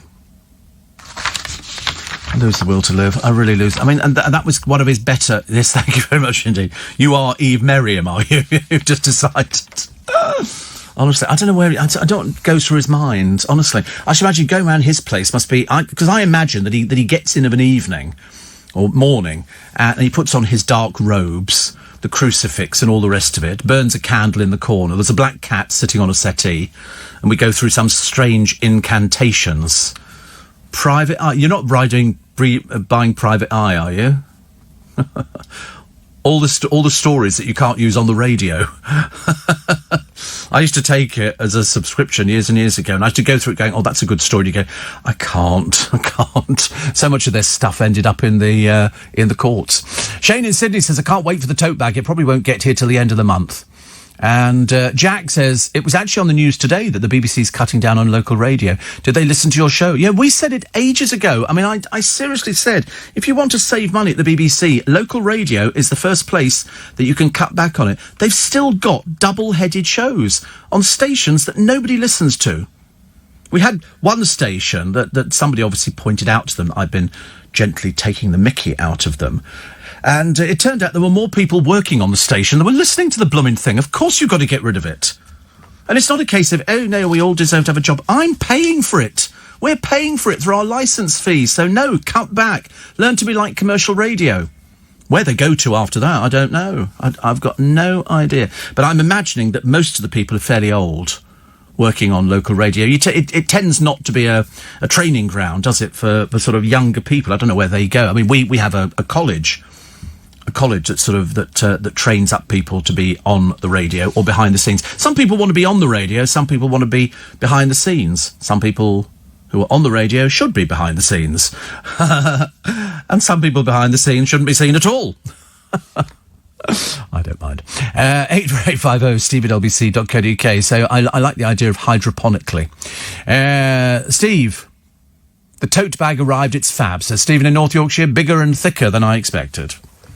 It is, I mean, but also it's the fact it's printed both sides. It's very sturdy. Very sturdy. I got the first one, by the way. I just thought I'd tell you that now. I got the first one. Steve, I'm try taking a chromium tablet, safe to take with your medication. You don't know what medication I'm on. I'm on 80 tablets a week. You've got no idea what I'm on. I've checked at the chemist, take one a day to help blood sugar, buy from the health food shop. I love the way they call them health food shops. Does that mean all the other ones are unhealthy food shops? You know. I had peanut butter the other day. I didn't have it yesterday. I was going to have we got this new peanut butter. It's delicious. But it's just calorific. It's just... You can feel your stomach... Well, it's got maple syrup in it. Maple syrup. It's just got number one in the taste test of all the best peanut butters. Because I've tried Whole Earth. Sunpat I like, but this one's really nice. But you don't get a huge jar of it. But I bought 6. You know, don't want to miss out just in case there's a shortage of peanuts. Which there might be. You never can tell, can you, really? There's all sorts of shortages. So. Duke urged to help with US inquiry. I mean, either he's not... Perhaps he's writing to the wrong people, as Maxwell is charged with grooming girls. Epstein's former girlfriend accused of trafficking teenagers.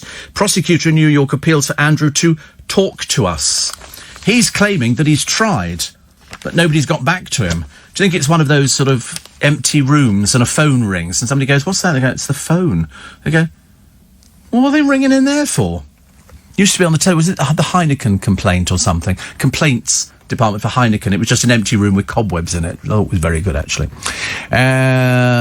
Sarah says, can you thank all the spikers who sent me lovely messages after I had a tonic-clonic seizure last week? They're all wonderful. They are so. Lorna says, I'm new to the show, but it's making me laugh this morning, so you've got another convert. It's never ending. Seriously, on an hourly basis, if not minute basis. We have loads and loads of people who are listening in to LBC. Mainly moving away from BBC Local Radio, because I don't know when they're supposed to be bringing all these things in, but if they've got to save a lot of money, as soon as possible. It's already in, is it? Oh, right. I wonder how they tell people that, there's a double-headed show. They skimmed it down for coronavirus and they're not going back. Oh, right. So okay. So there's no more double-headed programmes on the radio, no more double-headed news bulletins. I never understood why you needed 2 people to read the news. Just have one person sitting there going, and here's the news. And now, Sheila, you tell us a story. They do it in America. It's very big in America, isn't it? Having double-headed programmes. Ghastly idea. Another one here. What's the worst car on the road? The Prius. Always driven by imbeciles that haven't a clue where they're going. Oh, I don't mind Priuses. I'm not big into electric cars. I know I'm supposed to be. But I always think the engine's given up. You sit at the traffic light and then all of a sudden the engine dies. It's like the buses that we've got round our way. They're all sort of very good buses. Not very busy, though. I mean, 4 buses went past me this morning and nobody on any of them. Not one person. I mean, it must be great for the driver to sit there stark naked, just wearing your pants. Let's have a check. Darren and Gina says, thanks for the pip and nut maple peanut butter. Delicious. It's fabulous, isn't it? I gave one to Corey. And I gave one to somebody else, but I can't remember who it was, actually, now. Oh, it's me. I gave one to me, which was quite nice.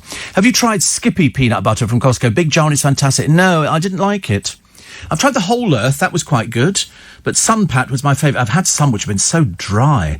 It's like chewing coconut matting. It's horrible. The new one's quite runny, isn't it? Did you stir it? You have to stir it. Oh, you haven't stirred it. You just poured it. Oh, God, honestly. You are hopeless. I mean, how on earth you've got through life, how you've made it to adulthood, I've got no idea. Your life is a total mystery. What will you be having for tea tonight? Will it be... Oh, what should we have tonight? What should we have? A takeaway, of course. You always have a takeaway on a Friday, don't you? And will it be Chinese takeaway? Okay. Will you have the same as you always have, I should imagine? I can't remember. It'll be... Sorry? Pancakes. Oh, the duck pancake. Oh, right. You have crispy duck, do you? Right. Is your Chinese takeaway open then round your way? Oh, right. I suppose because it's takeaway, isn't it? You're allowed to do takeaways. What a good idea. I think we should all have crispy duck pancakes now. Sometimes I buy the ones in Marks and Spencer's. They do 6 in a packet, and you either put them in the oven or you just deep fry them. It's never as good from a supermarket, is it? No. I mean, you have to be honest. You have to... Making my mouth water now. I think we should bring in a deep fat fryer and start cooking pancake rolls and everything else. Very nice. Very nice. I was thinking to save theatre, says Paul, it'd be nice if they could open them for paid tours and people could then have a drink in the bar. Some theatres are fascinating. Well, they do that, actually, in quite a few theatres. They do actually open up, I think. Well, not at the moment, but you could before Theatre Royal Drury Lane do a tour around there. And there's quite a few others, because you're right, they're interesting places, but they're spending a lot of money. I think Andrew Lloyd Webber's spending an awful lot of money at Theatre Royal Drury Lane to make sure. So it's Joe Allen's. You need to go to their website, Joe Allen's here in London, and their live show is tomorrow at 8 o'clock. 8 o'clock, and you'll pick it up on YouTube. They've got all the details on their website, so that might be, if you're thinking, I don't mind having a bit of a laugh, so they'll show you how to, it's going to be great. Kathy was on yesterday talking about it, and it's going to be fantastic. And it could be the first of many. So you must let me know after you've watched it. Actually, I'll probably watch it myself. I'm not talking about it, I'll watch it myself.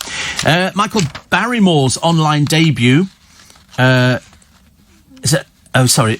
Honestly, what have you written here? I always dictate to Corey or Luke, whoever it happens to be. And so Michael Barrymore's online debut as Bond is a major success. No, that was not the story at all. Michael Barrymore's foray into the world of... He was doing a show on the internet. It was a total failure. No, it wasn't Bond. Doing a game show. He only got something like 184 viewers. Michael Barrymore's... Why would Michael Barrymore be Bond? Well, I'm sure it would be marvellous, but not a major success at all, because A, he wasn't playing Bond, and B, it wasn't a success. Isn't that weird? What were you thinking of at the time? God, no. And what goes on between your ears? I mean, perhaps it's because you're now growing your hair long. Perhaps it's sapped your strength. Jan Moyer, writing in a column today, always a good read, says, check your privilege, Harry, before lecturing us. The trouble is, because he's a member of the royal family, this is how they operate. He thinks that people take notice of what he says. But unfortunately, he doesn't know about any of these things. Steve, I will indeed, says little Julie, be watching Joe Allen's live cabaret tomorrow evening. Been there quite a few times over the years, as you know. Looking forward to returning and having that long overdue drink, Mr. Allen. Oh, seriously. Oh, dear.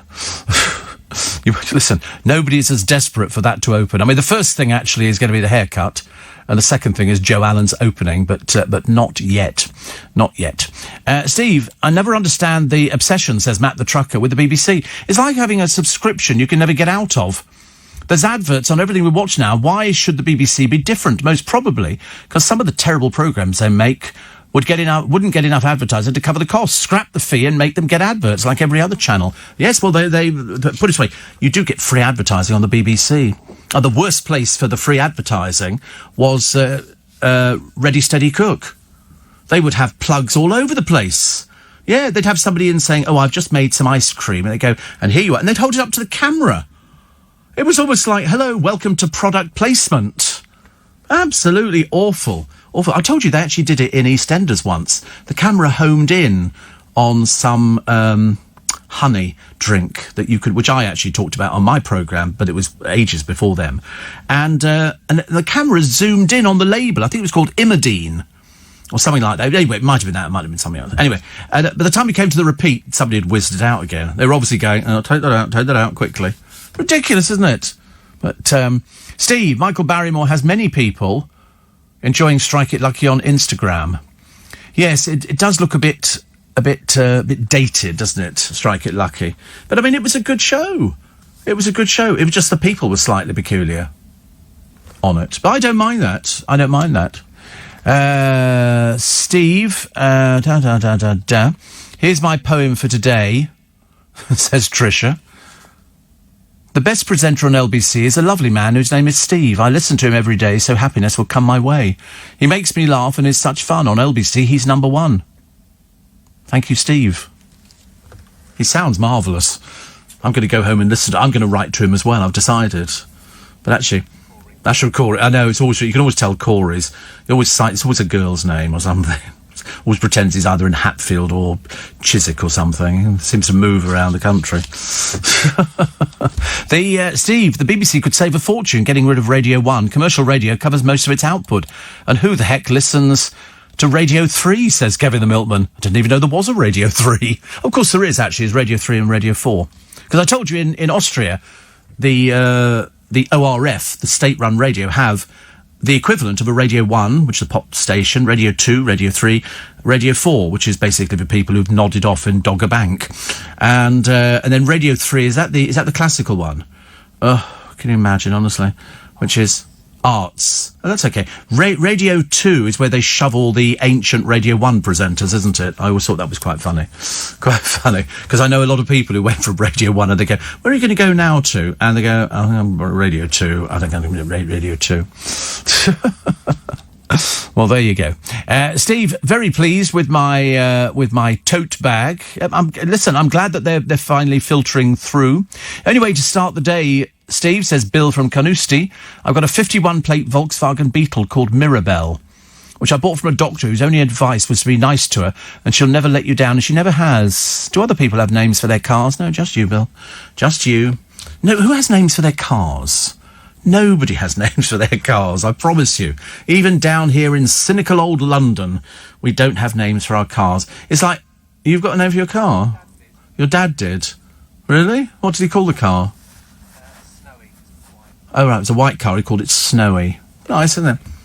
And Betsy if it wasn't white. Oh, have you seen the things you can have put on cars? You get a big pair of eyelashes and they go on the headlights. Well, I can't do that on my car. That would be so stupid. That would just look ridiculous. People would laugh as I was going down the motorway. Steve, what did you think of the Alan Carr game show? The quiz, dreadful. The trouble is, he's not very good at doing something like that. He's probably fine at doing stand-up. But he's, as a game show host, it's like they're bringing back Family Fortunes. Now, Vernon Kay, who's about 10 foot tall, did it very well. Les Dennis did it very well. Well, they've decided to bring it back, and who's hosting it?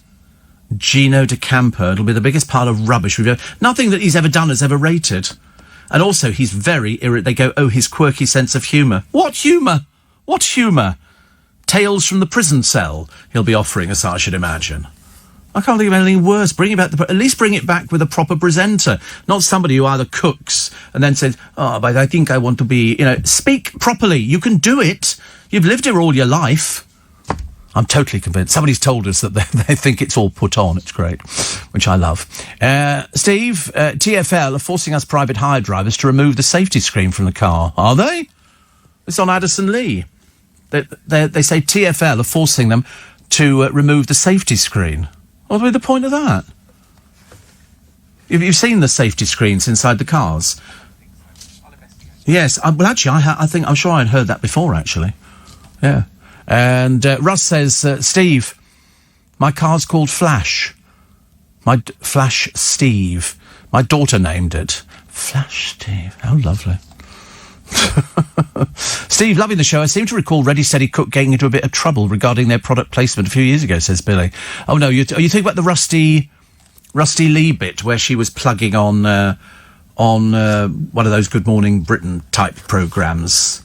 Might have been TVAM or something. She was because she was paid by a manufacturer to plug something. I think it was something like Carnation Milk or evaporated milk. But then I remember seeing at Jerry Hall, you know, the one with the "I come from Texas," and she was doing something on the television, and she produced a cake, which I'm sure she hadn't cooked. But anyway, neither here nor there. And it was a case of she plugged the margarine, and she held up, and I used this, and I thought, hello, you can't do that. You can't do that. That's the BBC. But you're not allowed to say anything.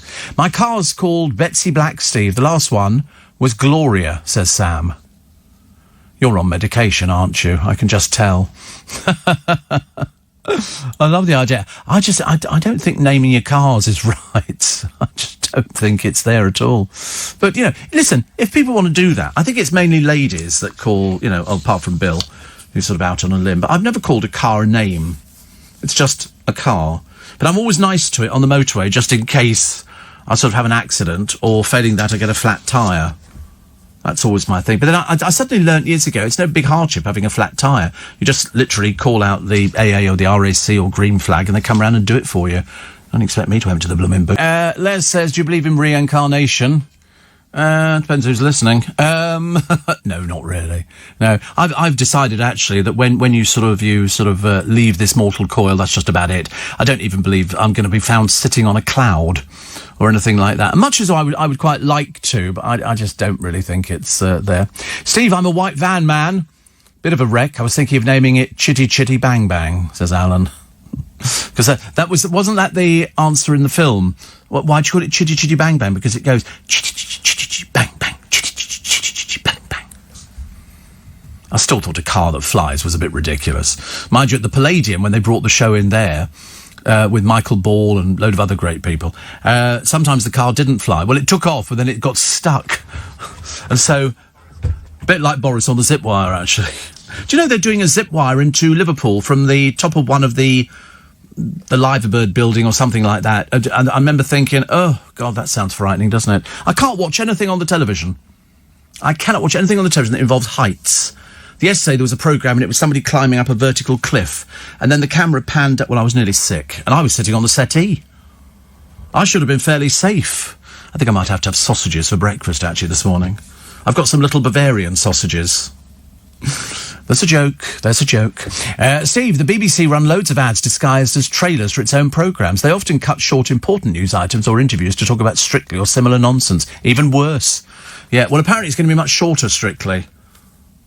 Much short of celebrities, because they can't find any celebrities. I mean, who are they going to get? They're not going to put Gemma Collins on, because, to be quite honest with you, any poor dancer who gets her, she's just going to... She didn't do the ice dancing. She came on the ice and then sat down on her bum. She didn't do anything else. There was no dancing involved in it. She was the biggest waste of space ever. She's a little bit like Jordan. You know, oh yeah, I can do that. She never managed to do anything. Never managed to achieve anything at all, really. Steve, when my car won't start, I call it Effie, or something similar, says Paul. Do you know, I've never had that. Although I told you yesterday, my friend Lynn had that on her car, but she hadn't driven it for ages and ages. So here it is, the story of the year. Prince feels the heat. This is Andrew. I mean, to be honest with you, we're supposed to look up to these people. I know most people don't, but that's what the whole thing is about. We're supposed to look up. They're members of the royal family. They're supposed to be better than us. This is not. Bewildered Duke is asked to cooperate. Why would he be bewildered? Has he not been around long enough? I mean, dear God in heaven, you know, Randy Andy. And there's a threat. I was right. There's a threat that Ghislaine might do a deal and spill the beans. In other words, for a lighter sentence, if this goes through and she gets found guilty, and she says, and they go, listen, because they do that. They strike deals with the courts. They say, listen, if she comes back and her brief would then have a chat to the judge and the other brief as well and say, listen, if she does this, this, this and this, can we reduce the sentence? And the judge will either go no, which they don't. Most of the time they say, yes, we can offer a reduced sentence if she spills the beans. And to be honest with you, she must know everything. I mean, she must know everything. She would have to have kept diaries. I mean, if, as has been said, they were sort of flying girls around the world, you don't just sort of book them a ticket. She would keep a detailed diary of exactly who was flying where and to be with whom. A lot of other people getting a bit scared in America and around the world, I should imagine, including Prince Andrew, because she's his friend. Unlike the other one who hanged himself, well, so they say. You want to know. I mean, he went, Andrew, with Ghislaine to a pal's wedding in the year 2000. So he's known her that long. That's a long time. During the interview, he looked a bit strained. And then they've got, Prince Andrew talking to convicted paedophile. He didn't just come out of prison, Epstein. Only just come out of prison. They're walking through New York Central Park in 2010. What were they talking about? If, as has been explained, he said, I can't be your friend anymore, why don't you just pick up the telephone? Like normal people. Send an email. Make it a lot easier. And here is the picture. Harvey Weinstein, Epstein and Maxwell at Princess Beatrice's 18th birthday bash. It's just awful, isn't it? Weinstein, Epstein and Maxwell at Beatrice's birthday. They must be delighted. Oh, look, here comes... Oh, dear.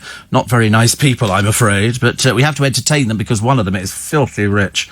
And you know how much the royal family are sort of attracted to people with money. Because they've got money and they've got the nice castles and they've got all these other bits and pieces. But they don't own them.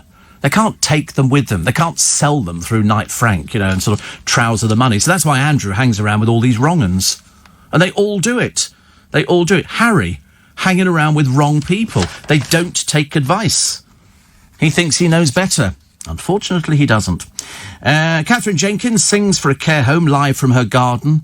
She's so pretty. So pretty. So pretty. And a teenager accused of pushing the slave trader Edwin Colston statue into Bristol Harbour has received a police caution. He's an 18-year-old, and he must donate to an anti-slavery charity and go to a meeting to discuss plans for other statues in the city. They don't tell you who he is. His solicitor, Mark Robinson, said he was delighted and it was satisfying to see Avon and Somerset police show a common-sense approach. Yeah. It seems fair enough, doesn't it? The PM's warning to the boozers tomorrow. Cheers, but go easy on the beers. They're going to think it's New Year's Eve, aren't they? They're going to pack into Trafalgar Square. Do you know who's going to be around? Those revolting sausage sellers, those hot dog sellers, those disgusting... If anybody's got a coronavirus in London, they would be a prime target. Have you seen how dirty all their clothes are? The sausages, they fall on the ground, pigeons sit... Oh, it's disgusting. Oh, if you want to risk your life, go for it. So Gemma Collins is planning revenge by targeting a place on the US version. They don't want you, dear. Why would you think they'd want you? You're nobody. The former Towie star, she was never a star, she was just foul-mouthed, was snubbed by Strictly bosses, deemed too low calibre. I mean, that's a bit it's a bit of an indictment, isn't it? I'm telling you, sir, do you remember when she fell in the hole? Because she didn't sit, that was the funniest thing ever. She fell in it, and I thought, oh, how funny. What she should have done is sort of raised a Union flag and come out waving it or something, but she wasn't bright enough to do that. And so then she said, she was blaming the BBC. She said, I want to be put on Strictly. And I thought, who do you think you are? Anyway, she came to the attention of the US dance show after impressing with her appearance in a trailer for the Netflix hit drama Orange is the New Black in 2018. Came to the attention of them. Well, they went, oh, on earth is that? A source said, this'll be her, Gemma would love to have another crack at America. The Americans loved her. No, they didn't. No, they didn't. And apparently dancing... bookers on Dancing with the Stars have shown an interest. Yeah, not in her. In anybody but her. Woody Woodpecker and the Chipmunks would stand a better chance. Gemma's schedule is always jam-packed. No, it's not. It's not. She's got nothing to do. She can't even find a boyfriend. Apparently it's difficult, but the team in America are keen to secure her for 2021. No, they're not. Gemma was furious when Craig Revel Horwood said she'd not been recruited because the show calls for higher calibre stars. Yeah, not Z-listers. But as somebody wrote in earlier on to me and said, she's not that high, is she? Answer, no, of course. I mean, what are they going to do when it comes to the lifting? Listen, she couldn't even master the ice thing. What's the point? Waste of space. Let's try and sort of up the ante, shall we, on television. If the BBC... don't want to axe everything. I mean, couldn't you put some people on who've been sort of furloughed from local BBC radio? We could have sort of, sort of radio presenters you have loved. That'd be quite nice. Steve, I had a dream about you, me, Corey and Julian Clary last night. We were in Joe Allen, says Ailsa, and Bonnie Langford walked in singing songs from 42nd Street. Are you still drinking? The very idea that I would be with Corey and Joe Allen's is... yeah, well, you're not going to be there, are you? No, you're not going to be there. I'm sorry. No, you're not. It's no good begging and crying. Crying will not help. You want to meet Kathy? He loved Kathy. He loved Kathy. Everybody loves Kathy. Everybody loves Kathy. Right, let me just check these. Oh, somebody says you must wash your fruit. Well, I've never done it. I've never done it. It's just one of those sort of things. I've survived. As I say, we used to drink the water out of the hose in the garden. That didn't affect anybody. I was never ill as a child. And also, we didn't have all the medicines years ago that we've got today. All we had was Beecham's powders and a jar of Andrew's liver salts. And that was it. And that tin was rusting. You know, I mean, we didn't have anything at all. If you had a headache, you took an aspirin or an Anodin if you were very rich, and then you just went to bed. And if you were cold, you put a jumper on. You know, none of this, let's turn the heating up a few more notches. Absolutely not. No, my mother used to come into the bedrooms, our bedrooms at night when we went to bed, and she'd open the windows. It was like, I mean, you know, I'm surprised that we didn't, but it made us very strong. Very strong to get out of bed and close the bloody window again. All this opening the window is terrible. Those sausage and burger sellers want onions with that love. We'll be selling meat bought before the lockdown, probably. They did a thing on one of them because they keep getting arrested, and they confiscate their little tin trolleys. But they take the sausages in an old cardboard box. But then they showed them falling on the floor, and pigeons going, and then they put them on there and sell them. You know why? Because you buy them. Some people do when they've had enough drinks, and because you can smell onions, and cooked onions smells nice, and that's what you can smell. But you just look how dirty their coats are. You know why? They blow their nose on the coat. They do it. Seriously, they're disgusting. Absolutely, you shouldn't touch any of these things. God knows what illnesses you could go down with. I like to build people's businesses up, as you can well imagine. There's a man here, he's 50 stone. Oh, I'll take a break. I'll tell you about him in a minute. But he's been told to lose weight or he's going to die. You know, which seems kind of harsh, but, you know, if you've got to tell somebody the truth, haven't you? Definitely tell the truth. Let's have a check with the road and the rail. Down to the LB. Pretty nice to have your company. 10 to 6. No, it's not. It's 11 minutes to 6. Come on, wakey, rise and shine. So here's this poor man. Well, I say poor man. His name's Mark Seaman. He was a fit bodybuilder in his younger days, but his weight spiraled out of control, and he's now morbidly obese. He comes from Jarrow. He has health issues. He uses a machine to breathe at night. He can walk only a few steps and use a wheelchair.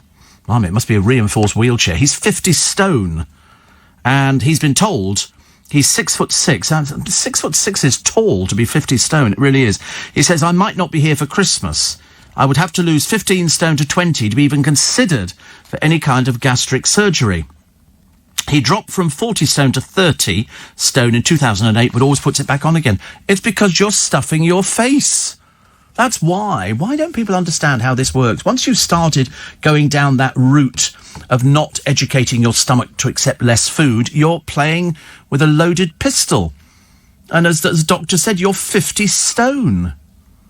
You know, we had that stupid girl a while ago. She'd not been out of the house for ages. Her friends were bringing her takeaways. All the takeaway shops were delivering to her on a regular basis. She could stack away what would be enough for sort of 6 members of a family. It was really, really bad. And this one, you know, I love the way he goes, oh, I might not be here for Christmas. Well, hello? You've answered your own question. You answered, you know, every single question. You know, oh, why am I so fat? Because you're overeating. You're overeating. It's like sometimes you see people in sort of burger places and their bottom hangs over either side of the chair. And you think, they shouldn't put them in the window. Put them in the back, covered with a black sheet around them or something, so you don't have to see these people. They're very bad adverts. Very bad adverts. But whether he's going to be here at Christmas, I've got no idea. And of course he's got health issues. The strain on his heart must be astronomical. And you can almost guarantee, listen, you keep going the way you're going, you will be dead at Christmas. And then it's going to cost us a fortune to get you out your house. We're going to have to take walls down and doors and everything else like we had to do with that girl. Bailey says, my grandmother names all her cars, but they've all been boring Vauxhalls. So she called her Vauxhall Astra Betsy, and she's called her Vauxhall Zafira Zaffy. I didn't actually think people really did name their cars, but I'm wrong. Tara says, the bloke and I have a name for our car. She's called the Bus. Thank you very much indeed. The bus. Actually, you don't. I wish they'd actually put names on the sides of buses. That would cheer me up a little bit. You know, you're now getting on the Mary Rose or something like that. Yep, absolutely name my cars, says Maria. First one was Paloma. No idea why. My current one is Vivi, simply because there are 2 V's in the number plate. Vivi. Do you actually talk to it, though? And that's what's worrying me. Do you actually talk to these cars and go, hello, Vivi, how are you today? Would you like to start and be a nice car? It is odd, isn't it? Mark the Trucker says, I've made fruitcakes or Christmas cakes, which will be going out in December. I'll send you one. What's he doing? No, don't send me one. I can't eat a fruitcake. That's the whole idea. I wish I could, but I can't eat fruitcake. Sends me round the bend. It's all fruit, and if it's got brandy in it, God forbid I should be suggesting brandy in a fruitcake. But my mother used to do a lovely Christmas cake. November she used to make it. And it would sit on the sideboard, covered in plastic. And it used to have the same little fir tree on it, and a little Santa in his sleigh, and a snowman, and that was it. But the icing was so thick, because I used to love icing, but I do not do icing anymore now, because it's just sugar, isn't it? Oh, dear. Steve, I call my van Vanessa. There's probably a joke there somewhere, isn't there? I've just got an awful feeling. Tell your special friend Ian the Skip, don't start that rumour. When he goes to the Woodwards this Saturday, he'll be asked to sit on his own in the car park. Do you remember that joke of somebody? There's the police officers sitting in a pub car park in a plain car, and they're watching as the pub turns out, and this bloke staggers out the bar. He's like that, staggers across the car park, nearly falling over. Gets into this car, turns the lights on, reverses back and drives out the car. The police go, having you, pal, straight away. So they let him go just up the road a little bit. Then they pull him in, and they go, have you been drinking? He goes, no, I'm the decoy. It was probably true, actually. Amy Hart update. Oh, we got one on our free podcast for today. She had her teeth done. That's about as far as her career's going, really. What a shame. Anyway, it's a shame she didn't stay with the airline. She could have been furloughed. She'd have probably enjoyed that, but apparently she's struggling with being famous. Nobody knows who you are, dear. I'm terribly sorry. You had one appearance on Loose Women, and that was the only time they ever bothered. And what else do you think's on the line? Nothing. The lorry drivers for Eddie Stobart have names in front of the lorries. Yes, people write in and go, my wife Mabel used to... If you hoot and wave, they'll wave back and hoot. They always do that. Have you ever had that? Yeah, Eddie Stobart lorries. They do it. No, they'll do it to people, because sometimes kids, because they seem to sort of like kids and all the rest of it, and, well, not like kids, but kids, hoot, well, they don't, because they're not driving the car because they're too young, but they're all sitting back, and they always wave at the driver, and the drivers will wave back at them. You can imagine if you're an Eddie Stobart lorry driver, bloody kids again, hi, hello, Daddy, he waved at me, hello. My friend Ian has sent a message. It's always a bit of a worry. He says, I love a Christmas cake. Maybe I'll get one for Christmas in July, next weekend. Do you think we're going to be... I'm now taking odds on whether or not we're actually going to be having Christmas this year. Whether or not Christmas will be the same. Because, I get to... If I have to go without my Christmas lunch this year, I'm not going to be happy bunny. But it's only up to you and me that we can actually sort of get through this. If people don't play ball, then we're going to be... Might as well be looking at the middle of next year. I just wanted to... I'm still not going to be... That first time you go into a theatre, or because I think cinemas are opening, aren't they, tomorrow? And it's dark. You won't know. You'll be sort of, getting to your seat, sitting down, and all of a sudden somebody goes, you all right? You go, whoa! There's somebody at the same seat. You've got to get out to get to the loo. I don't know whether the loos will be open. I don't think loos will be open. Because if you're on an aeroplane... and you want to use the loo, you've got to put your hand up now. It's like being at school, and they will then have to say, all right, wait a minute. You can't just go and stand by the loo. They've got to disinfect it. Then they'll come and collect you. Then you go to the loo. Then they've got to go in there and disinfect it again. What a load of faff, isn't it, really? You imagine.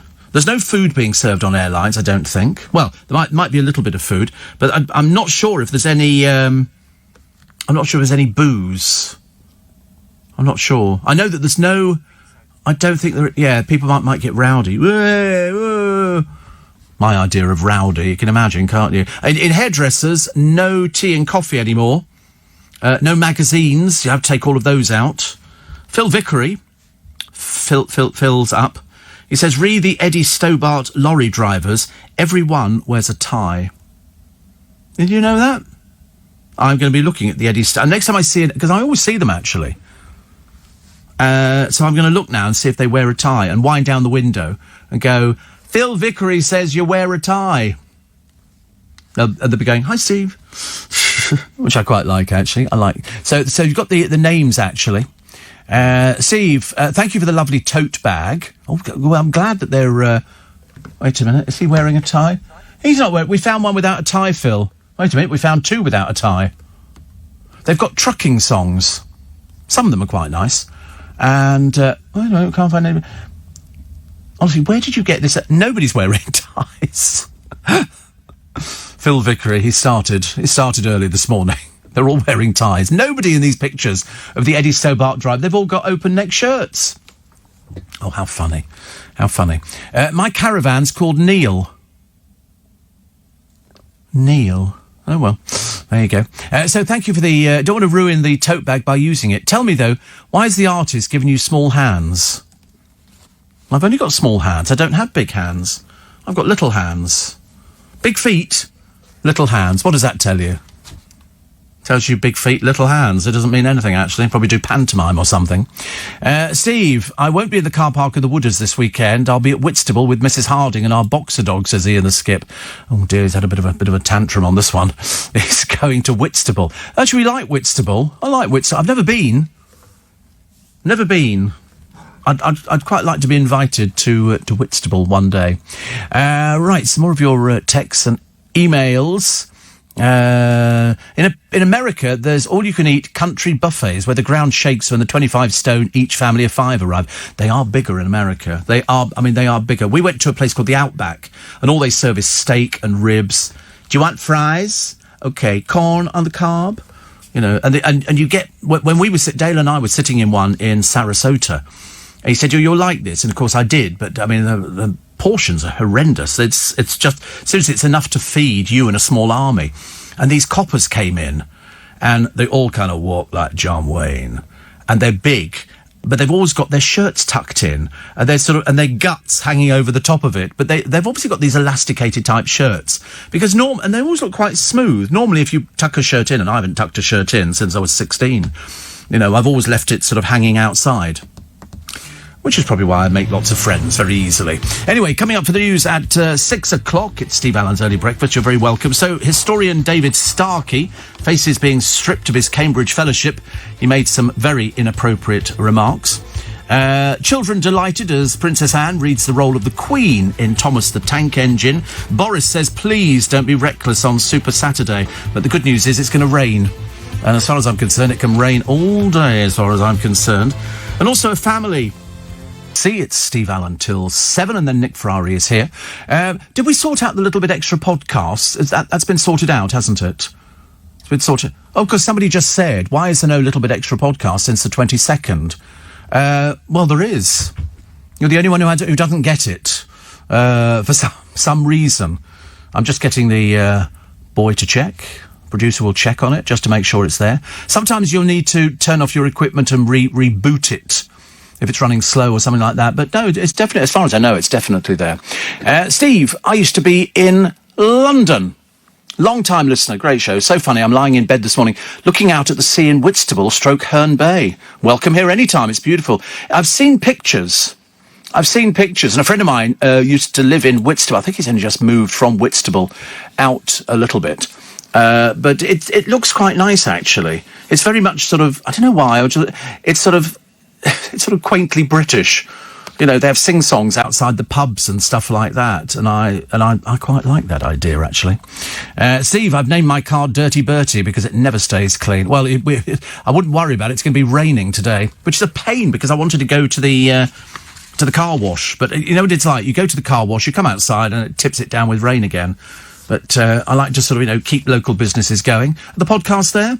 Yep, they're all there. They're all there, so you'll have to go back. I don't know why. Perhaps you can reboot the system or try introducing it again, and it should work for you. Okay. Steve says, Eddie Stobart drivers don't wear ties anymore. It changed the dress code years ago. Listen, this is Phil Vickery. He doesn't know these things. He cooks. and says, and you're right about people waving. It used to do my head in. I always wanted to wave. I tell you, I used to get. I'd be going down the motorway, pootling along, 65, 70, and there'd be a busload of kids in front in one of those coaches, obviously going up to something, and all the girls would sort of kneel up like we used to and look out the back window, and of course it's like, oh, I need to get past them, but of course you can't. And then they start waving and pointing at you, and of course I'm a bit stupid. I wave and point back. I can just imagine, the girls going, Miss, that man in the car behind's pointing at us. Steve, do the Eddie Stobart drivers still eat Yorkie bars, says Andy. I was never sure about that. The Yorkie bars were sort of quite popular, weren't they? When you used to get, apparently it was something butch for sort of lorry driver eating a Yorkie bar. And I thought, wait a minute, you can't eat a Yorkie bar while you're driving. You've got to have two hands on the wheel. How did that work? It was like fishermen in the North Sea. And they had this picture of this boat in the North Sea, riding the waves and crashing down again. What do they all have? Neutrogena hand cream, apparently. Well, you can just see them. Oi, Bill, you got the hand cream? And so, because apparently that makes your hands nice and soft. Because they put it on a leaf. They had a dried up old leaf, and they put some hand cream on it, and it became all supple and lovely. I thought, I must get some Neutrogena hand cream. Not. Steve, there's no Little Bit Extras since the 22nd of June on the app. Reinstalled and booted and everything. Well, they're all there. They're all there. I've got them to check next door. They're definitely there. There's a bit more to the explanation, is there? Okay. Little thing we did last week with the Global Player team. Okay. Looks like there's two of them. So pick the right one. There's two Little Bit Extras. You've got to pick the right one. It's the one on the right. Okay. So it's the one on the right. So you're doing the one on the left, and does it look the same then? Oh, the one on the left. The one on the left only goes up to the 22nd. The one on the right is taking you all the way through. Okay. So we get the left one taken. That's why you're getting confused. You're going to the left one and it's not showing you anymore. Go to the right one. Okay. There we go. Solved that. Marvellous, isn't it? Honestly, all of a sudden I'm an expert now on the podcasting system. So it's there. Okay. And Steve, my friend called her Car Jesus. As it's a miracle it started and went anywhere. Don't you do that though? I mean, I'm not superstitious, I promise you. Touch wood. I'd go down the motorway. If I saw a car broken down, I would say out loud, "Oh, I hope you get it started soon," thinking that if I was disrespectful to this car that had broken down, awful things might happen to my car, and my car might break down as well.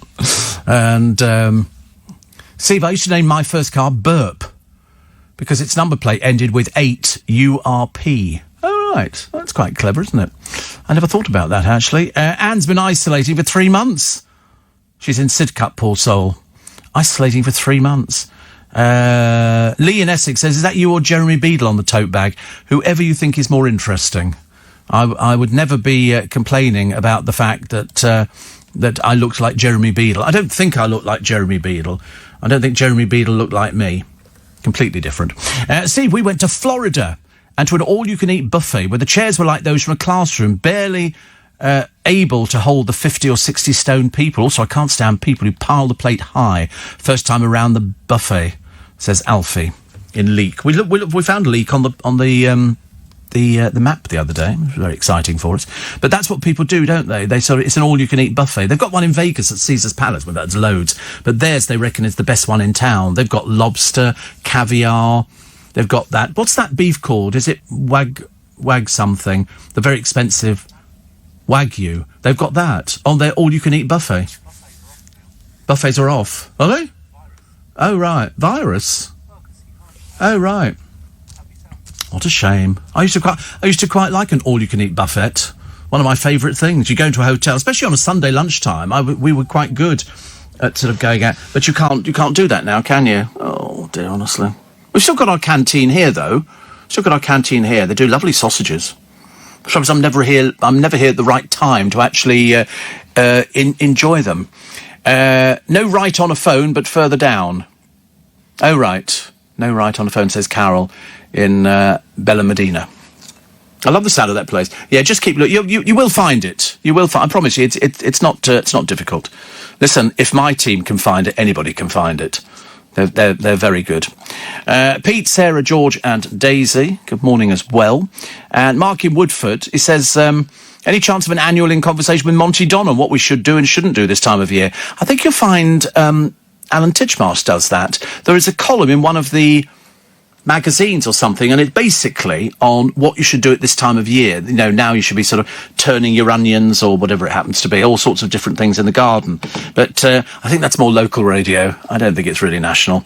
We don't do things like that. I mean, put it this way, if you don't know what to do in the garden by now, unless you're sort of a 1-year-old, most people know what to do in the garden. You have to water, prune, cut back, and cut your grass. And that's it. And then just sort of sit back and reap the benefits of how lovely things look. Billy says, do you salute magpies when driving? No, you have to... What do you have to say to them? Good morning to you, Mr. Magpie, don't you? Say something... I think you have to say something like... I don't know why.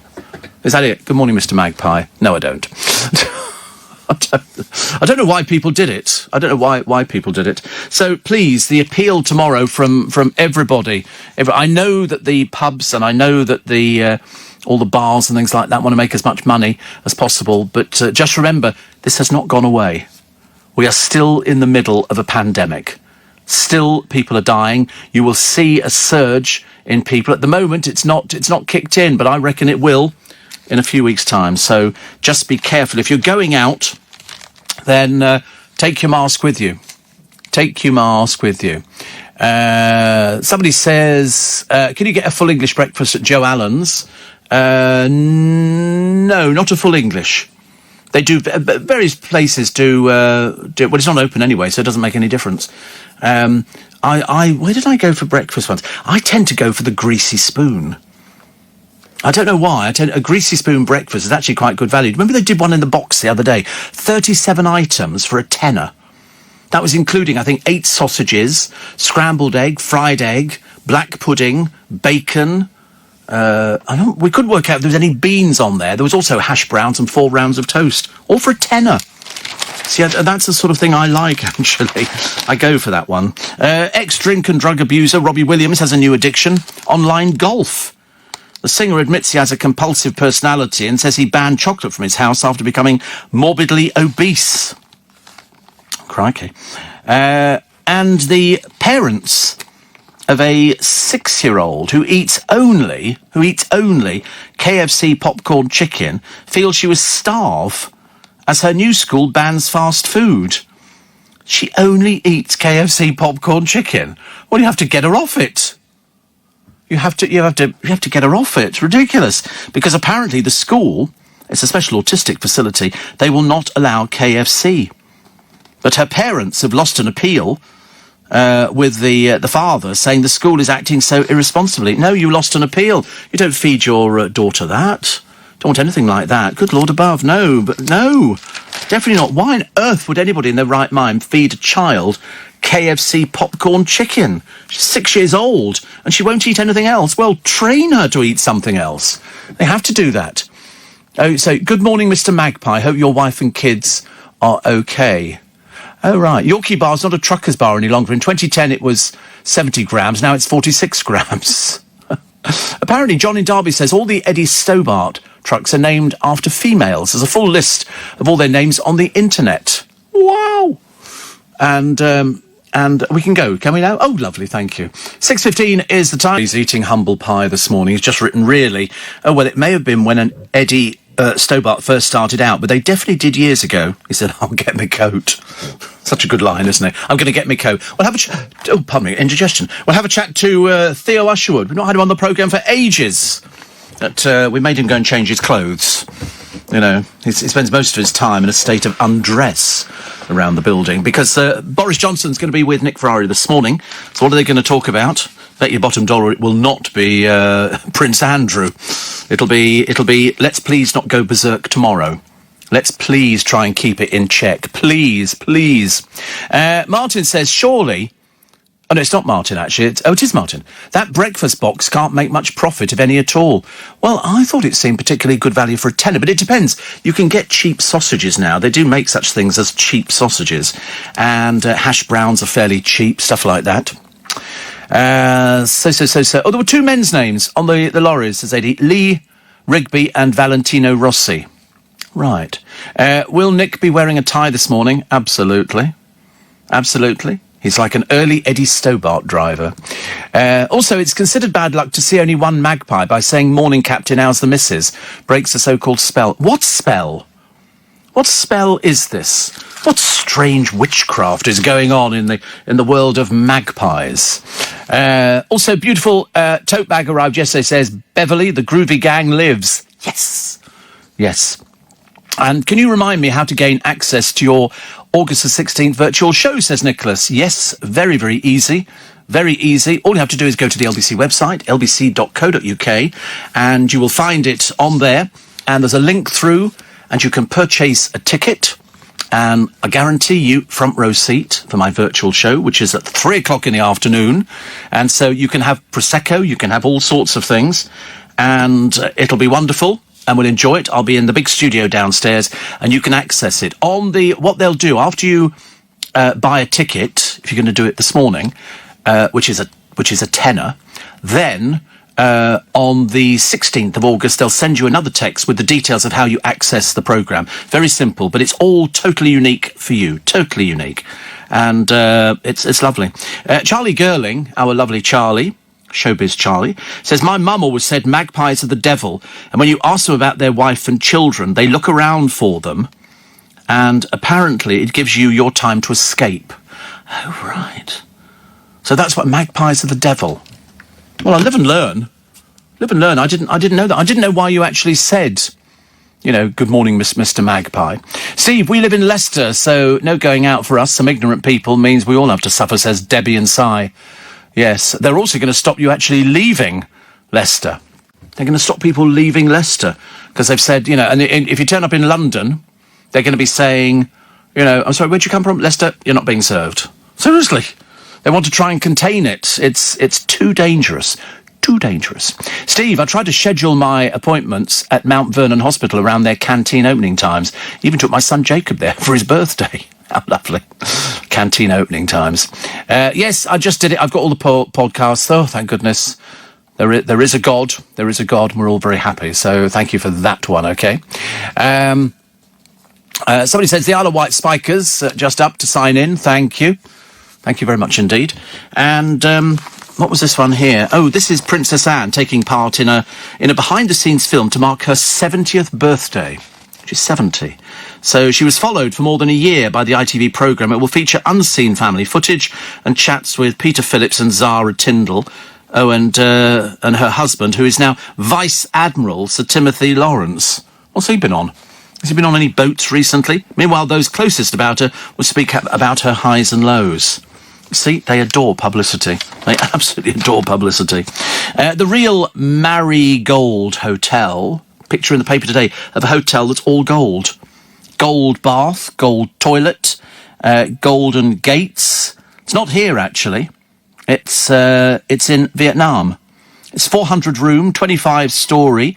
It'll operate under the American Wyndham Hotels brand. Prices start at £250 a night for rooms, or there are apartments to rent costing from £5,200 per square metre. Wow. But it's all gold. Gold basins, gold everything else. I mean, who wants to... Honestly, a place like that sounds disgusting. Not my sort of thing at all. Not my sort of thing. So, what are we doing here? Churchill notes found in a jigsaw. How does this one work? This is an archive collected by Sir Winston Churchill's chauffeur, has been found in a jigsaw box. They've got instructions from number 10 on Sir Winston's whereabouts. The archive almost ended up in a skip when the current owner, who does not want to be named, found it when clearing a relative's house. The documents will be sold at an auction in Derbyshire. Well, that's an interesting thing, isn't it? I like stuff like that. You know me, anything to do with history, I'm all very interested in. Let's have a quick look and see if we can come up with some showbiz stuff, apart from on our Little Bit Extra podcast. Jimmy Doherty is going back to nature once again, the farmer and best pal of Jamie Oliver. explored the inner workings of woodland in Norfolk for his documentary series in 2012. So it's called Jimmy's Forest. How lovely. Jimmy's Forest is returning to Channel 4 for a second series. And there is a programme coming up, and I can't remember for the life of me what it's called. It's about Andrew and Sarah Ferguson. It's on Channel 5 tomorrow, but what's the title of it? It's not going to be very complimentary about them. I warn people now. And I remember thinking, oh, right, what's that one called? So we shall find it. We shall find it because it's on Channel 5. There's quite a number of programmes which are coming up. So it's called, there you go, Fergie and Andrew, the Duke and Duchess of Disaster. I mean, it's really not looking good for him, is it? Not looking good at all. What's interesting is people are talking about Ghislaine Maxwell, you know, who knows everything. I mean, she seriously does know everything. She went out with Epstein. She would know everything. If everything is that we've read in the newspapers about her is true, and she sings like a canary, there's going to be a lot of people, you know, fearful. In the same way that Jeffrey Epstein, I mean, I'm so cynical. I didn't think that there was ever any... I mean, what are the chances? They put somebody in a cell, okay, and then he's found hanged, and yet they've got CCTV cameras on him. The guards happen to take a break at that particular moment. I mean, do me a favour, honestly. Even the Americans didn't buy that guff as well. Alan says it's the irresponsible idiots who will keep spreading this virus, and sadly there are millions of them. Yes. I mean, I fear that you are right. I fear that you are right. But they'll be guarding Ghislaine Maxwell very carefully, I should imagine. Would you not think so? I mean, especially after what happened to the last one. But she would know everything.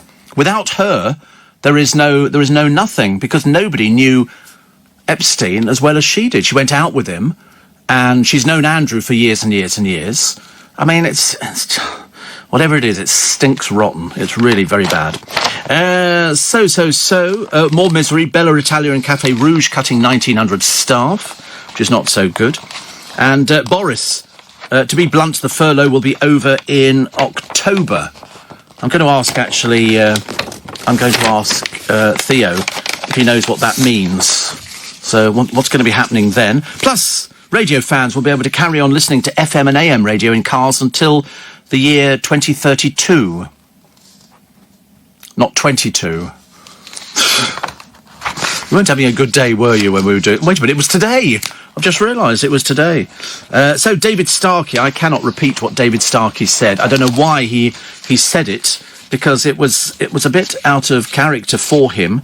He's had to step down. He's offered his resignation to the Mary Rose Trust because he is an expert on Tudor life. You've seen him on the television talking about the Tudors. He knows everything. He's a very intelligent man. So why he made these comments is totally above me, I'm afraid. Also, a story in the paper running today that the Army top brass is full of middle-aged white guys. Middle-aged white guys. And they're wondering why, there aren't any black faces or Asian faces. Well, there are. It's just that there's not as many of them as you would like there to be. Lockdown has made my marriage to Tess even stronger, says Vernon. That'll upset Rhiannon Sugden. Doesn't take much to upset. She'll probably burst into tears when she reads that. And the other one was that David Jason keeps himself happy in lockdown by watching himself in Only Fools and Horses. It'd be like me going home and going, so in my lockdown, I'm listening to old Steve Allen programmes, which wouldn't ever happen. Plus, don't be a wally, take your brolly. Tomorrow it's going to be very, very wet. Chocolate is good for you. And the family dog Alfie makes all the papers today. He's just had an operation because he'd eaten 26 golf balls. How you get a golf ball down your throat, I've got no idea. Also, the man who chopped off his willy has had, why? I don't know, no idea why. I think some people do. He's had it successfully reattached by surgeons. It's nice, isn't it, really? They're very obliging. It's not the first time they've done it. John Wayne Bobbitt was the first person, I think. Well, probably not the first person, but the first one that we knew about. His wife cut it off and threw it out the car window. So they then go to hospital. Don't ask me why. And the surgeon said, OK, and he said, yeah, she cut it off and threw it out the window. And they said, where is it? And he said, well, I don't know. They said, well, go back and find it. So we had to go back and find it. I mean, there might have been loads sitting in that field or something, but anyway, he brings back his, and they reattach it. It's obviously, it's obviously quite a complicated thing to do, but they seem to have done it. And this other bloke did it as well. Susanna Reid has gone to war on little-outs. Oh, I can't bear little-outs. Dirty people, mainly sitting by bus stops. They eat something, they just put the wrapper down on the floor, they leave it there. Cups, bottles, glasses, you name it. And, what was it? Oh, we've had the poem, haven't we? I'm not really sure, actually. I can go through the poetry. Anyway, I really have to find something new. If you've got any suggestions for the poetry, do please let us know, because it's causing great headaches here in the building, because the producer's basically going grey, trying to find things. I mean, without there being death or complete madness, it'd be quite nice to find something out. And don't forget, on the lottery this evening, it's 115 million. Not £140 million, as we've got down here. Honestly, I sometimes wonder whether... do you think it's that Diet Coke? Ever since you had the Diet Coke, you've started writing drivel. Drivel. It's 115 million, which means you could beat Joshua, who's apparently a boxer. 115 million. I could do with 115 million. Oh, do you think of the good you could do? Just think of the happiness you could bring yourself and other people. Be quite nice, wouldn't it, really? And the good news is, as I say, chocolate is good for you. I don't know who said that. Chocolate people, I suppose. So, Theo will have a chat to after the news. But first of all, those news headlines at 6 on LBC. So, good luck. In fact, loads of people have been booking their pubs. Charlie Girling says she's booked. And who else has booked? Joe's booked as well. So, that's what you've got to do. You can't just turn up at a pub. Some pubs you might be able to turn up and queue, but they're going to be very few and far between. Most places, I mean, some pubs don't have a website, so that might be a little bit. But to be honest with you, in this day and age, everybody's got a computer. Everybody's got a computer. I would find it very difficult that they hadn't. Chris says, good luck to anybody trying to book a pub in London tomorrow. And then Anthony says, how are the pubs going to cope with all the chavs that turn up at pubs and get leery when told they can't come in? Well, they're going to have to get leery. That's why they'll have security. Adam says, what stops me booking a table in a pub and then my friend booking a table in the same pub an hour later, meaning I can stay in the pub drinking with my friend? I don't know. You're asking the wrong person. I didn't even know anything about it. But that's what it's going to be. You will not, it's like the hairdressers. You will not be able to turn up to a hairdresser and get a walk-in. If you do, they're breaking the law. You have to be booked in because they want your name and address. And if you don't give it, they won't cut your hair. It's as simple as that. There's very hard and fast rules on the hairdressing. Very hard and fast rules. Steve, so the police don't have a legal right to your name and address, but you have to give it for a pint, says Dell. Well, I mean, to be honest with you, not only a pint, but you don't have to have the 2-hour slot. You might only want to go for an hour. So in theory, you could probably book... Yes, you could do that, couldn't you? You could book 2 or 3 pubs. And just wander from pub to pub. But you can't just turn up. That's going to be the problem. But anyway, I mean, it's going to be absolutely tipping down anyway tomorrow, so it's not going to be the best thing. Mark said east of Reading, they haven't even got computers. Oh, they must have, really. They must have computers, mustn't they? But I've never heard of that. So somebody says go to the supermarket for a 6-pack. I like the idea. Connie said, you can enjoy this year's BBC Proms live in the comfort of your own living room. It's like watching Steve Allen live in the comfort of your living room. So even though we're in the middle of a pandemic, fans will not miss out on the Proms. I know. It is odd times, though, isn't it? That's what I wrote to a friend of mine. So, about 2 hours, and then Boris will be with us live in the studio. First phone-in that he's done since this pandemic. Since the pandemic. Another one says, I've arrived in Essex safely. So, well, you were right, actually. You said it as the end of the programme was coming up. So, well done, you. And interesting. Oh, then I quite like the idea of booking lots of different pubs. Do you have to have 2 hours, or you could just say, 2 hours maximum. 2 hours maximum. So you could say, I'll just coming in for an hour. Then you could go to somewhere else. Because we used to go to a place in Covent Garden, which was just cocktails, and they used to be able to take a booking. This is going back a bit before all this coronavirus pandemic, and then they stopped taking bookings. You had to just turn up. Well, I'm sorry, You know, I'm somebody who lives and works in London. I don't sort of just have to stand outside like some peasant waiting while somebody goes, yes, you can come in and you can go and sit over there. I don't do that tomorrow. I wouldn't be doing it anyway, actually. It wouldn't interest me in the slightest. Julian says you have to give contact details if you're going to church. No, but of course you can't sing hymns, so what's the point? You can do the prayers by yourself at home, can't you? Right, quickly, the Times. 40 countries named safe for holiday travel today. People will be booking holidays because people are desperate to go and sit on a beach.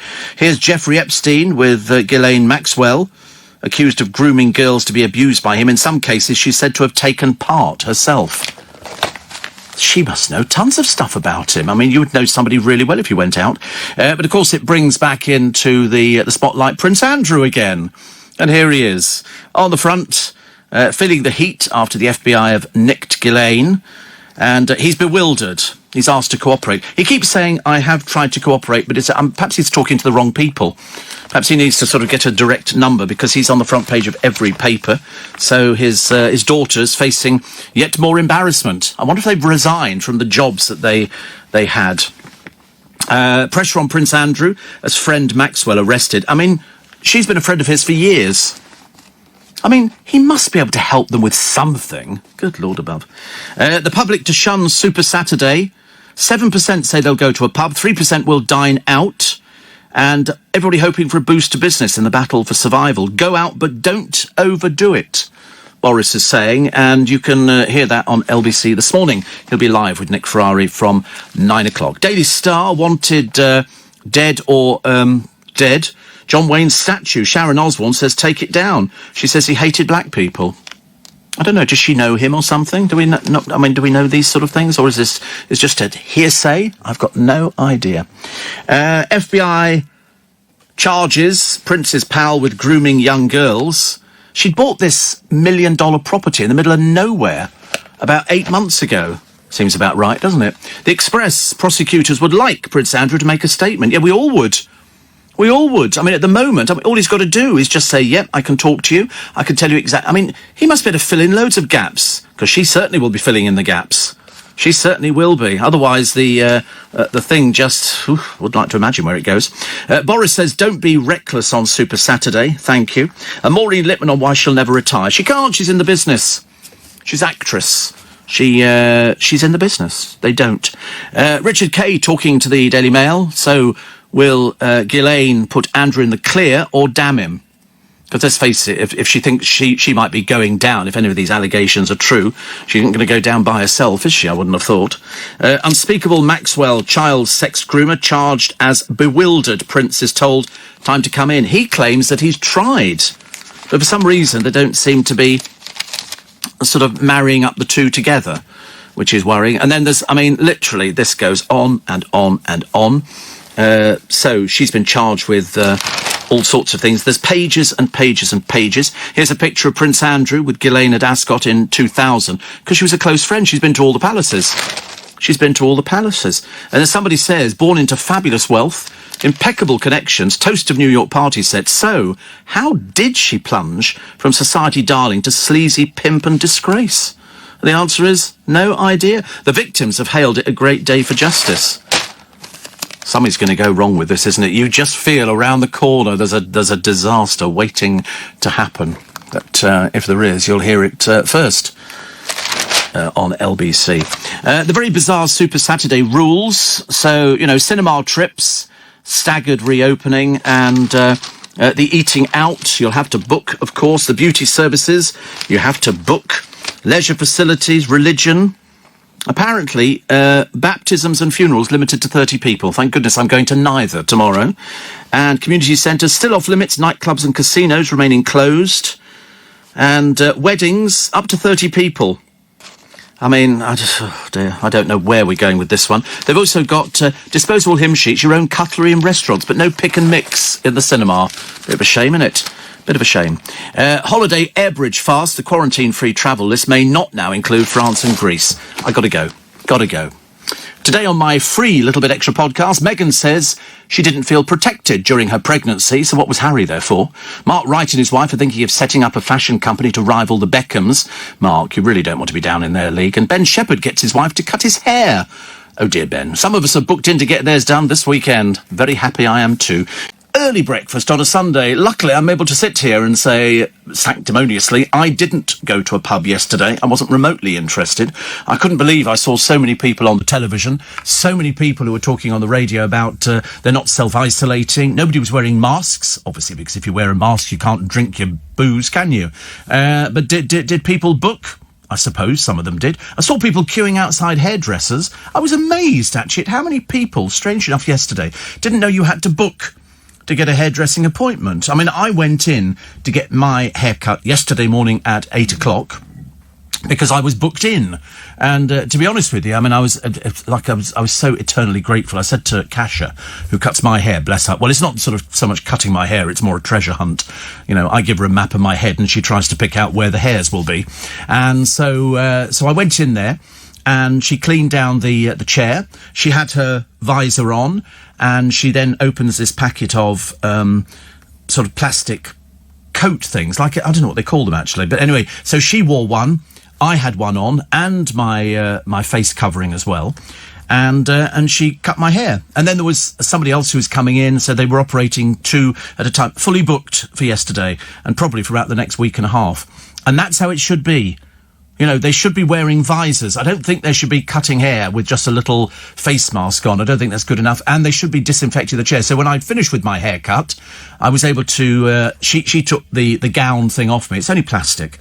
And so it just means that we're sort of staying safe. And takes hers off, throws them away, disinfects the chair. And it was all lovely. But the amount of people who were coming to the door at Michael's salon saying, can you fit in a haircut today? He said, have you booked?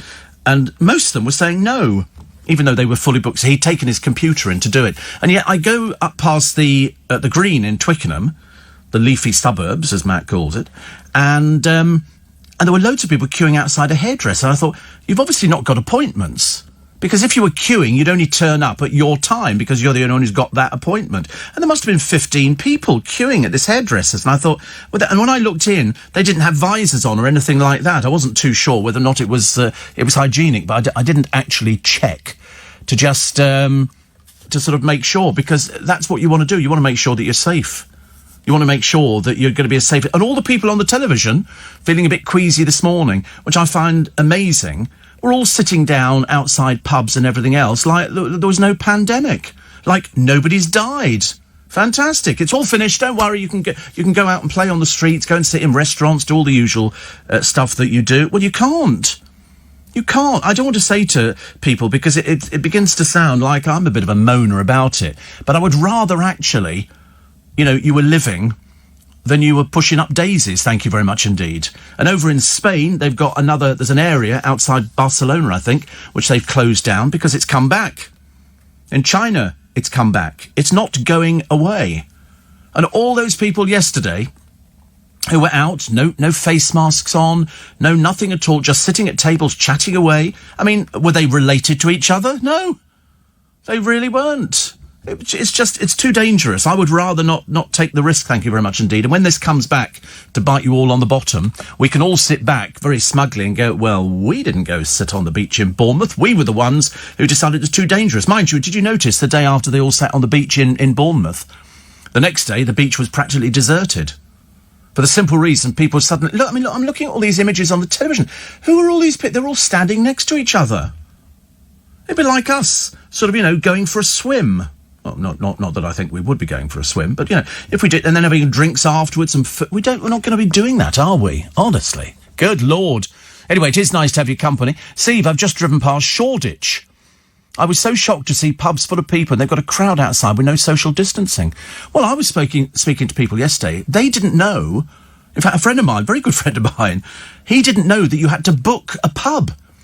I said, no, you have to book a table. When you get there, they will bring the drinks to your table. There's no standing at the bar ordering drinks. I don't know whether it was a good idea or not a good idea. To do it on a Saturday seemed absolute murder as far as I was concerned. Do it on a Monday when not that many people are going to be out there. But apart from that... Oh, and then somebody wrote me a letter the other week. I would get letters. This was an email, which was very sweet. And it was some poor old soul, honestly, who'd obviously read something somewhere. He hadn't heard anything. He was one of those, the snowflake and the curtain twitchers. And he said, apparently you were talking about foxes and shooting them in your garden because they ruin the grass. And I wanted to write back and go, I'm seeking legal advice on this because this is defamation of character. I've said no such thing in my entire life. No such thing at all. So I will be writing back at you. I've decided to take it further. Steve, don't make normal people sound abnormal.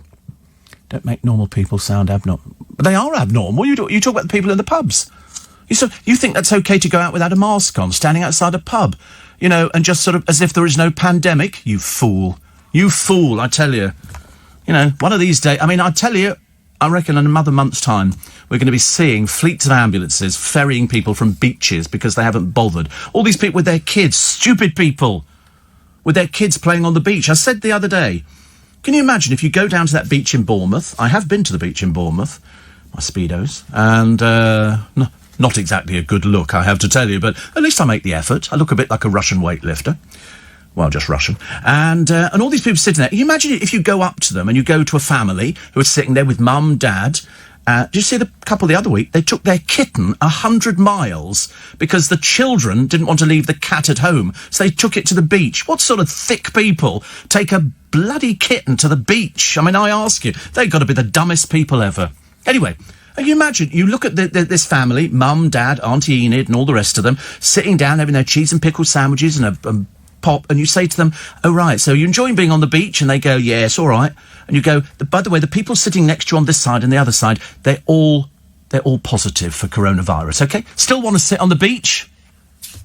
What more can you do to people? You can only tell people, can't you? You can only tell people, don't do it. This is going to come back, and it's going to come back, and there's going to be, it's dreadful. Dreadful. Weird. Seeing the people scattered around a pub in Wandsworth, most looking like they've never experienced a drink before. It's only been 3 months. I didn't understand that. Is there something about a pub that draws you in? Because I'm not particularly fussed about it. I can have a drink at home. I can, sit on the patio and have a drink if I really want to drink. I don't feel the urge to go to a pub. Are these people deprived of something? Are they missing something? Like a brain. Let's go to the pub with people we don't know. Let's not bother social distancing. When you go into the pub, did you notice the people wearing masks, standing behind the bar, basically with shotguns saying, don't come any closer? Did you notice them? There's a reason. They want to live. Dreadful, isn't it? The good news is, if there is good news today, and there's 2 bits of good news. First of all, the tote bags have started arriving, which I'm very pleased about. Loads of people sending me photographs of their tote bags and very happy. And Jonathan Shallett sent in a picture and said this is my proud possession. And, of course, printed on both sides. Limited edition, you can't get it anymore, but they've started sending them all out. So if you haven't got yours, they are being sent out, even as I speak. There are people sticking it in a jiffy bag and licking a stamp, putting the stamp on there and everything else. So that's good. So they will hopefully all be out by the end of this week. Joe Allen's had a fantastic night last night. Lindsay and Caterham said it was such a great night. So glad to support. Well done for bringing it to our attention, because it's my favourite restaurant, and they decided, because they're known as a showbiz restaurant, because lots of people in showbiz go there. I'm in showbiz, I go there, and loads of people go. Seriously, it's you go for the atmosphere and because it's nice, but because they're not open at the moment, they wanted to do something. So they teamed up with a company of players. They had a ventriloquist on, a drag compere. They had cocktail mixing and everything else. And you could watch it on YouTube for free. If you wanted to make a donation, you could make a donation. And they did a 50-minute show. So well done to Kathy and all the people who supported that yesterday. And we talked to Kathy the other week on the programme, and that was really nice. Really nice. So we were glad to do something. But next year, you're going to be seeing theatres closing. They cannot survive. Pantomime is the time that they start making their money in. And none bigger, I think, than the Palladium pantomime. They haven't officially said that they're not going to run it, but it's looking a bit tenuous. In fact, the whole of Christmas is looking a bit tenuous. When I went down to my brother's yesterday, and we were sort of talking about Christmas, and I said, I don't know what we're going to do for Christmas. He said, perhaps we'll eat in the garden. I mean, you know, wind and the rain lashing down, and here's us struggling through some sprouts and a roast potato. I'm not sure whether or not it'd be better off if we just got a paddling pool and just sort of paddled our way out of the garden. Because normally, as you know, I have 3 Christmas dinners every year. I have one in Joe Allen's, I have one at my brother and family's place, and then another one at my godchildren's place. And it's a bit of a competition between all of them every year as to who can get the crispiest roast potatoes. I do not want anything that looks soggy. And for that, you can include Brussels sprouts. It's got to be crispy roast potatoes. And last year, both of them were fantastic. In fact, I can see those little roast potatoes. I don't want anything big and chunky, which is surprising. So if you listen to this programme for any length of time, you'd think that's what I'd be going for, but I don't. I want small, and so you're all right there, aren't you, Alex? And so that'd be quite nice. Yeah, just little roast potatoes and a bit of turkey, the little pig blanket thing and stuff like that. Although I'm not sure we should be having pigs in blankets, should we? Because there's another strain of coronavirus coming in from pigs. That's all I need, honestly. I don't know why it would be like that, but this thing multiplies. It learns very quickly. It's a bit like a cancer, except it's a virus, but we never found a cure for the common cold, for flu, nothing. They even closed down some years ago the Common Cold Research Centre. You know, people used to go there on holiday. Perfectly sensible, normal, barking mad people. And they would go to this Common Cold Research unit and they would inject you with a cold. And so you sit there, and within like a few hours, also you couldn't speak or anything. It was because you had a cold, and people would take books and read. You got paid for it.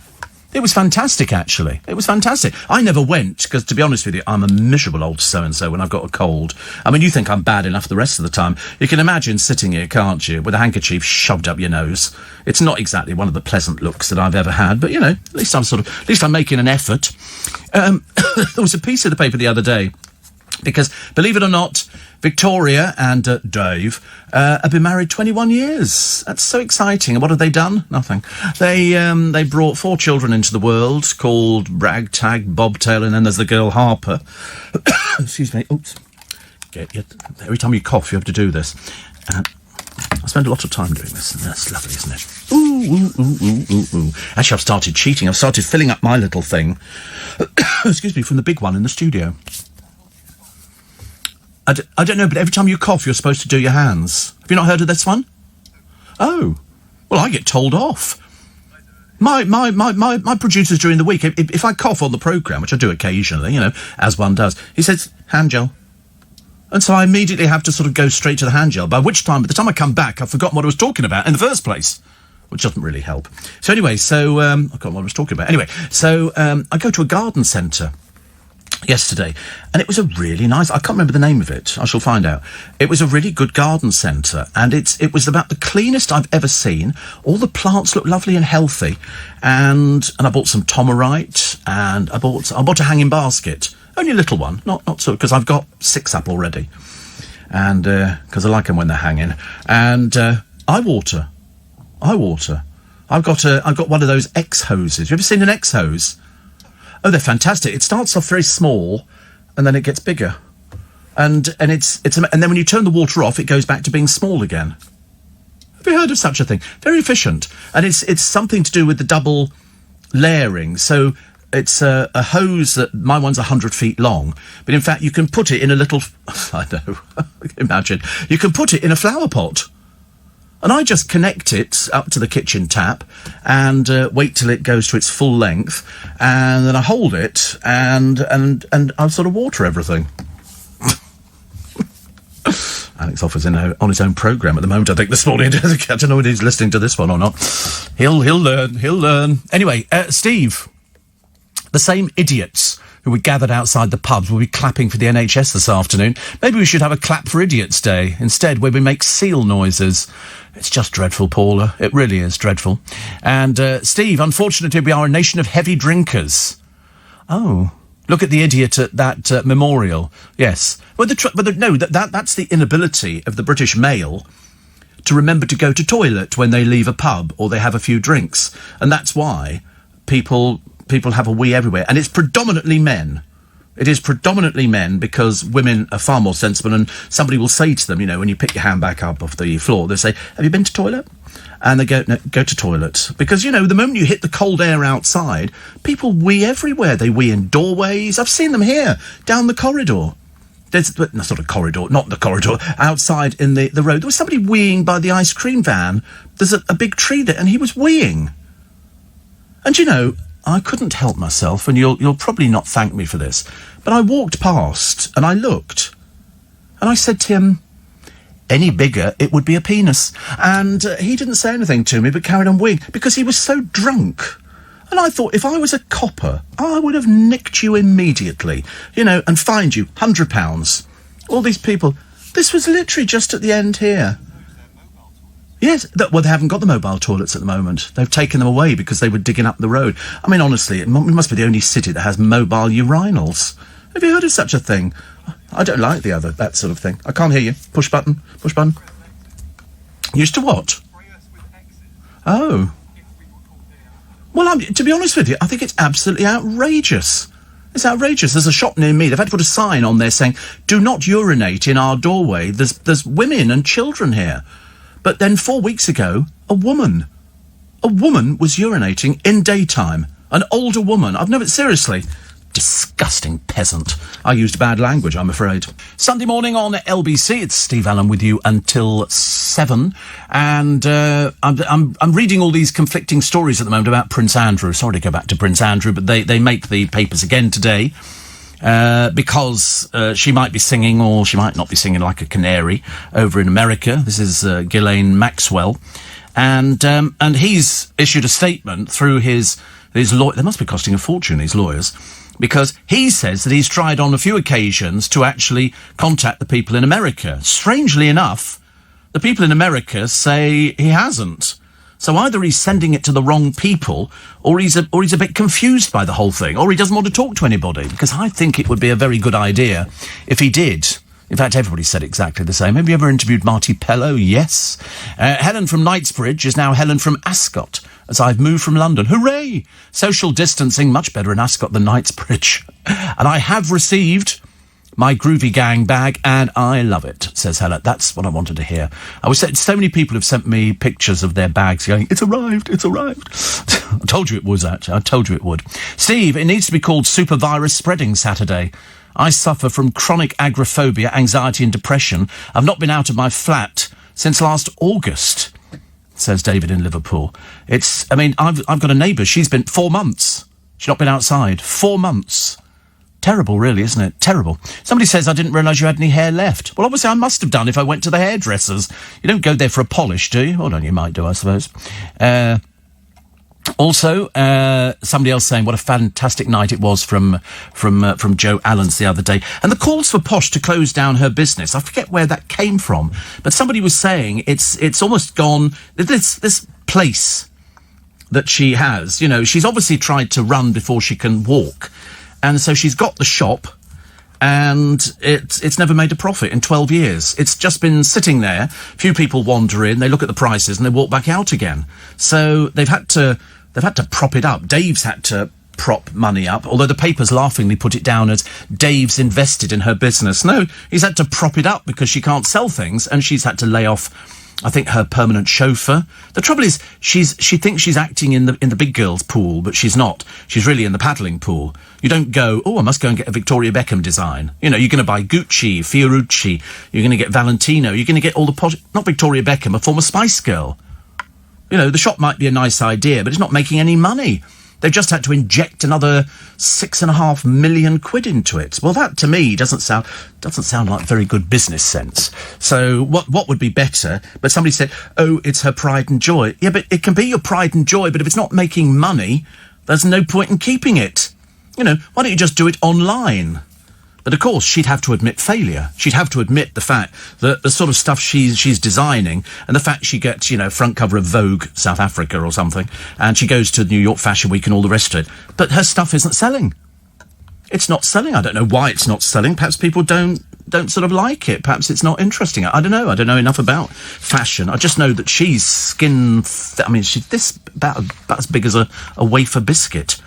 And you know, and it's a little bit of a worry, really. Little bit of a worry when they're going to keep it going, presumably for another year. But eventually, she'll probably say, "Oh, because of the pandemic, we had to close the business." I don't think it was that at all. It was doing bad. Let's face it, it's been doing badly for 12 years. 12 years. Steve, I went to the pantomime at the Palladium. It was fantastic. Last Christmas. Sarah says, "Do you know if they did a DVD?" No, they don't do DVDs. None of them do DVDs. Nothing at all. And I'd love to see it again. Yes, well, it's very good. Well, the one this year promises to be very good, and it's a case of will they be opening, and I don't think they're going to do pantomime this year. Cameron McIntosh has said that most of his shows are going to be furloughed until next year. When next year, we don't know. We have no idea at all, so I'm slightly worried about it, because all those people who rely on pantomime to survive, and it's not just the actors on stage and the comedians and the singers and the dancers and everything else. It's people who might not have worked all year. And now all of a sudden they're in that terrible situation of not having any money coming in over Christmas. And the one thing you can always do is you can go to the bank after they've written to you saying, "Oh, would you like to know that you're overdrawn?" You go, "Well, I thought I might be, but I'd rather you didn't tell me." And then they end up with sort of huge overdrafts, which have got to be paid back at some time. But if your main source of income was going to be pantomime, or any one of the seaside shows, or any one of the theatrical productions in London, you're completely up a gum tree. I mean, it's a terrible situation for so many people. Somebody sent me a huge list of all of those people who are not working in theatre, and it's caterers, the ice cream manufacturers, the bar staff, the cleaners, front of house, backstage. I mean, everything. It's a cast list of thousands. I was told that theatres need to take in 60% just to break even. Well, how are you going to do that if we're all sort of socially distancing? So every other chair gets taken out. I've seen the pictures in the papers today of churches which they've taken all the pews out. You've just got an empty space with a few people dotted around, but you can't sing a hymn. You cannot say. The one we want to sing is "Oh God, our help in ages past," I think. Hardly we plough the fields and scatter, is it? But it's a nice idea. And they've said today in the papers, perhaps we can hum. I mean, who are you going to hear humming? It's going to sound quite pretty, actually. I've suddenly worked out. I think that's quite musical, actually, for me on a Sunday morning. Mind you, you are listening to the only presenter who freely listens to CDs of hymns in the car. I've got loads of them. I've just bought one from the Huddersfield Choral Society, because they do big orchestra, the whole caboodle chucked in, and I drive down singing at the top of my voice. Because you know all the words. I don't know how we know all the words, because I've not sung hymns really, not since I was in Sunday school. But I seem to know all the words to all the hymns. There's only a few that I don't know, and I sing them. Does that make me an odd person? Mind you, I do the same with Christmas carols. I'm equally bad at Christmas carols. I've got CDs of Christmas carols where I sing the descant. I mean, it's that bad. So when they sort of do, because you get a good descant in Hark the Herald Angels Sing, there's a very good descant piece in that. And it's only because I was in a brass band when I was at school, and I learnt to play the descant then, and then I sang it in the little school choir. 2 and 6 a week. Swine never even paid us. Never paid. The vicar would say, "You get extra for a wedding." Yeah, never saw that money. I should go back there, actually, and complain to the church. My church is still there. It used to look so big when I was little. Now it looks so little, because I'm bigger. And it's perched on a hill, and it's really lovely, actually. It's ever such a pretty church, but small. It's so small. What's the matter with you? Where's the church? It's in a place called Whitford, in Essex. It's very near Chelmsford. We're very near where Marconi did radio, and which probably some reason for that. And it's a tiny little church. Used to be next to a pub, then I think it became an Indian restaurant, and then it's a Harvester or something. I don't know, can't remember. Anyway, at the moment it's closed. But the little church was there, little graveyard. It was so pretty. Seriously. Years ago it would have had cattle wandering around it or something, but quite nice. Today is National Orgasm Day, and the reason I'm telling you that is because you can get yourself depressed. Okay, there you go. That's why. I don't know why it is, it just is. Last week the papers were worrying about the G-spot. Well, I don't know what they're worrying about that for. I haven't found A, B, C, D, E and F. The very idea that all of a sudden they go, "Oh, we can't find the G-spot," and I'm thinking, well, I haven't done half the letters of the alphabet at all. Did you see? Oh, you missed a bit the other day. They do this goggle box, and it was Maureen Lipman and Giles Brandreth, and she left the room when they showed Naked Attraction. I mean, I have to be honest, there's some really ugly people on it. I mean, seriously, the sort of people who shouldn't be taking their clothes off on television. I could pick the people to go on television. You only want attractive people. There's no... I mean, some of them are just awful. They must be total exhibitionists. They obviously sort of think that they're going to go on television and people are going to go, that's the person I want to go out with. Whereas I sit there cringing, thinking, if it was that small, why are you on television? What are you doing there? But we have a fatal attraction for it. It's a bit odd, isn't it? It's kind of pushed the boundaries of television a little bit further than we ever wanted it to go. But they've just recommissioned. They've recommissioned another series of it. There must be a whole raft of people who are willing to get their kit off on television. You're not going to do it, are you, Alex? You're not going to... No. Well, I should ask, just in case. Why would you want to do it? I don't know why. And some people are tattooed and pierced and terrible things. And the camera always does a close-up. And then the woman presenting it, she'll go, so what do you like about his willy? And they go, oh, it looks all right. And you think, why would you do... But some of them have got normal jobs. Some of them have got jobs like so-and-so. This is Patricia. Patricia works in a veterinary surgery. I thought, no, after this she doesn't. Not... Yeah, you've got to go back to the job and people would go, did we see you on Naked Attraction? You go, yes. And did you get picked? No. Unbelievable, isn't it? I mean, it really is. It's unbelievable. Oh, Gary Kemp is pleading with Tony Hadley to go and sing. They want to reunite Spandau Ballet. And Tony Hadley said, no, thank you. He's not interested. And so what's going to happen there? I've got no idea. Because Tony's sort of moved on, and he's quite adamant he doesn't want to go back. It's a shame, really, because I hope that he would go back there, because Spandau Ballet is only Spandau Ballet with Tony Hadley. I went to see them. They turned up in... where did they turn up in? They turned up in Vienna, actually. I interviewed them years and years ago. And another group, Duran. They were very good, weren't they? Her name is Rio, and they were very good. You ready now? Can I take a break now? Oh, good. So we're playing it by ear this morning, OK? Just sort of bear with us. Just bear with us. There might be one or two little gremlins, the computers, having a mare of a day. So let's take a short break, shall we? And we'll have the... You won't find a better programme anywhere on the radio at this time. It's the only way to start the day, isn't it? If you went out last night, and you're probably lying there going, oh, my head, never do that again. Because you had to book. It's a shame that people did abuse it, even after Boris appeared with Nick on Friday, saying, please don't sort of abuse the situation, and people did. People did. Ray says, Steve, watching Naked Attractions put me off Men for Life. Not at all surprised. That's one thing, actually, unless you're a model or a fitness instructor, men naked do not look particularly good. You know, it just doesn't look right, does it? But mind you, it seems to attract an audience. Steve, did you go and see Charlie Drake and Jim Davidson in Cinderella? I didn't, actually. It was Cinderella with an S, wasn't it? As in sin. Graham says it should be known as D-Day, Drunks Day, or VE Day, Virus in England Day. Yeah. I did see the programme, thank you. The making of a Bentley. They were sort of showing... You know, how they make luxury cars, and you can have anything done to them. You know, so if you want wheels that are gold-plated, you can have gold-plated wheels. And there was a few men on there who had bought a few cars, and then they went to watch them being made. It was amazing, actually. They watched somebody making, can't remember what it's called now, a Morgan, I think. And it seems to be wood, with then aluminium stretched over it for lightness, and it looked quite nice, but I mean... It didn't appeal to me in the slightest. I preferred all the other... I wasn't interested in the Lamborghinis, but they had all these sort of flash blokes who wanted to go on television and go, yeah, I'll buy Lamborghinis, you know. And, I just spent 200,000 on which new... Because I wanted to change my car, and I looked at this new Bentley, the new... I think it's called Bottego or something. And I've seen one I quite like. It's just a little bit too expensive. But it is quite nice, because I quite fancy being high up, because mine's actually quite low on the ground, so I mean it's not as low as some cars, but it's quite nice. It's quite nice. A bit dirty at the moment. Drove down in rain yesterday, but never mind.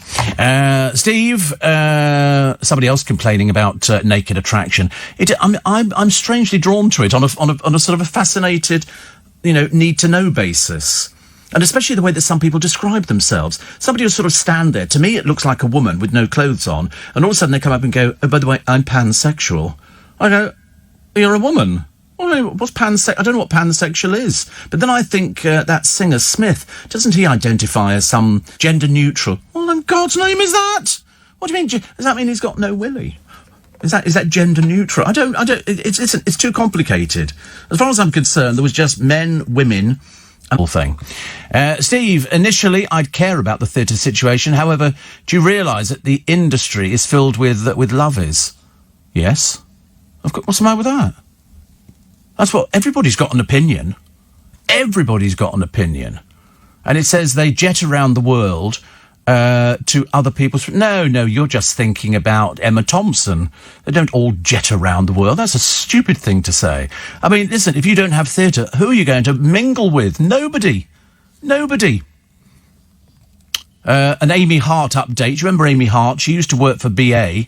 Now she doesn't, because she went on Love Island. That was the one who spent most of her time crying because one of the blokes on there went out with her and suddenly realised she was so blooming boring. And he ditched her and then she went sobbing away. Now she's got a column somewhere. I think it's in The Guardian, but I mean, it's not really going very well. But she is, she treats you to her political advice, which is limited to say the least, and also how to survive fame. She's telling you how to survive, like, she's an expert on fame. She's been on Love Island, and you know that on Love Island, the only clothes that they have are bikinis. They don't have any other clothes to wear. They might as well go on Naked Attraction. Cut out the middleman. So much easier. 84850 steve@lbc.co.uk. And another one here, which says apparently Prince Andrew's daughters are moving to Italy.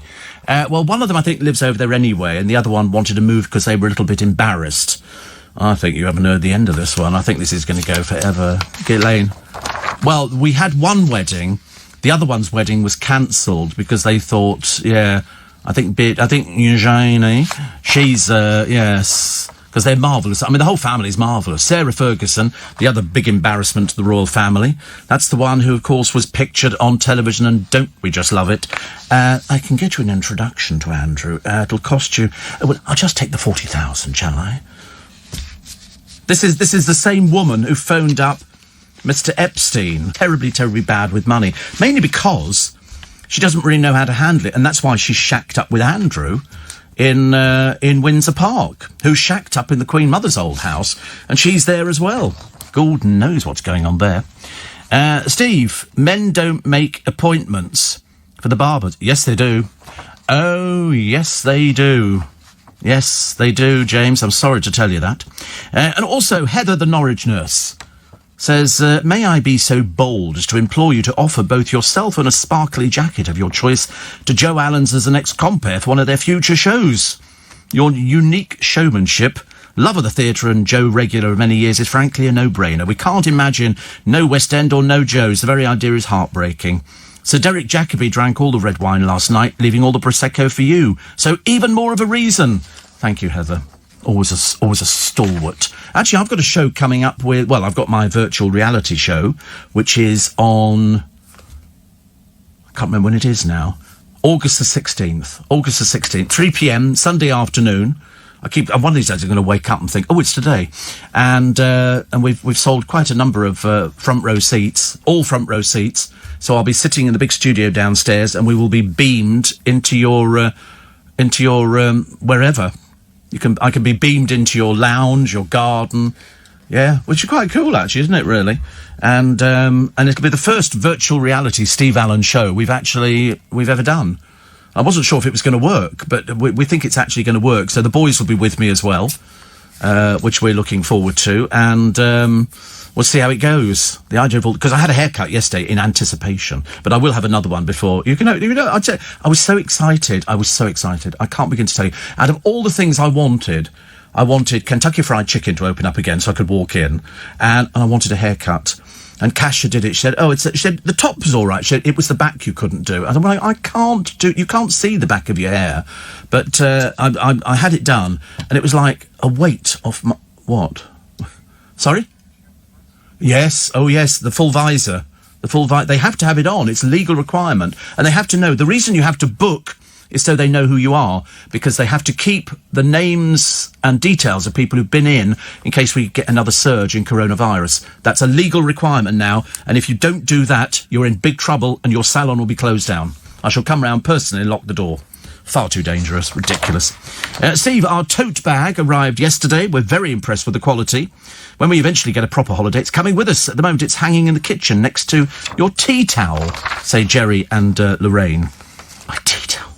We still don't know what to do for next year. Believe it or not, I'm worrying about that already.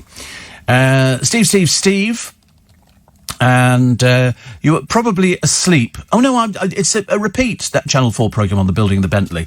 I've already seen it. It was on last week. It's quite long. And they were showing you the interior and all the colours you can have and all the rest of it. I mean, I did think about sort of changing the colour. And why bother? The colour I've got is actually quite nice. The trouble is, when it rains, it looks lovely. And then because the rain's dirty, so it ends up looking like it's got a sort of dust all over it. It's very annoying, very annoying. And I haven't been to the car wash because it rained the other day. I normally go to the car wash and sort of 15,000 people jump onto it and start hoovering and doing all the rest of it. And that's always quite nice when I sort of come out of there. I think, oh, it looks lovely and shiny. But on my car, I don't know if it's the same with your car, you've got to take the water out of the wing mirrors, and from underneath the car I've got an extra bit that drops down onto the road, because the water there, when you drive along, it will all come up and go all over the car again, and it makes it dirty.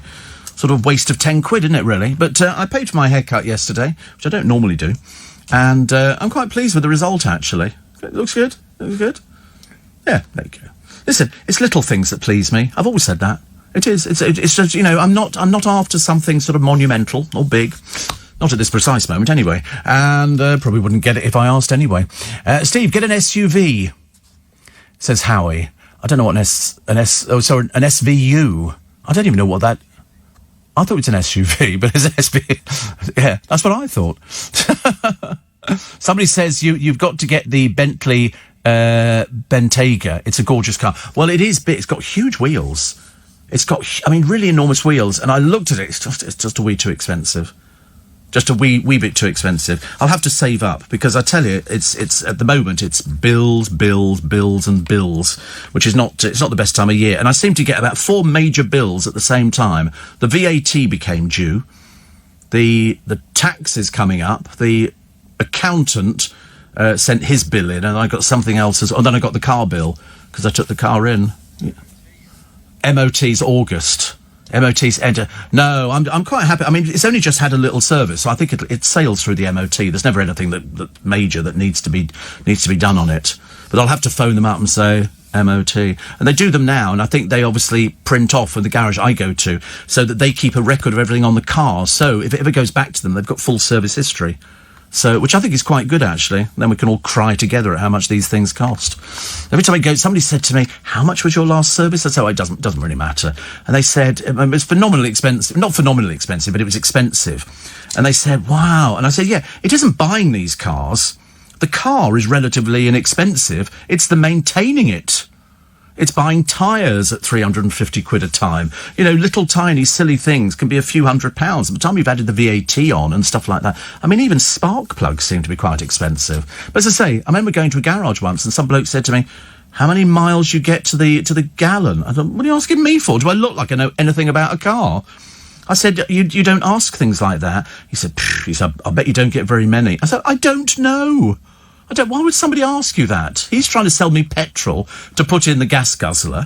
But you put exactly the same in as you would if you were driving a BMW or a Mercedes. It's the same sort of thing. I think people think they've got twin tanks or something. It would be cheaper, actually, to drink the blooming stuff and sort of take the bus. You've seen the Channel 5 documentary on Fergie and Andrew? I can't remember what it's called. There's a name for it, isn't it? Something Sarah and Andrew, biggest embarrassment or something. It was, whatever it was... That's right, the Duke and Duchess of Disaster.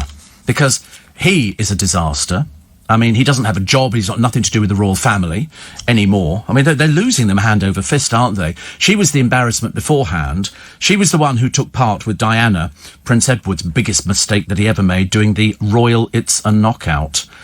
And that was absolutely... Because It's a Knockout in this country was a sensational programme with Stuart Hall and Eddie Waring, I think it was. Then we don't talk about Stuart Hall anymore. And it was people, I think it came from abroad. I think it was Jeux Sans Frontières or something. And they had people in suits and falling over, and it was brilliant. And then Edward decided he'd do one with members of the royal family. So they got all these people together, and it was, Sarah Ferguson, Andrew, Edward, who had a sort of a doublet and hose thing on. It was really embarrassing. And all the journalists were down there. And so Edward came in and went, so what did you think? And they went, and he went, well, thanks very much. He got very stroppy about the whole thing. But it was basically Sarah Ferguson sort of, running down with sort of big dresses on, and Diana was doing it. I mean, probably for them, it was probably great fun. For the rest of us who've seen television for years, it was the biggest pile of rubbish we've ever seen. And that was only the beginning. Sarah Ferguson, whose father, Major Ron, unfortunately used to frequent massage parlours. And we all remember at the time he used to go, really? And then he was really ill, so we weren't sure if he could walk her down the aisle, but he managed to do that, so that was okay. And Diana, as I say, the only one who people, the public adored Diana. I don't think the royal family liked her at all, but they don't seem to like anybody coming in from outside. I think because it spoils it. And I'm still of the opinion, I might be totally wrong, I think Meghan and Harry's marriage ain't going to run the distance. I've just got a feeling. It's at the moment, they don't know what to do. He doesn't have any friends in America at all, apart from, I think Liza Minnelli said she wanted to talk to him. I mean, seriously, you'd make sure the door was double locked that day, and you were on the inside. Don't want her knocking on the door. Hi, what good is sitting alone in your room? Yeah, thank you, lovely. Go back. Life is a cabaret, old chum. Because the trouble is, Harry doesn't know where to go. He's a bit like a fish out of water. He's not a great orator. All they have to do in the royal family, can you do a 3-minute speech? Somebody will write it for you and just go, thank you very much indeed. And I'm going to kick a football around with some people, and that's it. If you're going to go on the circuit, you're dealing with presidents of the United States. The Obamas are on the books of this same company. I mean, what are they going to... Perhaps he'll do a song and dance act, a bit of juggling. He's got to do something. They think they're going to be self-sufficient. I'm telling you, they're not.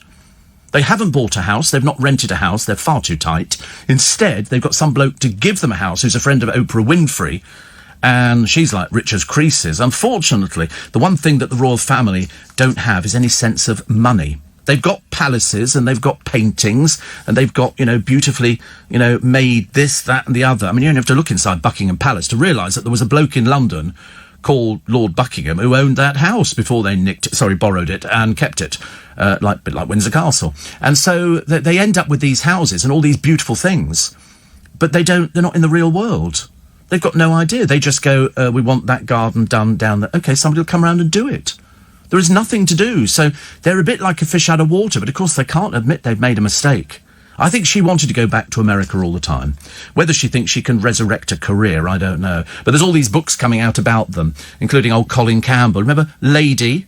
Not really a lady, is she, at all? And she's written a book about them, claiming she knows all the inside gossip. I think it's pure guesswork on what people said to each other, because she got it completely wrong when she claimed that Charles had said, basically, go away and all the rest of it. And the Daily Mirror brought a lip reader in, and discovered he didn't say anything like that at all. He said, listen, we're actually going to go, and we'll see you a bit later.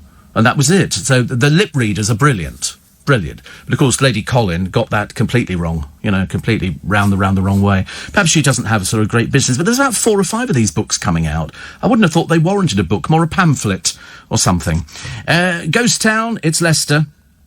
And holidays still in chaos as the flights face being axed, which is not good at all. Also, the Heathrow staff have vowed to shut the airport with strikes because they've been asked to take pay cuts of up to about 35%. Well, that's really going to help the situation, isn't it? So not only will there not be planes there, but you won't be able to go to the airport as well.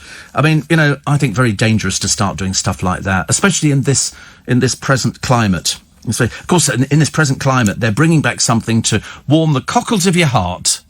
The good news is, if you consider it good news, that Baywatch could be coming back. Yes, you can watch women with jiggling bosoms running up and down the beach trying to save people who are drowning in the sea. It's all very exciting. Why they're bringing it back, I've got no idea. But it did launch the career of Pamela Anderson. Pamela Anderson, who sort of, they went, she used to visit Julian Assange. Do you remember? She used to go round to the Ecuador, and you think, what on earth have they got in common? And then somebody said she's living in a trailer park now. Where do these people put all their money? I mean, you know, if you've earned good money in American television, I'm led to believe, I think the Friends cast were on $1 million an episode. $1 million. It's like there's that bloke who's on The Big Bang Theory, who I can't remember his name is, but I mean, he's earning a fortune for doing it, an absolute fortune, and he's very clever. He's very clever. He came out a short while ago. Everybody's doing it now. Is it the bloke who plays Sheldon? Jim Parsons. I mean, it's such a clever programme. It goes above my head, but I love every minute of it. I think, except there's one girl in there. She's got a little high-pitched voice like that, and I can't work out whether that's her real voice or she's put it on. You know? So I was saying to you, Sheldon, the other day, can't we go out for in a car ride? And sometimes you have to strain to hear what she's saying. It's Joe Pasquale all over again. It's hilarious. Hilarious. Oh, Bernie Ecclestone says he wants to be a father again. Oh, my God. Not sure about that. He's 89. I mean, I hope this kiddie's up and running around before he sort of departs and goes and sits on a cloud somewhere. He's 89. I mean, I don't think people should have children at 89. Not really. Not when, you know, at what age do you start playing ball in the garden? Probably about 5 or 6. Well, I mean, he's going to be quite old by that time, isn't he? He's going to be over the, you know, be sort of middle 90s. Not many of us get to middle 90s. I'm not that I'm middle 90s, and I'm not sort of bothered by it at all. Oh yes, you now can't say, estate agents change, you can't call it the master bedroom. They used to go around the house and say, this is your spare bedroom, this is your master bedroom. Now, because apparently it's got links to slavery, who'd have thought? Never even thought about it. Never even crossed my mind. But I can't remember what I used to call it. I thought we called it the main bedroom. That's what I thought we called it, or in my case, mum and dad's. But I don't remember calling it the master bedroom. Perhaps they do in sort of estate agents speak. It's very odd, isn't it? I mean, all these different things that you can't say and you can't do. Also, Colleen and Rebecca Vardy. Oh, what a bore they both are. They're arguing over, did you leak this story to the press? No, I didn't. Yes, you did. No, I didn't. Yes, you did. Where's the lawyers? So they've called in lawyers, and then the papers are full today. Obviously, Becky Vardy's got a new agent or something, saying, you know, they're really interested in getting her side of the story. Nobody's interested in her. Let's not mess around here. They're just two silly, silly people. I mean, the worst thing is that poor old Jamie Vardy going to have to cough up for this one. This could be £500,000. £500,000. The only people who benefit are going to be the lawyers. And all it is Colleen, the one who's married to the other one, and who likes older women, and because it was well documented, and she's saying that she deliberately leaked stuff, but the only person who had access to her account was Rebecca Vardy. Rebecca Vardy said, no, other people have got access to my accounts. I mean, I see it as a no-brainer. I really see it as a no-brainer. Why don't they just sort of agree to sort of disagree and give £1 million to the NHS? And that way, everybody's happy. Do something decent. Stop messing around. Because we know that Colleen's got her own money, because she had her own career, she's done fashion shoots and all the rest of it. Rebecca Vardy hardly gets any work at all, you know. So, you know, it's going to have to come out of the husband's pocket. And that could be £500,000 each, if not more. And all because somebody said something happened and somebody said, no, it didn't. What? I mean, how do you prove that? I don't know how you prove it. But I'm sure they'll think of something. Steve, Diana was not part of the Royal It's a Knockout. Are you sure? I thought she was, actually. I thought she was. Alongside Prince Edward and the Duke and Duchess of York. The embarrassments. Nick says, as a former showbiz writer, I had an invite to the Cinderella after party, and it's a royal knockout. Interesting times. God, I remember somebody who...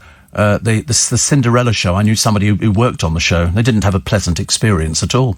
Steve, my car, a Mercedes, had a service on Friday. I don't pay because I've got a service plan. You pay £26 a month and that covers it every year. They give you a printout of what's been done, and on the back of the page it's a printout every service of its life, says Sandy. Really, I don't think £26 a month would cover my car. I really don't. 12 twos are 20... No, nowhere near. Nowhere near. You have to go a long way down. That must be linked into an insurance policy, then. I can't think of any other way that it would manage it. Anyway, listen, we'll have to take a short break for the news at 6 o'clock.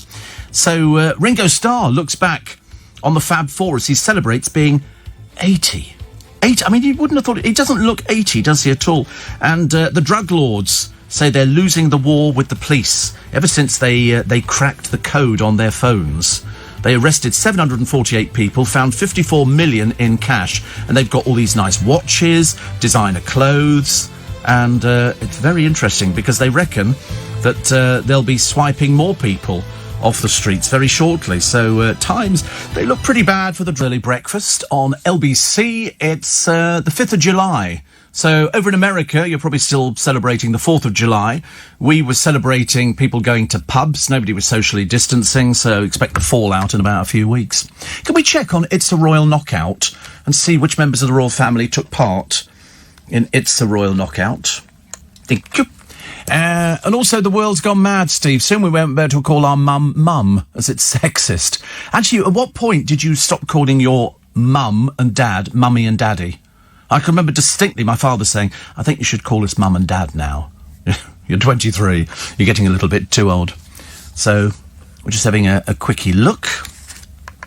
See if we can find out who did this. Somebody says, why are you buying Tomorite unless you're growing tomatoes, says Patrick. Oh, you can't be that naive, surely.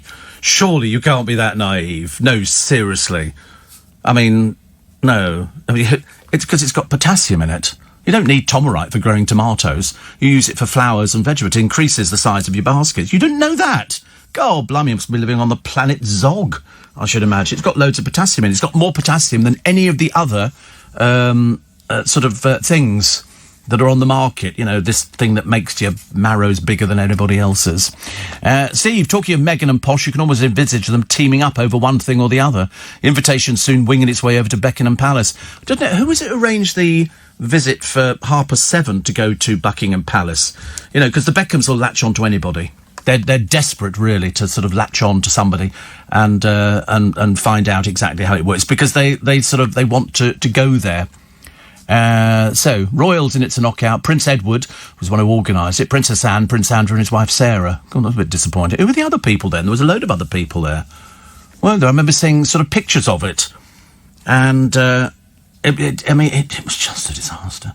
It was the worst bit of publicity. But the trouble is, they've always been like that in the royal family, because nobody ever tells them off. If Prince Charles tells a joke, then everybody's going to laugh uproariously because they think it's funny. So if he was out in the real world, it wouldn't be very funny at all.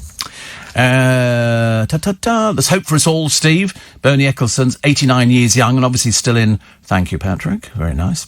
And Steve, Nick. Oh, so we've done that one, haven't we? So the career of Pamela Anderson, actually, and her. Well, in fact, that was the whole thing. It was. When you look at it, it's actually quite sexist. She's running up and down the beach in her bikini, and the cameraman is focusing on her breast. It's not focusing on her at all. It's just basically sexist rubbish. It's awful. It's absolutely awful. And they're going to bring it back. Why don't they bring it back and make some of the girls go, excuse me, I'm not going to be filmed with my breast jiggling up and down. Ridiculous, isn't it? It's like saying, you know, on the Steve Allen show, everybody's got to turn up in lederhosen or something like that. Really. Steve, the lovely folks on the original Spikers Facebook group have been sharing their joy at receiving their tote bags. And there were 2 parcels from me yesterday, and I excitedly opened them, looking forward to posting. Yee, got mine too. Crushing disappointment, the parcels were blooming disposable face masks, says Hannah. Oh, don't worry, it'll be on its way. It'll be on its way. Andrew says the day finally came and I got my haircuts, made me very happy, but links in well to your conversation about naked attraction, because I now feel naked and I can notice it's very windy on my neck. It is. There's another. You need a haircut. You tried to get, you couldn't get an appointment. No, I know. Seriously, it was so busy. I mean, give it a few days, it'll be fine. Or maybe 3 weeks, yes. But you want to see Corey? I mean, his hair is terrible. I mean, honestly, he puts his head down like that. It's down to his nose, his hair. Oh, I hate it. Hate it. I've told him, you smarten yourself up or you're looking for another show. I said it's as simple as that. Dave says, I feel empathy for people getting a banger. If you can afford it, a new car is the way forward, says David in Hampshire. Is Phil awake yet? No, God knows. You see, I've had bangers in my life. I've had sort of cars that have been held together by the rust.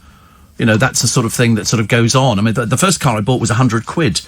The most I ever spent on a car when I was sort of younger was £3,300 on a brand new Mini, chocolate brown, and it was lovely, but I had it on finance, because I couldn't afford £3,300. I went to collect my friend, and we drove. The first thing that happened was he dropped his cigarette on the seats, which burnt a hole in it. because the seats wasn't... I've got leather seats, but this was sort of like some... I don't know what they call it. It's like a vinyl type thing. Anyway, it burnt a hole in it. And then the other thing was... It was a hot day, and we're driving it. I'm feeling really flash, got this little mini thing. And we pull up through Southall. I stopped at the traffic lights, and I thought, I must take my jacket off. So I opened the car door. Big mistake, because I didn't see the car coming down the side, and it took my door off. So we limped back to the garage with the door sitting on the back seat. It was I didn't like to think about the car. I can't remember what the cost was, but I remember thinking at the time, oh my God. I'd only had the car a few hours. Because they all go, I bought a brand new car. And you go, it's not a brand new car. What you bought is a brand new number plate. The chances are your car would have been built up to 2 years ago, sat in a field covered with this gunky stuff that they put all over it, like a Vaseline. So when it goes into the garage, they then take all that off and then you get the car. But the only thing new on it is the number plate. Dreadful value. So you're not buying a new car. It's not just been made the other week. Yeah. Terrible, isn't it, really? Steve, I've just driven past a Sunday car boot sale. They're back, are they? Sunday car boot sales. There used to be one down at Chiswick, which I used to sort of pass. Amazing how many people using the company van for selling all their knickknacks. Cafe Rouge in Bromley is to close, says Tara. Gutted. The restaurant where the bloke and I had our first date. The staff were always so amenable. Now I feel for them. The place clean as a whistle and the food fabulous. So sad. Yes, I used to enjoy Cafe Rouge as well. The Caprice has gone. That's closed. I mean, that's one of Diana's favourite places. I went there loads of times. Lovely. Also, P.S. says Tara, no pubs for us. Why pay the inflated prices for an atmosphere that won't be there anymore? Actually, that's the whole idea, isn't it? That's the whole idea. You go to a pub, I suppose. Look at the state of that man on the... Look at the state of his hair, honestly. It's sticking out the back. Dreadful. Who is he? No, he's complaining about... Honestly, these poor people on television... Oh, your TVs are off. He's got long hair that's sticking out all over the place. Get yourself an haircut, you Herbert. Sorry. A little bit of a moan there. He's probably in a queue, she must be saying. The funniest thing for me is watching all the poor girls in the morning on all the television channels having to do their own makeup and hair and everything else. And it's really difficult, because you don't realise that you go in there, and while they're doing your makeup and hair, you're sitting there reading your script for the day.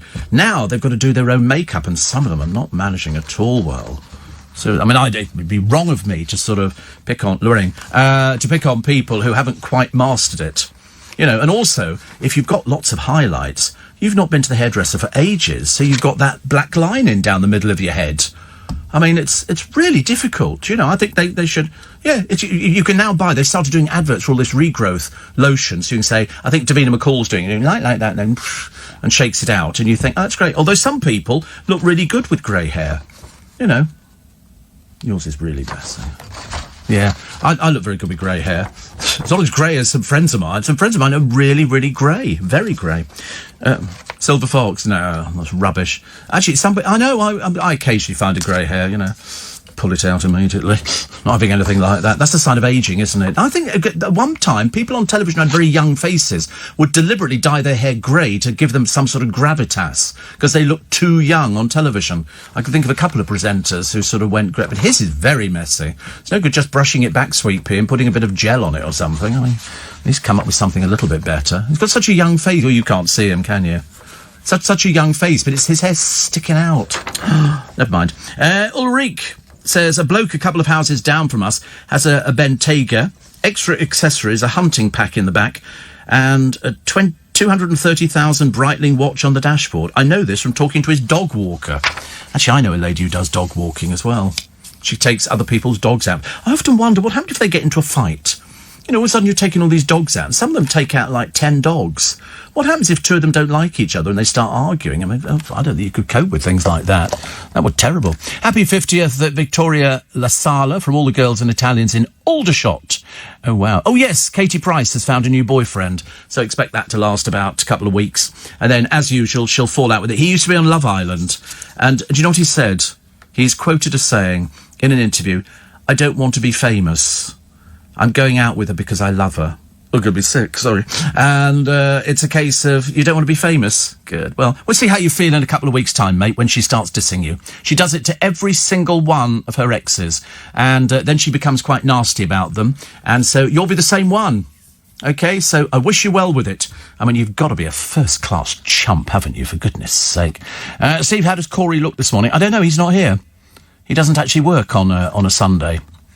He's I don't know what he's doing, actually. Probably still in bed, I should imagine, at 6:15 in the morning. Oh, no, he's moving this weekend. He's moving, so he's probably up packing things in a small carrier bag to take over to the new place. I don't know why they're moving. I can't remember why he said he was moving. But I should, because I think he's doing about 2 or 3 jobs, which is quite sweet. Steve, my cars are like my babies. We had this problem the other day with people telling us what they called their cars. People gave them names. Why? I do not know. No, of course I've never named a car. Why would I want to name... Have you named a car? I don't drive. Oh, you don't drive? Why'd you express surprise when I don't name a car? What am I going to call... Have you? Oh, Coco Chanel. Oh, no. What, do you talk to it then or something? Do you talk to the car? Do you give it personality? Oh, no. Oh, you haven't. Please tell me you never put the eyelashes on the headlights. Please. Oh, dear Lord above. You were telling me next you've got an NHS flag flying from the back window as well. Oh, not the eyelashes on the... Oh, no. It must be a girly thing, mustn't it? It's not for us boys. Mine's a very butch car. Very butch car. I think people would laugh if I put eyelashes on the front of it. Just for fun, I might try it. No, I won't. Believe you me, I won't. Steve says, Len in Cobham, I saw Pamela Anderson in pantomime a few years ago. Total embarrassing. She was doing it at the Wimbledon Theatre. They had a few people and they brought it... Because the Americans don't know what pantomime is. They don't understand that Principal Boy is a girl and funniest character is a dame played by a man. That's how it works. We do cross-dressing in pantomimes, but nobody understands it.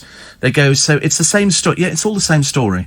You know, you've got Aladdin, and he rubs his lamp, and then the genie appears, and then there's the wicked uncle who locks him in a cave, and then at the very end, everybody wears bright, sparkly clothes, and there'll always be a pop singer in there who will sing their latest hit, and they work them hard for pantomime. They work very hard. At one time, it was 3 shows a day. Even back in the 60s, they were doing 2 shows a day for pantomime.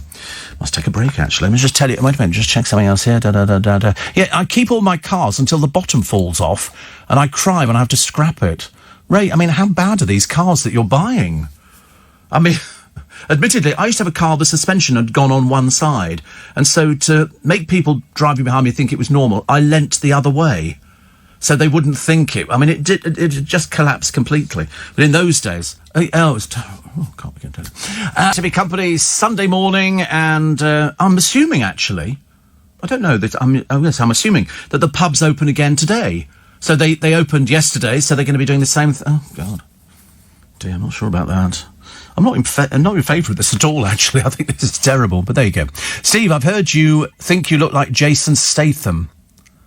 Well, you're obviously either... You need some new batteries for your hearing aid, or I don't even know who Jason Statham is, so it doesn't really help, actually. Steve, dog walkers have to take out only 3 dogs now, or their insurance is void. What, you think they have insurance, these people? I don't think they all have insurance at all. Well, to be a dog walker, I've never seen anybody being checked on... Excuse me, do you have insurance? Who's that? Loads of money on that. It's a nice little cash business. Nice little cash... Or insurance. I mean, I'm sure there might be some people... That's Jason Statham, is it? Oh. Don't look at all like him. He looks more like Matt Stadland, doesn't he? He certainly doesn't look like me at all. So, again... Off with the pixies. Steve, I'm getting confused. Who are your producers on Sunday? I don't know. I just sit here and people turn up and I go hello and they go hello and I don't know who they are. No idea. That's somebody the other week we had to put people right. They said, oh, so you're really good friends with your producers? Absolutely not.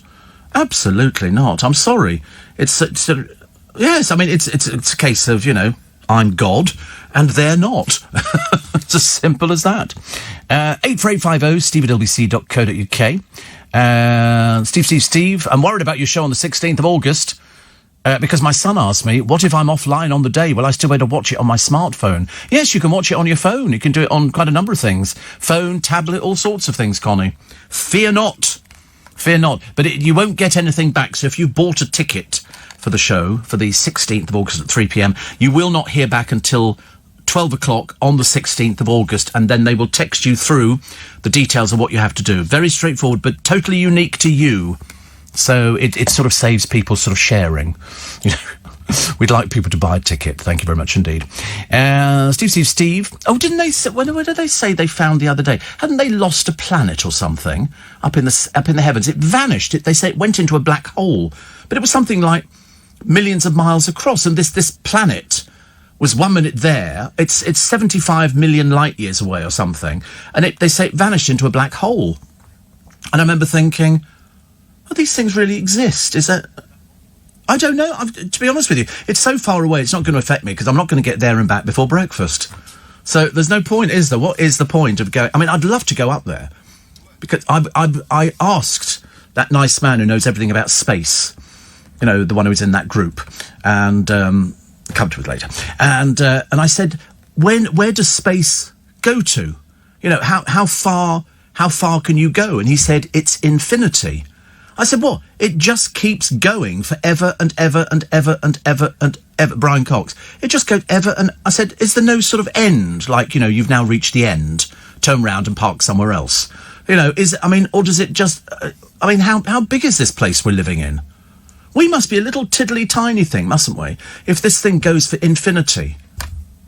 Because we were sort of discussing this possibility that there could be little green men or life on other planets, but not life as we know it. It would be something that was in water or something like that. So this is the one here. This is a rocky planet, 39 times bigger than Earth, has been spotted orbiting a distant star at breakneck speed, with astronomers concluding it may be the surviving core of a planet, once perhaps larger than Jupiter. I mean, this is going on up there, right? Even as I sit here this morning, it's going on up there. Do you think there could be little people listening to this programme? There could be little green men or something. You'd like to think it was like E.T., wouldn't you? But, of course, it isn't. It'll probably be things that kill us. You know, like sort of... you don't know that, but you don't know I'm wrong. That is the point. Neither of us can prove it. That is... I quite fancy the idea of going up in a spaceship... Because you know that they've done the thing where they've gone down. Before, you could go down in a submersible into the ocean, and Titanic is 2 miles down. They took a submersible down the other day, 7 miles. 7 miles it went down. It takes 2 people, and they went down 7 miles, and it's pitch black. Well, it's pitch black round the Titanic. And they have floodlights on the front of the submersible. And I thought if the thing exploded... Well, you'd be dead instantly, wouldn't you? You can hardly sort of bob up to the top, you know, like you did when you were swimming as a kid. You know, your dad would hold his hands like that. You jump off and then you go up like a little exocet. 7 miles down is quite quite a while. It's like 12 hours, I think. So, what's that place in England? Oh, you can do... Oh, there's quite a few places like that. What you mean, you can be weightless? Yes, it's like a big tube...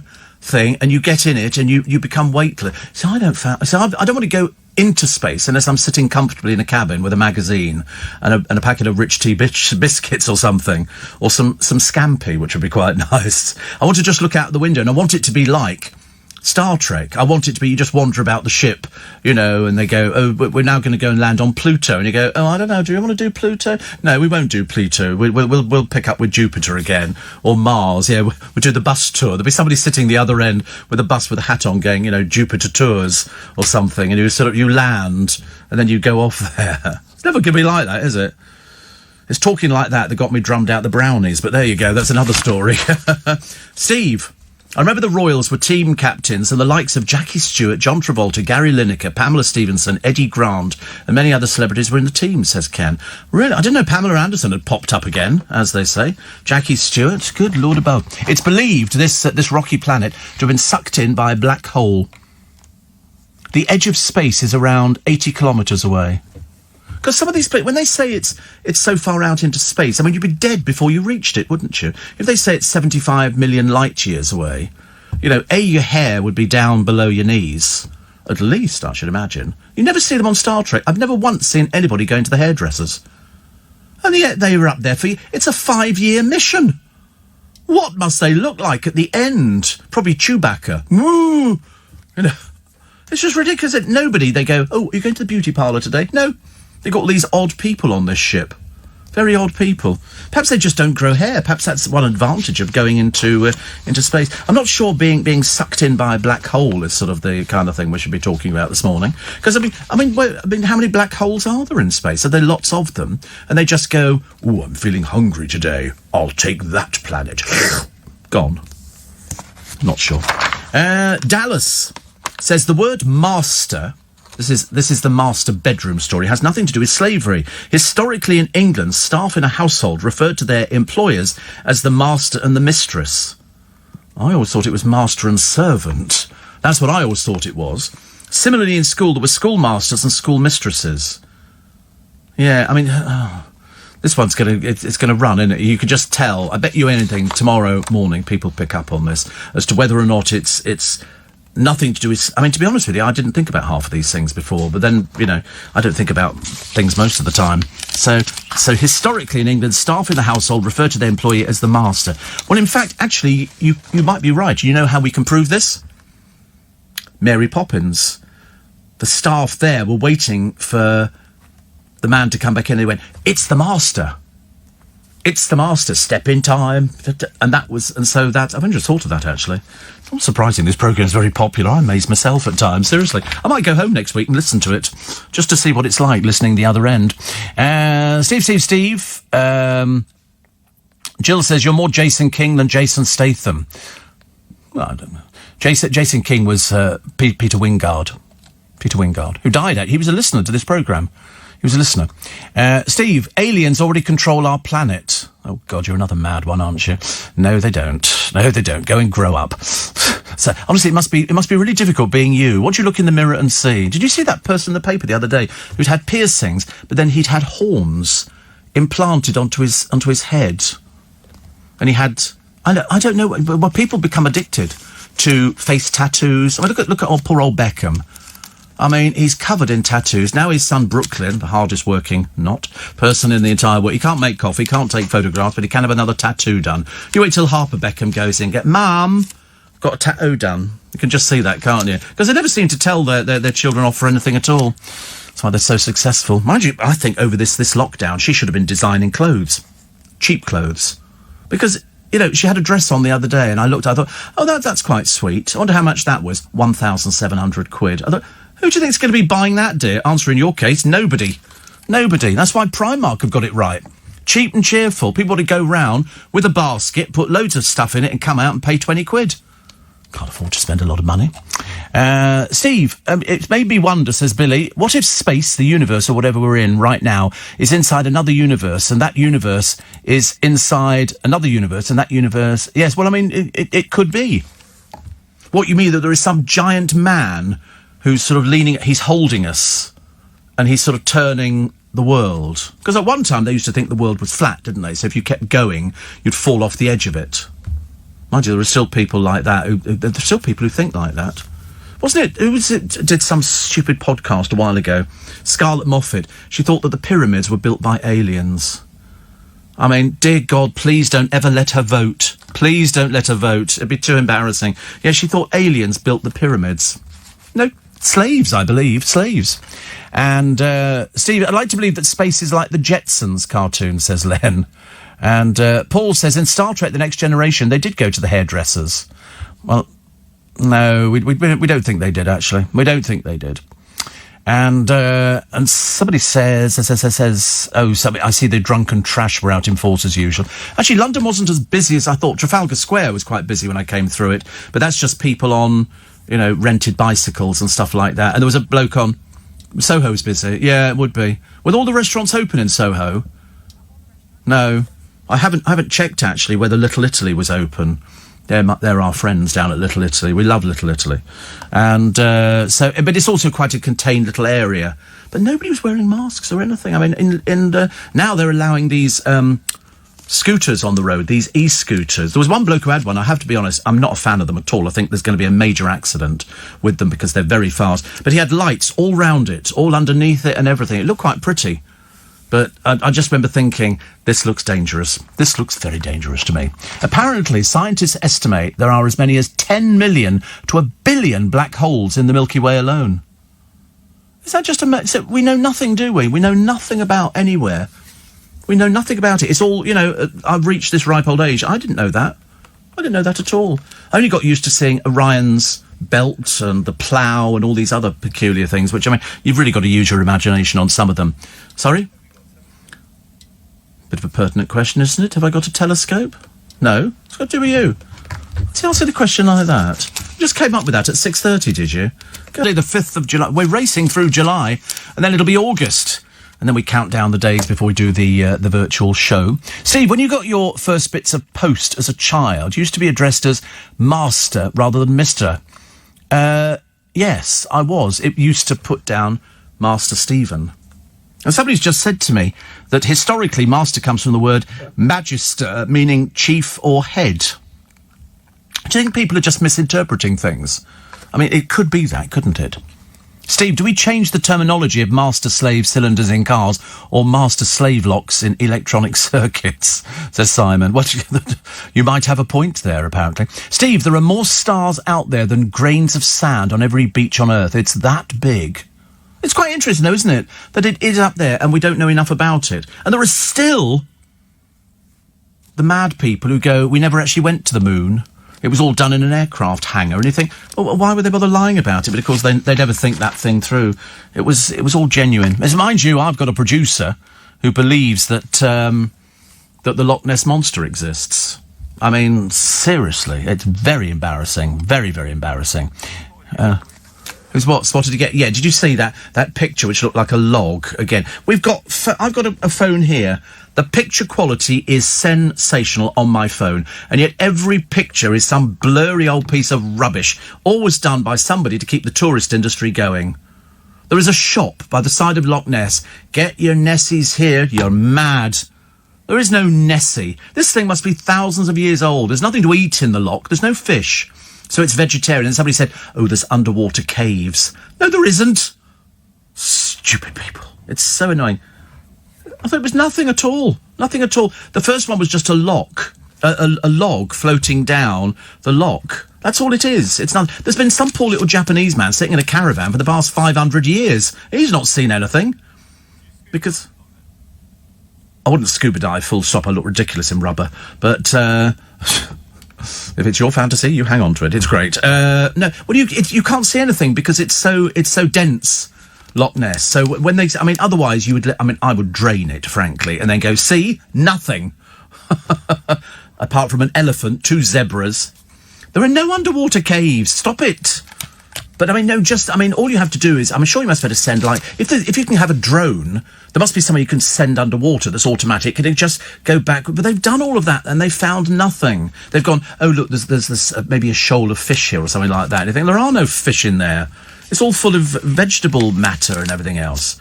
And also, this thing, it's got to pop up for air at some time, unless it's got its own aqualung with it.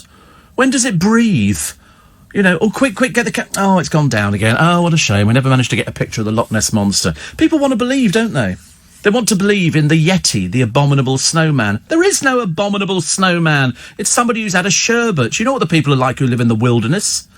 All these, you've seen them on this Alaska programme. They're all called Jed or Eli or something like that. And they all seem to live in the woods. And the thing that they fear the most is being killed by bears. So they go out, and you've got these women who, well, I say women, they're very much equivalent to the men. They shoot, they do everything. They're self-sufficient. There's one woman, she sells petrol to aircraft. The aircraft will land and she'll go, which one do you want? And she ferries this. It's completely different. But for 6 months of the year, they're all locked in into these. Who wants to live like that? I couldn't live like that at all. Prince Charles's tribute to the... there we go again. The NHS birthday heroes. He says, it is you who've been our shield. It is your gentleness that has made us great. So at 5 p.m. today, you can applaud the NHS. I went to hospital the other week, actually. They're phenomenal. They're phenomenal. I know that's what they do, but I still think they're phenomenal. Chancellor Rishi Sunak will unveil a bold new package to get Britain working again. Pubs, restaurants, hairdressers and churches open their doors this weekend for the first time. I got a thing the other day from Costco, and they've said from the middle of July we're reverting back to our normal opening times, so 10 o'clock in the morning. So they've obviously decided that it's safe. Mind you, Costco is so big, it never gets that busy in there that you're bumping into people. Well, not the one I go to. Pubs opening after 15 weeks. This is Cheers, say the Sunday Mirror. Andrew's TV interview was the end for me. This is Ghislaine Maxwell has said she predicted her own arrest. Well, it was such a dreadful interview. I mean, it really, whichever way you looked at it, he didn't really say anything at all. In fact, he didn't say what people wanted him to say, but the papers are full of it, absolutely full of it today, because they're saying, you know, I mean, figures like Donald Trump, Bill Clinton and Woody Allen might be called as witnesses because they joined Prince Andrew, who, again, they say they're still waiting for him to go and talk to them. He says he's tried to do it on 3 occasions. Well, perhaps they're dealing with the wrong people. But there's now a notorious photo showing Trump and his future wife, Melania, posing with Epstein and Maxwell at a tennis tournament. Why? Because he was rich. He was a billionaire. Why do you think people flock to billionaires? I mean, to be honest with you, I was very dubious. I've said this on numerous occasions about Epstein's suicide. Why would he want to commit suicide? Why was it that at the moment he committed suicide, the two people paid to look? Come on. I mean, it's just absolutely unbelievable. It's absolutely unbelievable. And so we now don't know anything from him. If she disappears, what are we going to do then? But, you know, all these people were friends with this bloke because he was rich. He used to fly people all over the place. Although they're saying a lawyer who represents a number of Epstein's victims says the clients would support prosecutors offering Ghislaine Maxwell, they call it a sweetheart deal. I wasn't aware of this is what we actually call it. You strike a deal. So in other words, we give you this, you give us that. You give us this, we give you that. And you sort of do a trade-off. Laura Goldman, who's a friend, says Ghislaine told Andrew she was sorry. He said, "Don't worry, it'll work out." The trouble is, unless all this is documented, we've got no idea. But there's pages and pages. Is Laura Goldman on Andrew Castle's programme? Really? Oh, wow. Well, that'll be very interesting. They still don't know, and I don't think Andrew's explanation was the best one, where they said, why did you go out to meet him in Central Park when he'd just been released? He's a convicted paedophile. And he said, I wanted to see him face to face, to tell him that I couldn't see him anymore. I'm thinking, you're Prince Andrew.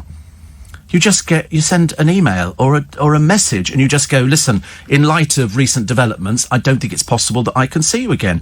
You don't go out and walk through a public park. You know, he had enough houses. I mean, we all remember that thing where Andrew's peering round the door of one of his New York places and you think, you know, what was he doing there? You know, was he benefiting any of Andrew's charities? Whatever it is, though, the royal family or the Queen, it must be, mustn't it, who makes these decisions, decided it was time for him to step down. So what does he do now? God knows. Probably goes off to Pizza Hut. He seems to like Pizza Hut. That's a very popular place to go to. Pizza Express.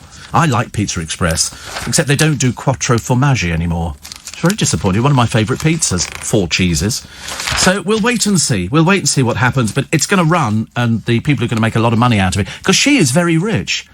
Ghislaine is very, very rich. She just bought $1 million house only 8 months ago in the middle of nowhere, thinking that nobody would find her. And the police have said today in the papers, it wasn't a case of we knocked on the door, we broke the door down. They were so desperate to find her. She'd been seen eating in burger bars and stuff like that. But she can fill in the details, can't she? She would know. She was his best friend. She was his lover at one point, not Andrew, Epstein. I mean, so she would know everything that went on. You know, that's all people want to know. They just want to have some answers. It's not complicated, is it, really? Meghan and Harry must be struggling to cope as their royal rift is played out in a legal battle. This is just a civil suit, and this is over a letter and all the rest of it. I think they're miserable. I think in America, he is really not enjoying himself. I don't think it's turned out as he thought, that they'd be hanging around with Hollywood's elite. And I think he's sort of... Because nobody really cares. Nobody really cares anymore. It's a case of, if they want to leave the royal family, whether it was his decision or her decision, it makes no difference. It's if they chose to leave the royal family and not to sort of do the duty, which you think that's what we've been grooming him for all these years. That's the way it should be. 21 years of Dave and Vic, which is lovely. So they've shared soppy photo. I mean, do you not think they could do something private in their lives? Do you think they could actually do something like, we're not going to have any pictures taken and put them out to the media? You know, we're celebrating 21 years. Well, do it privately, for God's sake. Because it's not working, is it? You know, it really isn't. So Bex recalls the moment he first saw her singing on a Spice Girls video. I'm sorry, I take offence at that. She never sang. She never sang. In fact, I always say to people, you want to see how long it takes for her to sing, ask, go and watch, tell you what you want, what you really, really want. It features everybody except for 3/4 of the way through, Victoria Beckham pops up. And that's about it, actually. They say, yes, I know. So the Sun are reporting that Ghislaine Maxwell has at least 15 separate bank accounts. Oh, well, come on, who hasn't? Come on, I myself have got 6. It's quite normal, actually. Actually, the funny thing is, if you're self-employed, I remember having the bank set up, household account, mortgage account, spending account, tax account. Before you can, so she's got 20, but she does have about 20 million. Just over 20. How does she amass 20 million? It's an awful lot of money, isn't it, really? I can never understand that.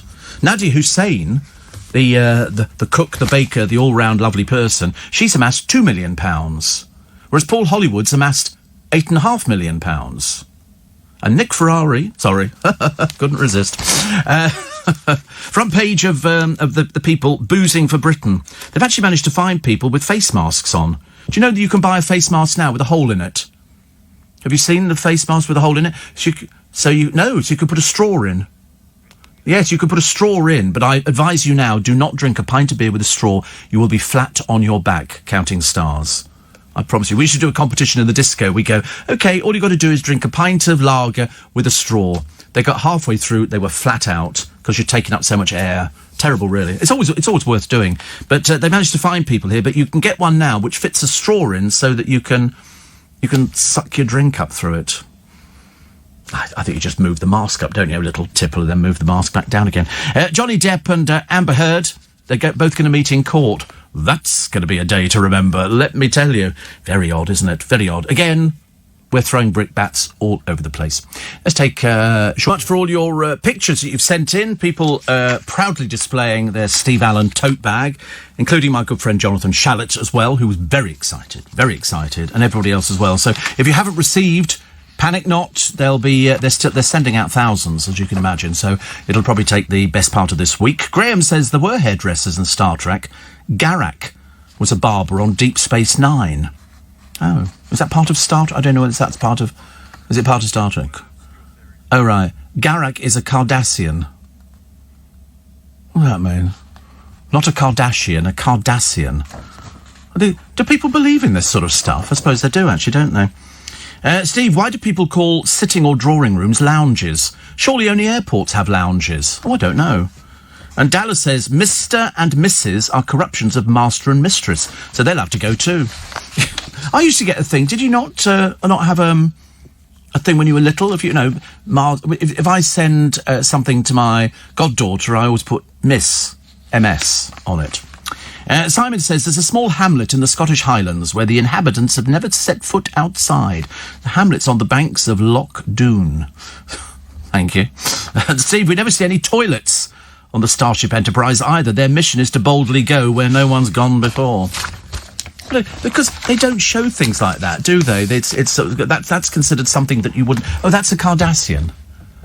Oh, they've got very bad skin complaints, haven't they? I mean, quite bad. All these different people... When you see all these people wandering about these spaceships, and they seem to be having these... they frighten the life out of me just looking at them. Mind you, I didn't get on with Doctor Who either, so no point. No point at all. Tom Baker. Do you know, I remember watching the very first Doctor Who with William Hartnell. William Hartnell was the first Doctor Who, and I can remember sitting, and it was all black and white, and they had a junkyard, and the little girl came back with a friend from school, and there was this police box, and they went in, and they said it's called the TARDIS, Time and Relative Dimension in Space, and they sort of trying to explain it to us that you open the door, and it's huge. But it's a bit like looking at your television, where you've got full-size people on there, but they fit into 32 inches. So it's a bit... That's the way I tried to explain it. And we thought it was great. There's still the scariest thing with the Daleks. The scariest thing with the Daleks. Yeah. I'm a bit over it now. But, I mean, at the time, I used to think, blimey, they're really... K9. I can remember after seeing that the top of a Dalek got blown off once, so there's this sort of strange blob inside that sort of moves in this sort of bizarre kind of way. Oh, they had the Daleks. Mind you, the best thing we ever had here, because down in Leicester Square, as you all know, we get all the film premieres, when we get films, and they did one and we had 100 stormtroopers, all like, it looked amazing. I mean, they've done everything. We've had giant robots out there, a Dickensian village. There's been everything. It's been really fantastic. But always remember the stormtroopers. Although actually the busiest time was One Direction making an appearance. Oh my goodness me, you've never seen anything like it. This square was full of girls. I mean, they were corralled in. They had to do the same when they did Harry Potter down in Trafalgar Square. They were all in cages, literally cages. They had to put their hands up if they needed to go to the toilet. And they were there, for, a couple of days or something. It was amazing. Absolutely amazing. Really good stuff. Really good stuff. I like that. That hair has really got to go, hasn't it? I mean, it really is absolutely dreadful. It's just no good tucking it behind your ears. We can still see it. So the Nolans, apparently, are back. They're in the mood again. Bit of an embarrassment, really. They were saying the other day, how would you describe the Nolans? And they were all going, witty, funny songsters. And I shouted into the television, has-beens. And, no, because then the Nolans were, I'm in the mood for dance. They're all old women now. It looks a bit sad. So they've stuck them on a cruise liner. And so they're talking, selling millions of records, being broke, family tragedy, and fixing those famous fallout, because they all fell out with each other, like most of these sort of groups do. And the only one you're really stuck with now is Colleen. I mean, that's about it, actually, and we don't know where that's going after this. But the only programme on cruising I'm interested in is Jane McDonald, who does these cruise programme. And it's really good, actually. She's very enthusiastic. Very enthusiastic. Front page of The Sun, it's Bradley Walsh, who was warned by doctors that he would die if he didn't lose weight immediately. His father died of heart disease aged 59, and he was shocked into giving up booze and fatty food. See, I try and give up fatty food as well. I haven't given up the booze, but I try and give up fatty food, so I haven't had an Indian meal for ages. I try not to have anything fried, which is actually quite good. But occasionally I lap, but only very occasionally. Very, very occasionally. And I try and be good about the food, and I try and make sure I put vegetables into everything, or as much as I can. Occasionally I lapse. I had Birth Bourguignon the other day. I just cut some asparagus up and put it in there. That was a bit exciting, but your wee smells for about a week afterwards. So that's not the exciting bit at all. But I'm getting better. I'm getting better at sort of... I don't cook. I reheat. There's no point in cooking. Occasionally I'll cut up some bacon and do it sort of like chuck everything in. But my secret ingredient for everything at the moment, double cream. Double cream. You take seriously a risotto or bacon or anything else like that, 2 spoonfuls of double cream or creme fraiche. Oh my goodness. You could impress it's delicious. Absolutely delicious. And you go, do you know, that meal has taken on a whole new meaning. Whole new meaning. And I'm quite proud of myself. I bought creme fraiche the other day and I got really carried away with it. And it was light creme fraiche. And so I it's delicious. And so my favourite meal is onions. I always buy them ready cut and everything. I'm not cutting an onion up, thank you very much indeed. I'm far too busy. And you pour that into a frying pan. I haven't got time for doing things. The people have people who do that. And so you go and buy a bag of cooked onions, as simple as that. Or actually in Waitrose, you get 2 bags of cooked onions, either red or the white ones. Then you put in some mincemeat. Okay, then you sort of, then you fry all that off as well. And what do I add after that? Sometimes I add a tin of baked beans. Yes, I'm quite good, actually. I'm getting better. But I tell you what I miss.